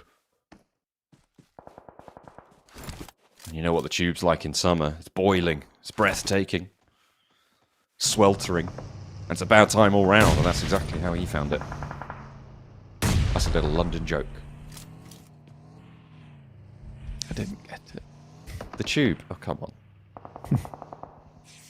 I don't live in the UK. What do you mean? What are you talking about? Have I missed something? Have you fled? What's going on? I've no idea. Fenerbahçe out though. IDA. Good shots over towards Rafa.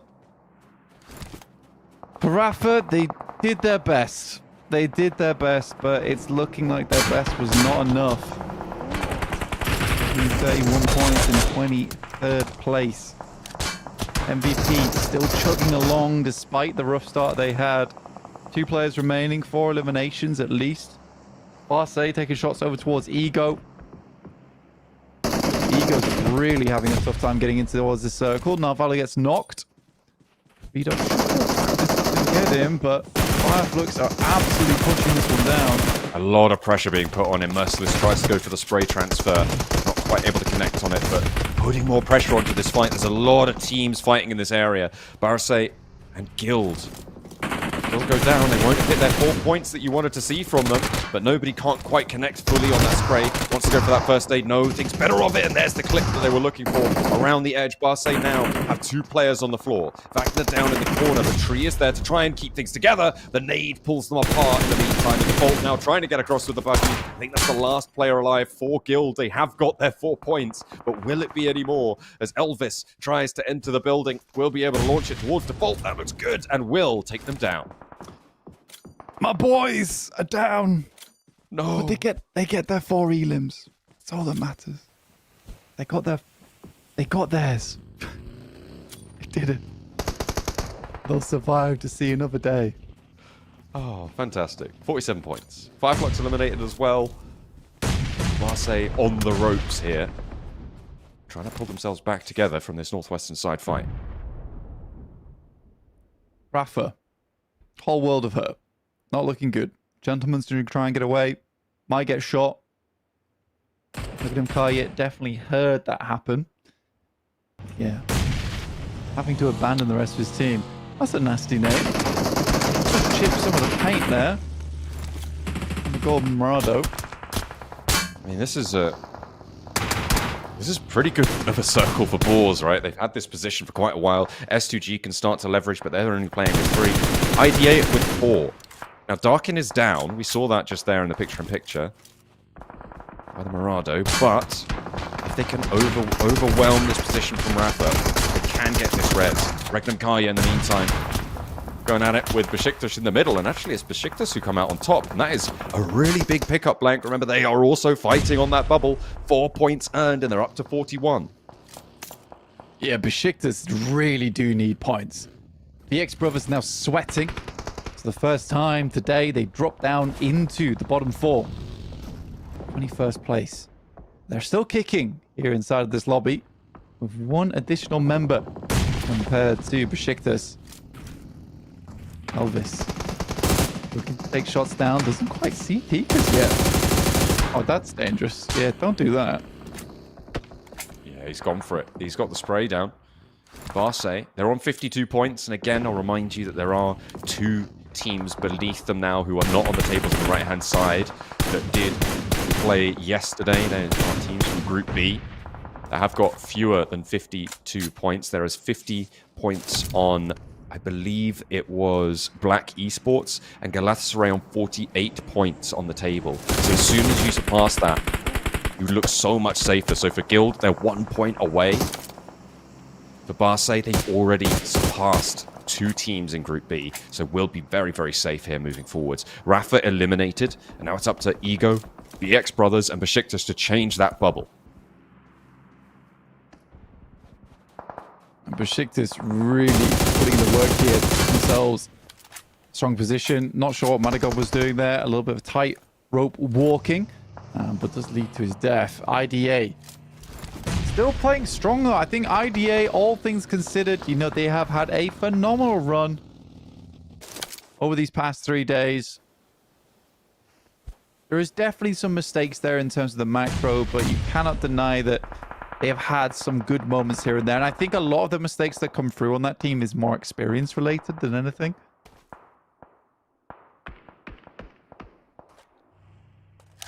It's always difficult to diagnose. IDA did manage to get 4 players back up there, Blank. They're on to 8 elims. I said they didn't have a chance to chase, but maybe they're about to prove me wrong here. They're on the same flank as S2G as well. Could prove troublesome. The placement points will start to add up now, though. And S2G will be happy about that. Start to gain points just for living. Shot from Pusher. That's headshot as well. Aaron, take it down Icy. Love to see it. As S2G attempt to push on up over towards that northwest side. Didn't really afford to go across the beach. BRX Brothers attempting to make their way over towards Team Ego. We're holding on as best they can. But will it be enough? I mean, they're 37 points right now. The bubble is at 42, plus whatever placements are earned. The ordnance over the top. They need a little bit more than this. And with Besiktas getting 5 elims, that is a big jump to be seen. And now I'm starting to worry for Galatasaray on 48 points. There is potential for 3 of these teams beneath them to surpass them and push them out.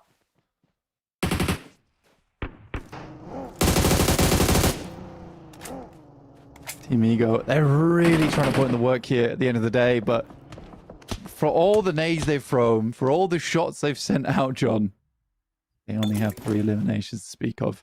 They are up into points earning territory now, at least. With only the 1 player, smallest squad inside the lobby. For how long does that last, John? I think it depends on what BX Brothers can do here. I think IDA will have better sightlines towards BX, and that may allow Tikas to stay alive a little bit longer. It's all up to IDA, really, as to who's able to get through and last it out. But yeah, there he goes. Ego is eliminated. It will fall 39 points blank. That is not far enough. They've got 1 more match to escape from that red zone, that elimination bracket, to see if they have what it takes. Besiktas as well, looking to keep things going, but it's BX Brothers who may be in with a massive opportunity here, a chance to step up over Galatasaray on 48 points, and that will see them, again, so much safer.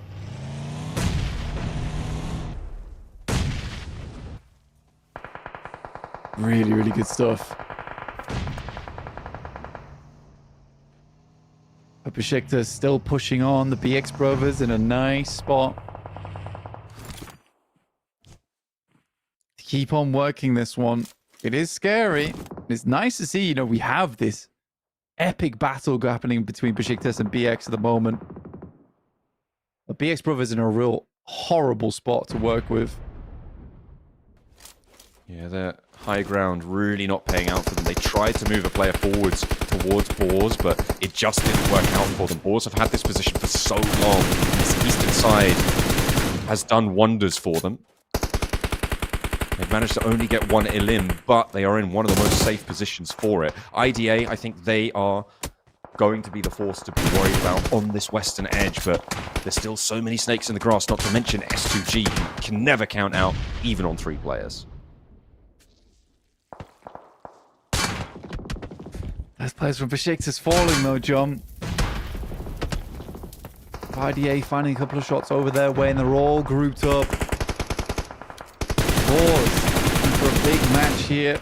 I think they've pretty much already done it. There's the Hail Mary coming through from the guys on IDA, and it will be Besiktas picking up just a 1 point there off the back of that. I don't think they got any. I don't think they got any of those. They were on 5 before. I think all of that went over to the Boars, but Besiktas will get the point for laddering up. Public sending shots over. It's a tough position to be in, but they are absolutely ripping into him. Oh dear. RUKH finds that final peak over the top, and they do go down. That is Besiktas outlasting them. S2G want to change the tune here, but Icy gets melted by the nade bobbling over the top. Swain somehow survives that one, and another nade put back in response. Does have a first aid, and he finds Calci as well. S2G with just Handy now left standing. The flush is getting pinched away, though, by Boars. The spray down from the high ground, though, is good for Besiktas. They are still working this out. Besiktas, 5 eliminations, still yet to find any more off the back of it. But yeah, second place will be massive for Besiktas going forward. That may be enough. That may be enough to see them over that 48-point boundary, maybe even over 50. And Nade, these guys seem like they've got flak jackets on or something, because they are not taking enough damage from these nades for Boars to be able to push on over confidently. With 4 players alive, they need to try and leverage these numbers, and look at how isolated Besiktas are. Finally, a knock seen from a nade, and there's the blue zone coming into play. They will be going down here, and Boars get a massive elimination count chicken dinner. It was absolutely gargantuan, and I think they end it on maybe 13 elims. But the news is for Besiktas. On the bottom of the tables, they will find themselves so much safer because of that game. Yeah, for Besiktas, that's a huge game for them. That's going to see them way safer going into this. I mean, BX Brothers are terrified now. BX Brothers, good game going forward. If it's not meant to be, we are looking at a real rough prospects for them. And I think for BX Brothers, it all started on that day 1. We saw that push down over towards TTQ, and it all went wrong. Mistakes like that really cost you. If they were able to get the chicken dinner off that game, would have been a very different story right now. Would have been a very different story. But what we are doing with that game as well is putting Galatasaray in the conversation, right? 48 points. They are not safe. Besiktas now, with that game, I believe will have leapfrogged them. You've got Guild on 47, who are just about to do so as well. If we can get BX up and over that metric as well, I think it will be Galatasaray who are going down. Which would be crazy. RUKH, Ego, and MVP, right? Which would be absolutely insane. It would be crazy if it's Galatasaray to join them in the bottom 4. You can see how hungry these teams are to try and get over towards the knockout stage. They're not giving up just yet. We see a lot of our teams towards the middle of the pack just kind of, I think there is a case of coasting going on. Let's be honest. But you can see just how much emphasis these bottom teams are putting into just ensuring they get towards these late games. Yeah, I mean, it is so important to be able to get there in this scenario, in this specific point standings. Going into that last game, you want at least an opportunity, and that's what teams like Guild have been able to build with their incremental point gains, with Besiktas obviously blasting out in that last match as well, finding a lot of points for their trouble. They'll have a healthy set of points to add to their tally. I'm really interested to see who it is who's going to go down, because as much as we have mentioned Galatasaray quite a lot, or I have at least, during that game in terms of where they could be on that bubble, but you've also got to think about RUKH Esports. And if the teams at the bottom are going to be getting into these games late, RUKH Esports are on 50 points. They are the team that is just ahead of Galatasaray from Group B, and they could also potentially be in that danger zone if things go particularly miraculously for the bottom of the tables in our last match. Yeah, it's a wild one. It's definitely a wild one. I didn't think that this is where we would be seeing, and I think we both said, you know, around about that 50-point margin is where you're looking to be a lot more safe, right?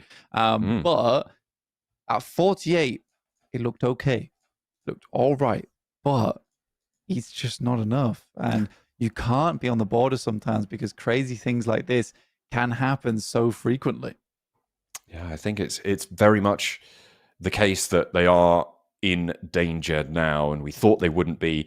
However, even though we'd said that about them, I will not be super disappointed if we have to say goodbye to Galatasaray, right?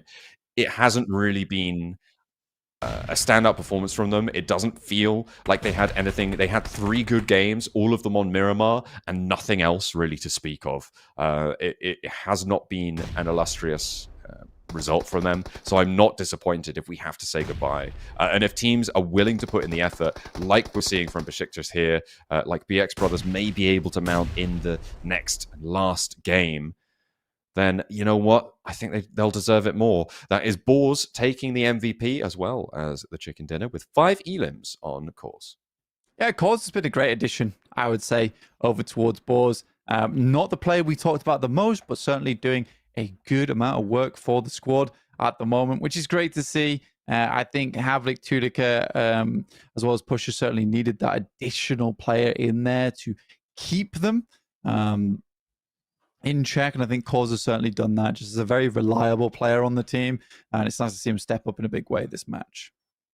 There you go, 5 elims. Top damage goes over to a player from IDA who also had a really healthy elimination count during that match. They weren't able to get too deep into the super late game, but they had a really good position out on that western side. They got a lot of points for it, and really happy to see that. I think they may be in a position to jump up towards second place if they're lucky.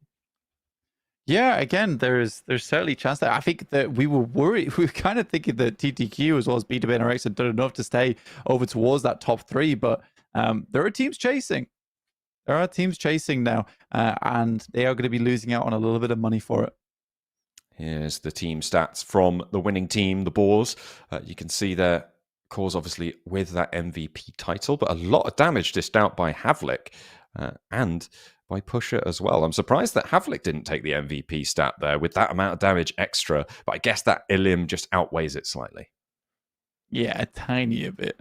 I mean, Havlik did do a lot of damage there with 843. But again, I do like that we are shining a bit of light over towards Cause anyway. Like I said, very reliable player on the team. When you do have aggressive players in the squad like Tulica, Havlik, and Pusher, you need a player like Cause. You absolutely need a player like Cause. Yeah, keeping it on lock. Very nice to see from a linchpin position, a decent pickup into this roster, and it seems to be working out. The Boars, I mean, they are one of the European hopes, right? From instead, as opposed to the Turkish teams, they are one of the representatives coming through from Eastern Europe, and they will maybe be our best performing Eastern European team. I mean, we've got K1 in the mix, right? Coming through from Eastern Europe as well. So we'll have to wait and see if they're able to surpass K1, who ended on 80 points. With that match, Boars did get a whole heap. So I think they may be, if not already, over K1 scoreline. We'll have to wait and see. Yeah, I mean, K1 with 80 points, they were... I think that K1 were a little bit too secure in their positioning, in my opinion. Over on after day 2, I think they could have done a lot more, honestly, if they weren't so elimination hungry. Alas, this is how it goes down sometimes. It's just the way the cookie crumbles in this instance. And it will be all to play for our teams towards the bottom in the coming moments. We're taking a look at some of these highlights here from that last match, from match number 5 of the day with Miramar about to be repeated for our final go-around for the league stages. In just a moment, we'll take a look at the tables, and we'll be able to get a full picture of just where we sit before we go in. Yes, it's all going to look very weird, John, honestly, over on those overalls. Just because of this game, which so many of the teams that were very relevant in terms of dropping out into that bottom 4, into getting up towards the top side of the lobby, they all remained in through very, very late in the game. So I'll be actually massively curious to see where people do end up here. And it'll make for a very, very fun last game, that's for sure. We'll certainly be trying there. We saw BX Brothers going down. Really tough approach to make, and Boars were able to close this all out in the final moments, playing from that beachhead. They actually got a lot done from there as well, right? They had a great time playing from this position. They were able to get in there nice and early, but they also took the initiative to get all of those points from it. There's our match rankings. 24 points for Boar. Wow. Really, really well done. Besiktas with 11, IDA with 11, and the BX Brothers with 8 themselves. S2G continued to put a little bit more on that map with the 5 placement points to be able to recruit. Yeah, a lot of our very, very important teams that need to do well here. They do make it happen. They do make it happen, John. Curious stuff.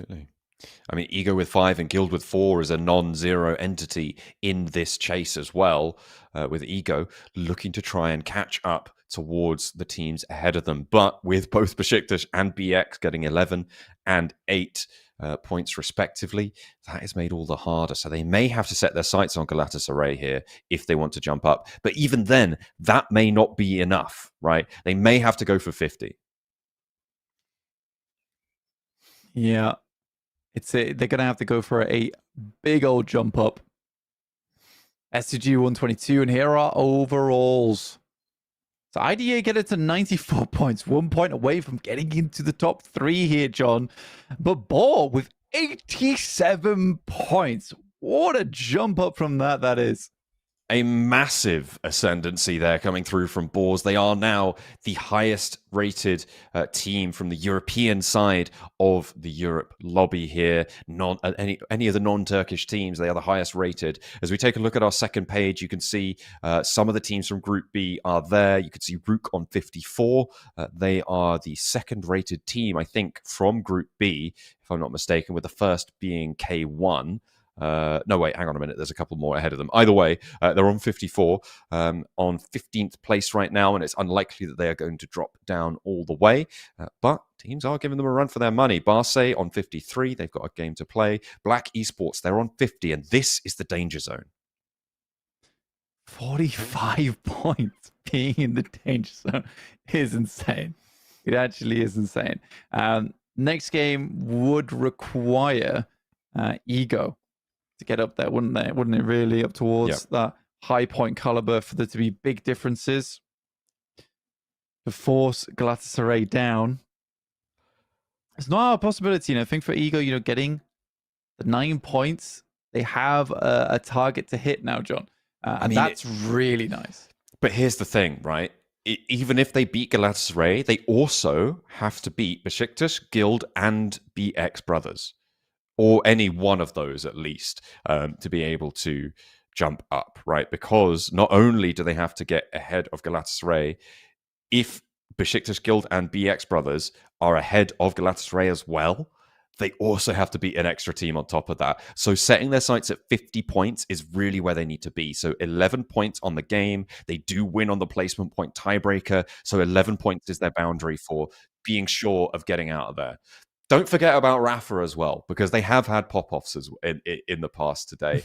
So they may just come out of nowhere with a 15 elimination game and blast everyone out of the water. Yeah, there is potential for it. There's definitely potential for it. And I think for Rafa, yesterday is when they had that big pop-off game, which has led into some much nicer matches today. So again, let's wait and see what happens on this last match, which we'll be getting into shortly. We will be heading to a short break first, but John, it's been an incredible Miramar. I thought things were kind of done and dusted, but these teams have not put up the boxing gloves just yet. Yeah, we got, what is it, 1, 2, 3, 4, 5, yeah, like six or seven teams who are at risk or currently in the danger zone and need to get out of there, right? It is really all to play for so many teams moving in. There's going to be a lot of moving parts, and we're going to have to track quite a lot of numbers, I think, during this final match to see who's going to be going home. However, I think there is one team that we can say is almost certainly going home, and that is MVP. Yeah, they've just not had a good time of it, sadly.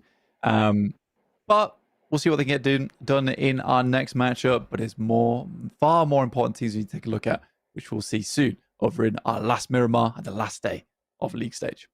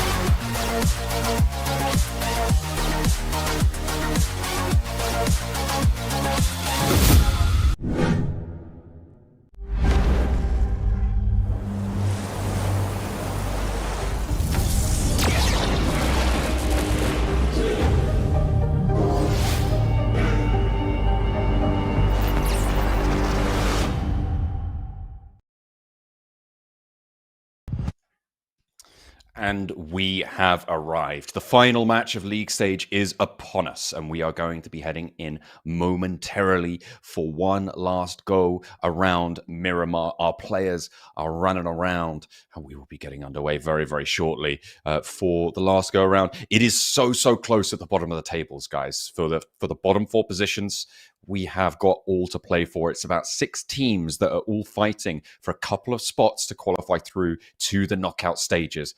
So do make sure that you stay tuned, because it's only one way to find out who's going to make it, and that is this one last match. Indeed, and we'll be ending all here on the dusty deserts of Miramar. We'll see which teams can find amongst the sand the strength to go on here in the league stage. It's a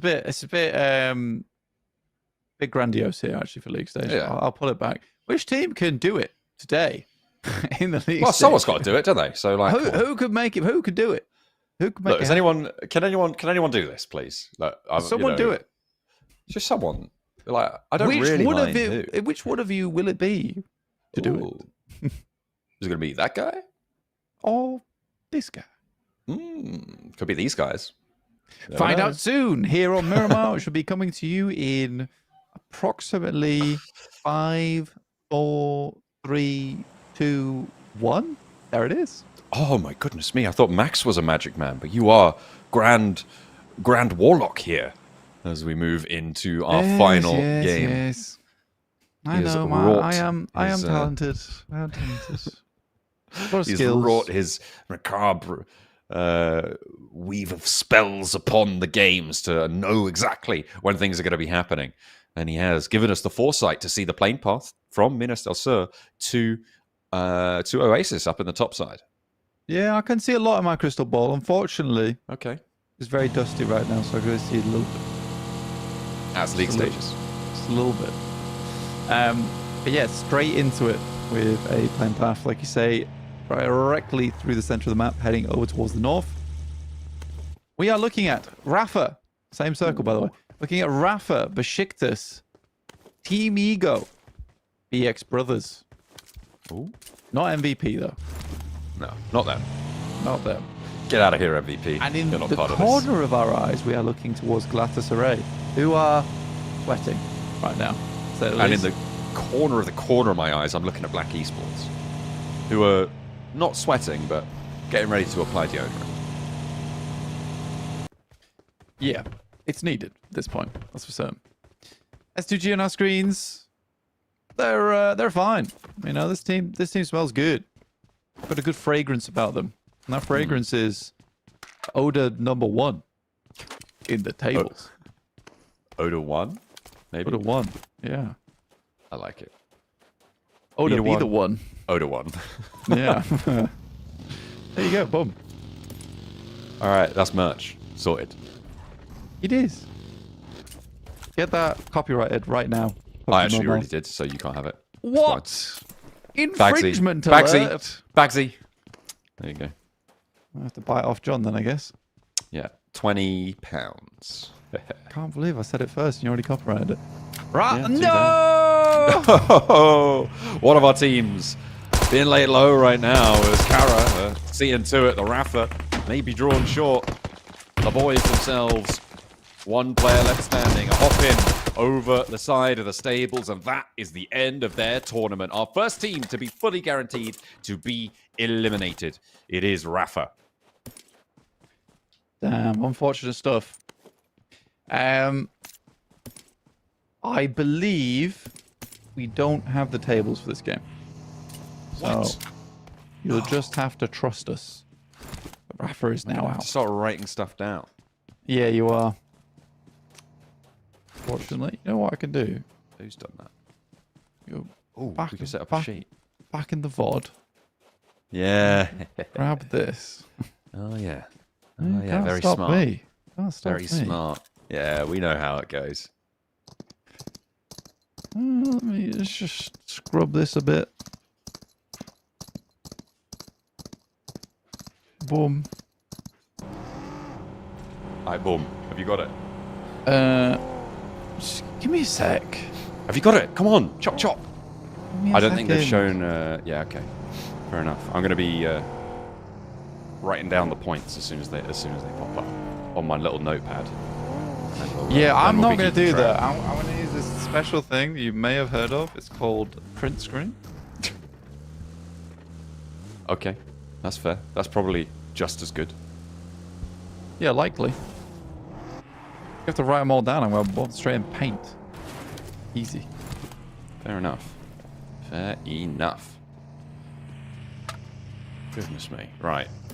If I remember correctly, the bubble was 45 to 47? I'm not entirely sure. I can't remember anymore. Something. Thought we were going to have the tower on the right hand side, but it's been duped. stolen from me. We've been duped. So we no longer have it. Yeah. We'll find So- out. We'll get you the info. Don't worry. We'll get it to you soon. Don't you worry.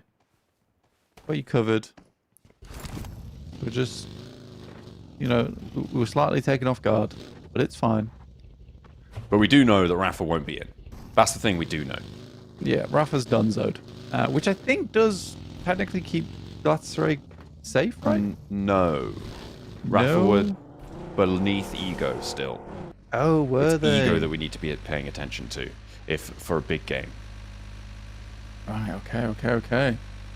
All makes If sense. ego get 11 points, they will be safe. I think. a lot of points. Well, they need to get 11 Yeah. points. Yeah, it's not. That's not in Team Ego's playbook. I don't think. No, but someone's got to get the points, don't they? Might as well be them.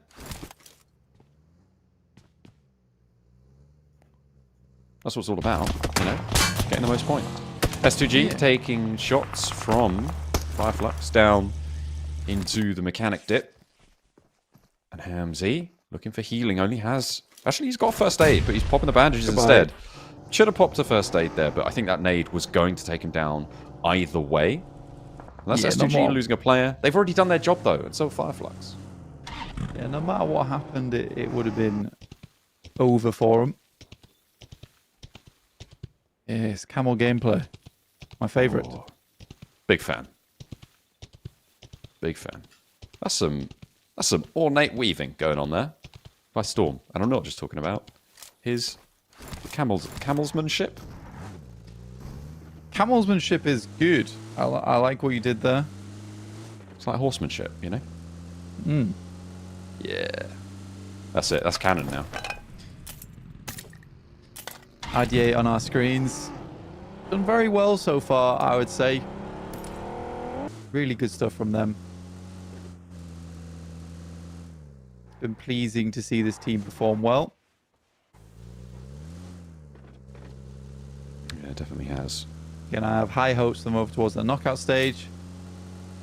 And I'd really like to see them go far over towards the finals. All right, we have it. Finally. Yeah. Took a There we little go. while. Let me drop that. Yeah. I've got it. All right. So the points sit thusly. Guild on 47, currently in 20th place. But Besiktas are on 48. Galatasaray on 48 as well. You've got BX Brothers on 45. Who are currently in 21st place. Without adding any of the points that they've been able to accrue so far this match. Ego sit on 39 with the potential to jump up if they have a big game. Yeah. That's what they need here.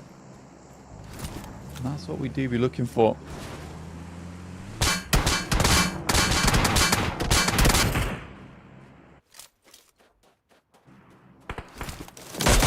Start of this game, it's BX Brothers who were at that tough position, right on the cusp. Let's see where the BX Brothers are right now, and you can't. And we're not sure if they're dead on. Yeah, we're really trying to piece all this information together right now. We're full on detective mode. We're detective mode casting. Oh, there they are. They're coming in. Oh, Up towards Okay. that northeast side. up on the northeast side. Yeah, spotted them. They're in their That's- pink garb. Not a nice place to be coming in from, though. No, they're going to have to move around Lebendita, probably filter towards Carya, who are going to hold that angle. There's potential to sweep into the east side. The circle, by the way, is right on top of Los Leones, and we may be in for an urban finish. Potentially, John. Potentially. Los Leones finish is not fun. I think where BX Brothers are coming in right now as well, they'll come into a lot of conflict. Guild similarly want to hold on to their position. Started the game at 47 points. 2 points behind were BX.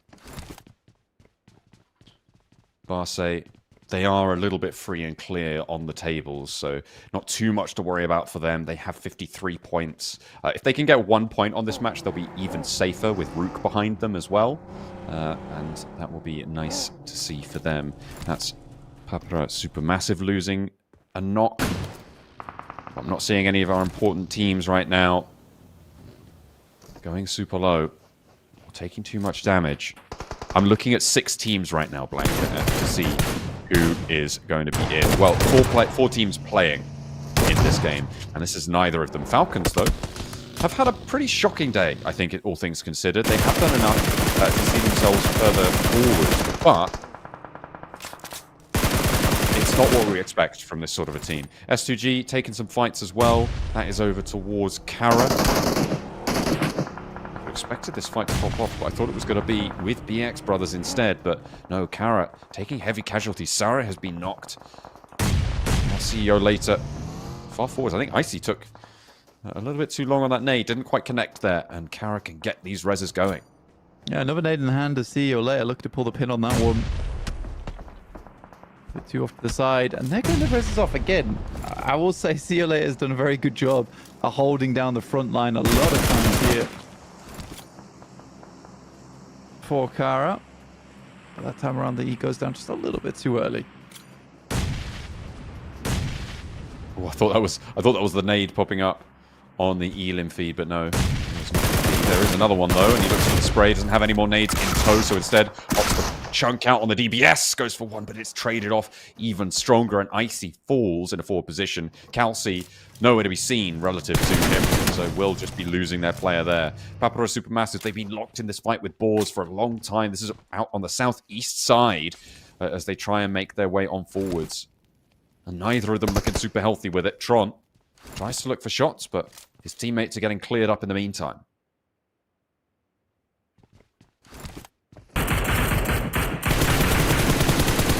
IDA looking over towards Fire, Flux, Fenerbahçe also finding shots over towards MVP, making their last winning for the day. Fenerbahçe trying to keep their teammates up here, but Savian, I think, likely to fall. Razy will just send off the fireworks. Seeing what he can do. MVP with a little death rattle. 4 elims found. May be able to get a res, but not holding out hope here. As you can see, very split off on that position. Fenerbahçe bearing down upon it. They are going for a rescue mission, though. Over the top pole, trying to suppress with a couple of nades over towards Razy. Now we'll know there's a player bearing down upon him. The nade looks good on the Cook, but doesn't quite go long enough. Instead, he tries to chase it down. The blue zone there and tagging away at Razy. Pole looking to try and keep things alive. Khan goes down in the meantime. Soltier's handling that forward guard. Neither player connected with the spray. And finally, it's Razy to win out that trade. Unfortunately, MVP lose another. The fact it took so long to finish off that engagement is wild to me. Both players really not taking any damage at all. Savian the only one to fall. This side of things. Got Gil playing a very slow game, and fair enough, they just want their 4 elims. Then they can be done. Get through to the knockout stage.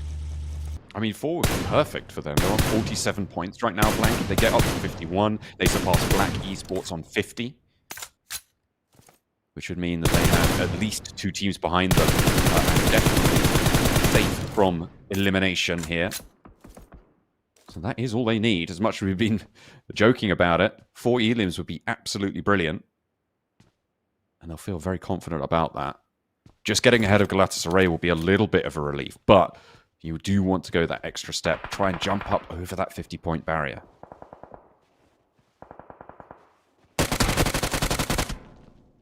Regnum Carya looking over towards Flux. They find the pickup onto Scarface. This is over on the north side of Los Leones. With Barsay underneath. Team Ego's all the way over towards the northwest as well. Besiktas playing hard west too. So a lot of our teams where it kind of matters a lot for them, none of them are really wanting to go central. Yeah, let's take... There's 4 teams, right? They're going to have to. There's 4 teams that are competing in this match that could go either way. There are 2 extras, obviously Galatasaray and RUKH Esports, that are worried. Ego's crashing over towards IDA on the north side. That's Fenerbahçe there as well. They're not going to be in danger as much, but Ego lose a player. Wenk, they're going to go down now. I think they might be down to just 2 off on that northwestern side. So the miracle run may be there, which would mean that only 1 team would be in danger of not making it all the way. Damn. That is tough. So for Ego, likely they won't be making it through now. Only the 39 points. 2 players to work with here on a urban finish. Yeah, you're done. You're done. Maybe you can argue that there's some sneaky potential to get a little bit further into this one, Blank, but it's going to be very rough. We are all but certain to be going into an urban finish. I think Guild have the biggest potential here to pick up a lot of points out of the teams in contest. With Besiktas on the western side, no one really competing, but Guild have the high ground that overlooks the east side. It's BX Brothers that could change that, though, and they sit behind them, not only in position on this circle, but in the lobby as well, 45 to 47. Full broadside on this. Merciless has. Regnum have no clue. Carter over towards the last player from IDA. Aaron, no less either. Very, very good player over on IDA. Get the snade around the corner. Here's the player underneath, shimmying off to the side. Go for it now. The bouncer catches him though with the auto shotty, and that's a lovely little point for IDA. Kara losing Marso. Regnum Carya trying to find their way through the streets of Los Leones, treacherous as ever. But they have got all 4 of their players alive. Barsay split a little bit more, but they've taken a knock, and you can see they have to look to go for that res if they want to find it, but it's easier said than done. Besiktas are on board with a team that does need as many points as they can get. They are tied and losing the tiebreaker with Galatasaray right now. 1 point will break that deadlock, and they need it desperately to feel themselves safe. Because if Ego, playing as 2, can't get deeper into this game, there is no way that more than one of these teams competing in this match for that spot can drop down. So if you get ahead of Galatasaray, you're looking so much safer now. So 48 points is the metric. Indeed. But with Ego having a bad time, trying to lock teams in a little bit. I think it's BX Brothers really can make the big difference here. And that's between Besiktas and Guild, like you say. Oh, they got 3. I thought they only had 2 players. I mean, one's knocked. Doesn't actually catch the knock around the edge, and Solke now steps into the Hornet's nest, goes down, and flush. That's a point for Ego. That's the start of their run, maybe, on the northern side. Besiktas are close by as well. Blank. Things are heating up on this north side of the circle. Yeah, they are. BX Brothers also very slow to move. On that northeast side, they need to get a move on. 2 points for Ego.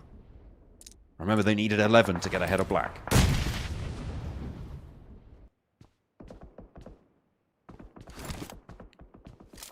Don't need much here. Just a little bit.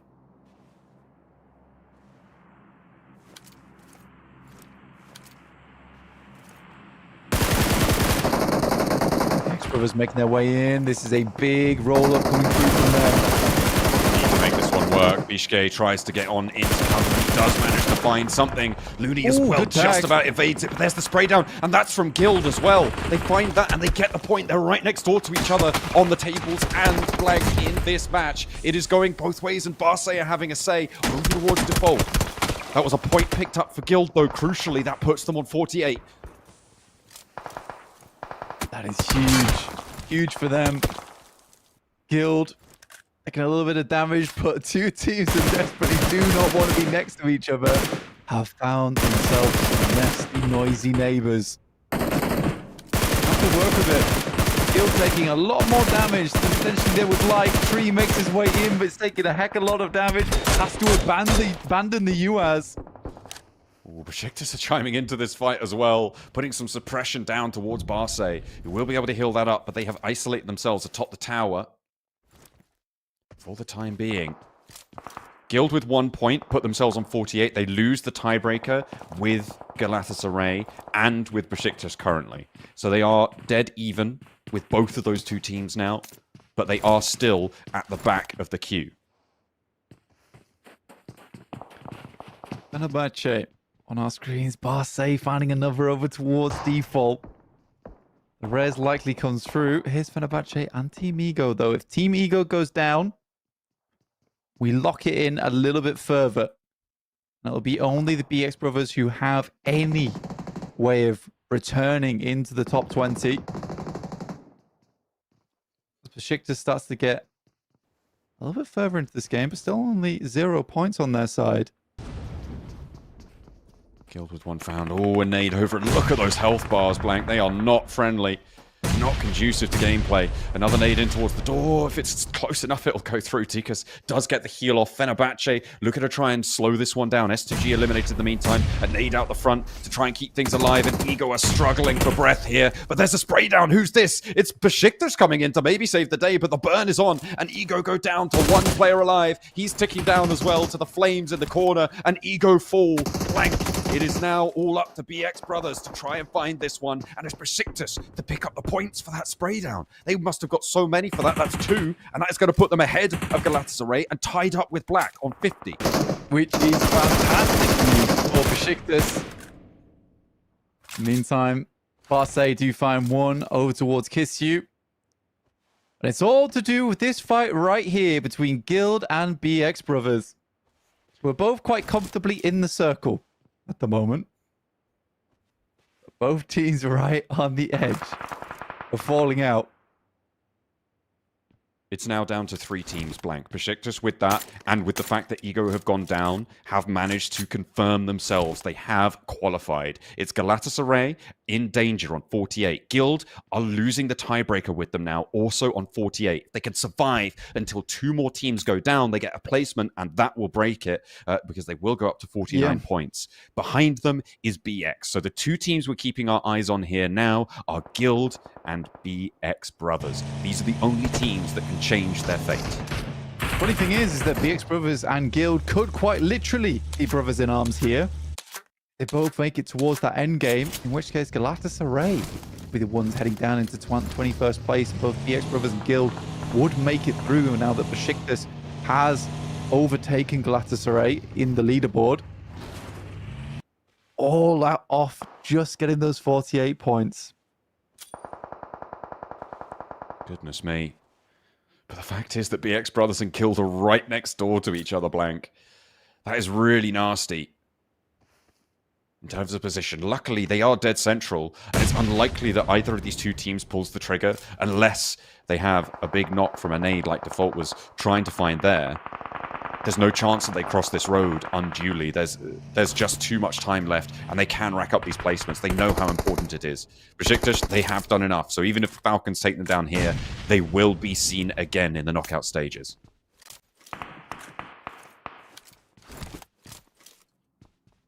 Falcons take some more shots. Like you said, it was a horrendous day today. One bad performance after another. There's been some glimmers of hope from them, but not too much. Good nade from Ralph will take down Swain.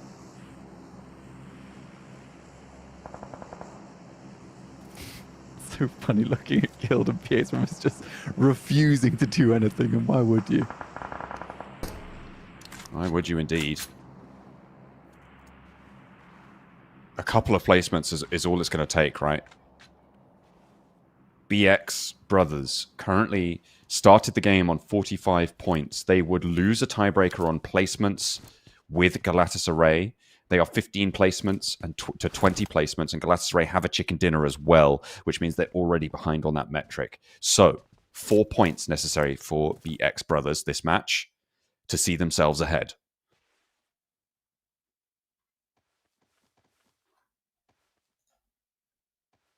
Balls Gaming on the sidelines. They've done well today. They've done more than enough over the 2 days that they played. Such an awkward way to finish out here in Los Leones, John.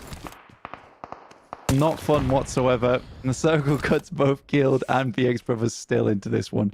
BX Brothers with a slight advantage as they are closer to the center of the circle. But all chopped into one building. That's not fun. Definitely not.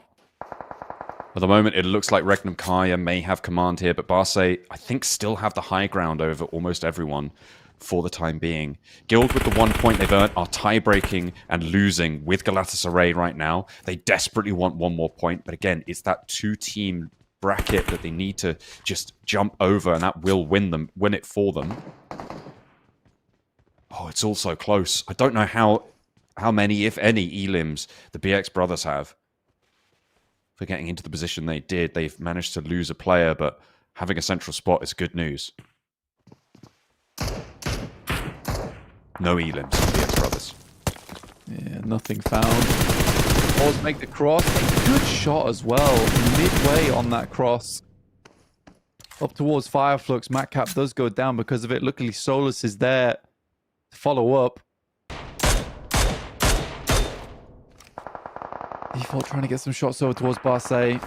Can't blame him either. He knows he needs just some more elimination points here and there. Anything he can find.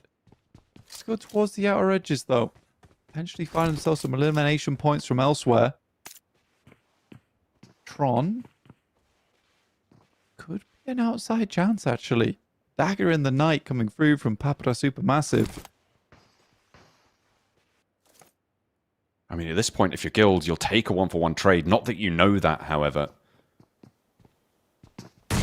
Can't expect these players to be tracking the standings as well as all the teams and what they're doing during these matches. There's a shutdown coming through from Barsay onto Boars. That is one team eliminated. Blank one more, and it is Guild confirmed. Only BX Brothers will be up for a chance of changing anything, of replacing themselves with Galatasaray in that elimination zone.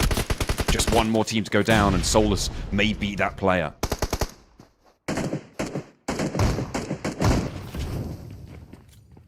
Whew. What a wild way to finish things out. It's so intense here in Los Leones. No one's really wanting to head towards the center because it's so open. Starting to cut in those placement points. One more team needs to go down. They start to head a little bit higher. And then BX Brothers can start to ladder up. Spotted Tron, the spray down, and Guild do it. They find that Elim. Blank, they're on 49 points. They leapfrog over Galatasaray, which means that they cannot be eliminated with the three teams beneath them that have already gone down. That's MVP, that's Rafa, that's Ego. They are guaranteed to be locked out here. Guild cannot go lower than Galatasaray, which means that they are safe. With that point, Default has earned them a spot in the knockout stages. All eyes now on BX Brothers. Yeah, not even just 49. They're on 50 currently with the one placement point from 8th place. BX Brothers make their way up to 46 off the back of that. See more and more teams go down. You know, there's not an unlikely possibility that BX Brothers gets in off of placement points. Not at all. In order to get 4 placement points, they'd need to break the tie by 1 point.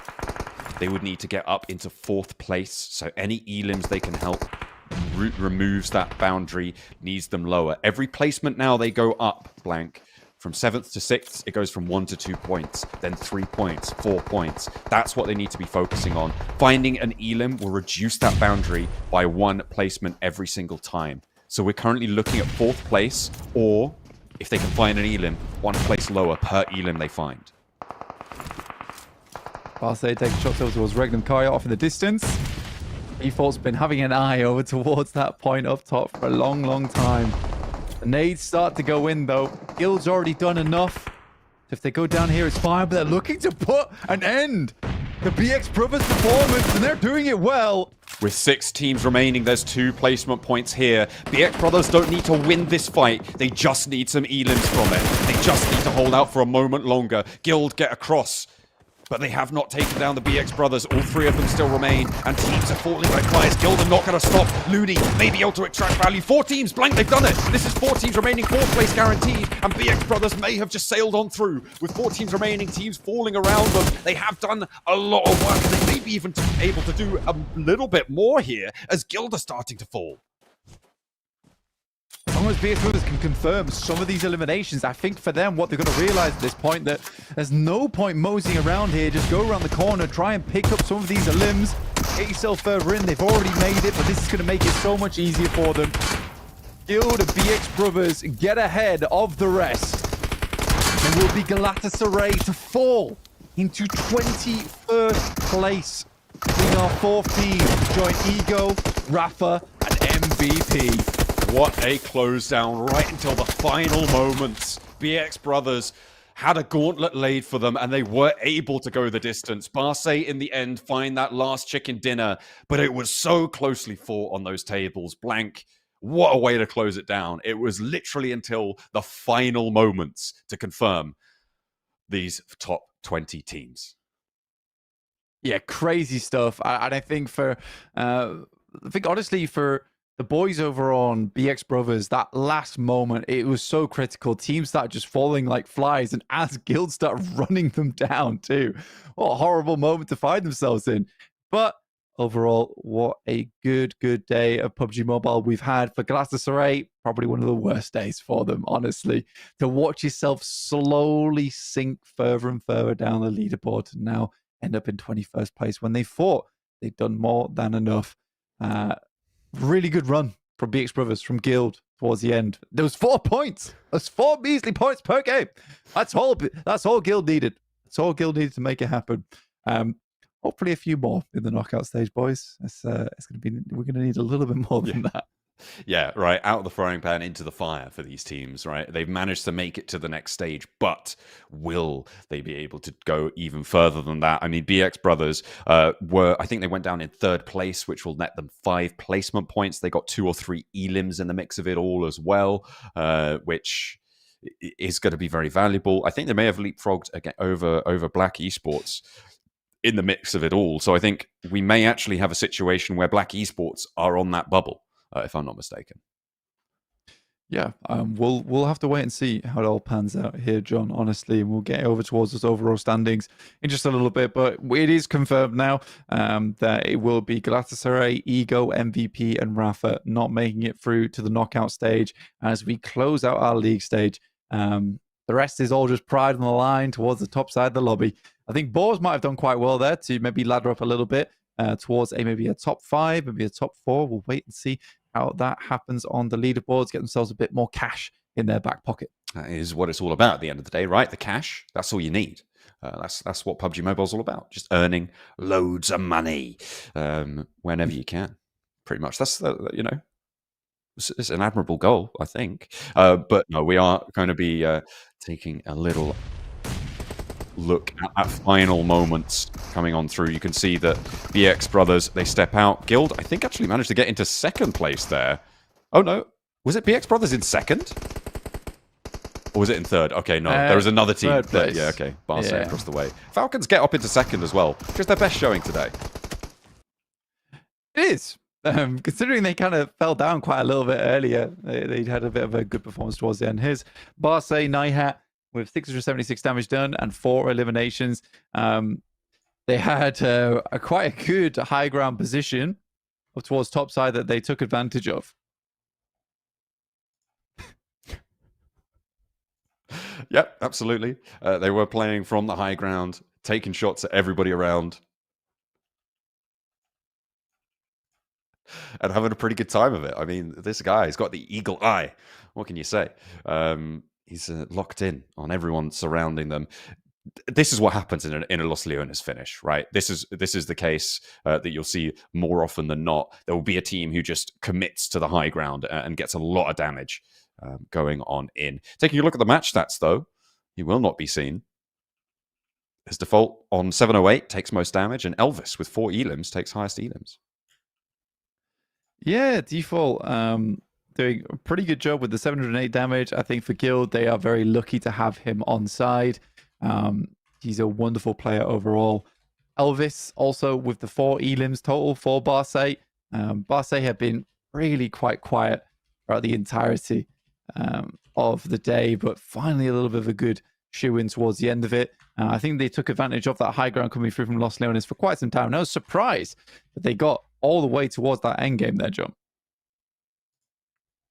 Absolutely. It's I mean, there were so many surprises in those final moments, and we are kind of just waiting for these overall standings. But here we have the stats for Barsay. 4 elims for Elvis. You got Nihat over on the right-hand side as well.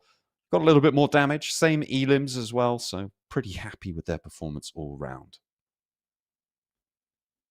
It's a great game. I mean, Barsay is going to jump up a little bit for that. Not that they really needed it. I think they were already towards a safe position. They were struggling towards the start of the day, but a couple of decent games. Here's our highlights from that match. Not the craziest of performances. They're pretty sure they will finish today in first place, before the top of the tables. Yeah, that is a pretty spicy table for them. They will be able to eat it all up, though. They'll handle it. And S2G will be going through in that first place position as we head over to us. Hello. Not having those final tables just yet. We are going to be waiting just a moment longer so that they can be fully verified before we technically, officially announce what we kind of already know, that BRX Brothers are going to be able to make it. Here's the match ranking from that last game as we take a look at where everybody ended up. 23 points for Barsay. It's pretty chunky. Guild on 9, which is, again, way more than they needed, but enough to see them happy. Same story for BRX Brothers. It's only Ego, I think, that wasn't able to make that ascendancy and jump on up. They fell short of the mark. They got 41 points, so they were just lacking those 9 extras. Yeah, again, for Ego, it was a tough day for them. I think that they really did all that they could have done, but the lobby and the potential of the lobby was just too high. And all respect to Ego, but I think that this was probably where their run should have ended. But I respect them for trying as hard as they did to push through into that top 20. Here's our overall rankings of S2G, taking home the first place here in the league stage with 123 points. It really was as easy as 1, 2, 3 for this team. And BWNRX left behind in second place. IDA, though, do tie with them in third. But because of those 2 extra placement points, they're not able to jump up into second. Yeah, just about holding on to that second place, which is really quite something. I'm impressed with Boars as well here in 5th place on 89 points, breaking that tie with the extra placement point over Carya, and only 1 point ahead of Regnum Carya as well, with K1 bringing up the rear on this first page with 80 points there. So 2 teams from that European bracket making their presence known on this front page. Yeah, really, really good stuff. And K1 dropping down to 8th place. Again, I think somewhat deserved considering what we saw from the second day, where they did fall off a cliff a little bit, where their elimination shenanigans weren't working out. They are the lowest placement point on this first page. We head over towards our second page here with Guild in 16th place. Looking very happy. Falcons, 64. We did say that, potentially it was a pretty horrendous day for them, but overall, 13th place isn't terrible. It would keep them in for the knockout stage. Alas, this is just how the cookie crumbles, like you were saying. Yeah, that is how it goes. And finally, we head on over, and indeed, our worst fears are confirmed. It is Galatasaray on 48 points who sit at the bubble, with BRX Esports in 20th place, which I don't think we would have called. They have had some decent runs, but they are still in by the skin of their teeth. Besiktas managed to leapfrog, so did BX Brothers. They sit ahead of them, 51 and 52 points, respectively. Yeah, it really was right down to the wire today, with BX Brothers and Gil both putting up a marvelous performance, I would say, towards the end of all of this, making sure that they could get into the top 20. BRX Esports, whew, good thing they got those extra 2 points, huh, John? Absolutely. I mean, they only needed the one, to be fair. They could have done it with a lot less. So actually, they put in some unnecessary effort. But our daily MVP is Eren, with 16 elims, 3,500 damage. During these league stages, he has been a terror, and you can see why IDA are tied for second place. Obviously, they have to lose that tie and go down into third place, but still, Eren put in a mighty shift. He did. And Eren is obviously a phenomenal player overall. He had significant performances in the past on several separate teams, and now he's bringing that same kind of firepower over to IDA. And I bet they're glad to have him on board. Absolutely. Why wouldn't you be? The guy is a powerhouse, and joining in with the rest of the team, they have got a really formidable side. We'll be keeping an eye on them moving forwards. They will be sort of similarly respected, I think, as teams like maybe not S2G. I feel like they may be in a league of their own right now, but I'm looking at putting them in the same bracket as BWNRX, as Regnum Carya, as Flux in terms of the respect that I will give to their name moving forwards into this tournament. Massively, massively so. I think there were quite a few teams here this league stage where we were taken by surprise, and it's always nice to see, especially coming through into a tournament like this, where you suddenly have teams that massively exceeded expectations across the board, and now shake things up going in towards those knockout stages. Regnum Carya, still a strong team, definitely, but the Sarah buff is there for S2G, currently with their 123 points, clearing ahead of everyone else inside this lobby. We'll see just how well they can do over in the knockout stage, moving over through into those finals. Yeah, it has been quite tumultuous, I think it's safe to say, league stages. We've got 3 days of games. We're playing 5 matches a day moving forwards in those knockout stages. So a little bit shorter days, which might be quite nice. We'll be able to take a little bit of a breather later on. But still, it's going to be a really interesting dynamic, I think, to see how fast the lobby changes, because the maps, I think there's going to be much more swapping out of teams in terms of the lobbies that they play in. It's going to be a little bit stranger on that front. So we'll have to see just who is able to adapt fast enough to all of those chopping and changing drop spots, to all of those chopping and changing rotational paths. And that is, I think, going to be the major skill moving forward to knockout stage. And less games overall. We only have 5 matches a day going forward, so it's going to be 50 matches total as opposed to the 18 that we had here in our league stage. So it's even more of a sprint over in that knockout stage. You don't have nearly enough time, as much time as here we had in the league stage, because without those 3 games, they all still play 12 matches. Because they all sit out 1 per day. Ah, yes, of course. So for the teams, it's the same sprint. For us, it's a little bit shorter. Oh, okay. Well, for me, it's a short day, which means for the players, it'll be quick. I guess. Yeah, let's go with that. Why not? I guess they're sitting around for less time. But that is going to be it for us. Make sure that you guys tune back in for the knockout stages, where we'll see these 20 teams be whittled down to 16 with 3 more days of PUBG Mobile here at the Pmsl EU. My name is John Allen. With me is Blank. We've had a riot so far during the league stages. We'll see you guys for the knockouts. Oh, no, not yet. We will see you soon, but we're going to see you for a little bit longer right now. Okay. Whilst we... You did lie to me. Why would you do that? That's cruel. Just very, my very little cruel. joke. Yeah. But we'll be getting ready for the knockouts. We're gonna have a little bit of a day tomorrow to rest and recharge, and so can you guys at home, where you can have a bit of more of a relax. Maybe take the time to go over some VODs if you want to, or just go outside and touch some of that grass. It's completely up to you. But for us, we're definitely going to take a little bit of a day off here. The players are all going to be doing a lot of those analytics whilst we are taking that day off to make sure that they're very much ready going into their knockout stage. For instance, we do have the boys over on BX Brothers as well as the boys on Guild who certainly need to pull their socks up. And here is our league stage Whoa. MVP. It's Eren. He's MVP of everything. Oh my goodness me. Look at the damage this guy dished out. Before it was Zedwolf, right? On what was it, 5.2?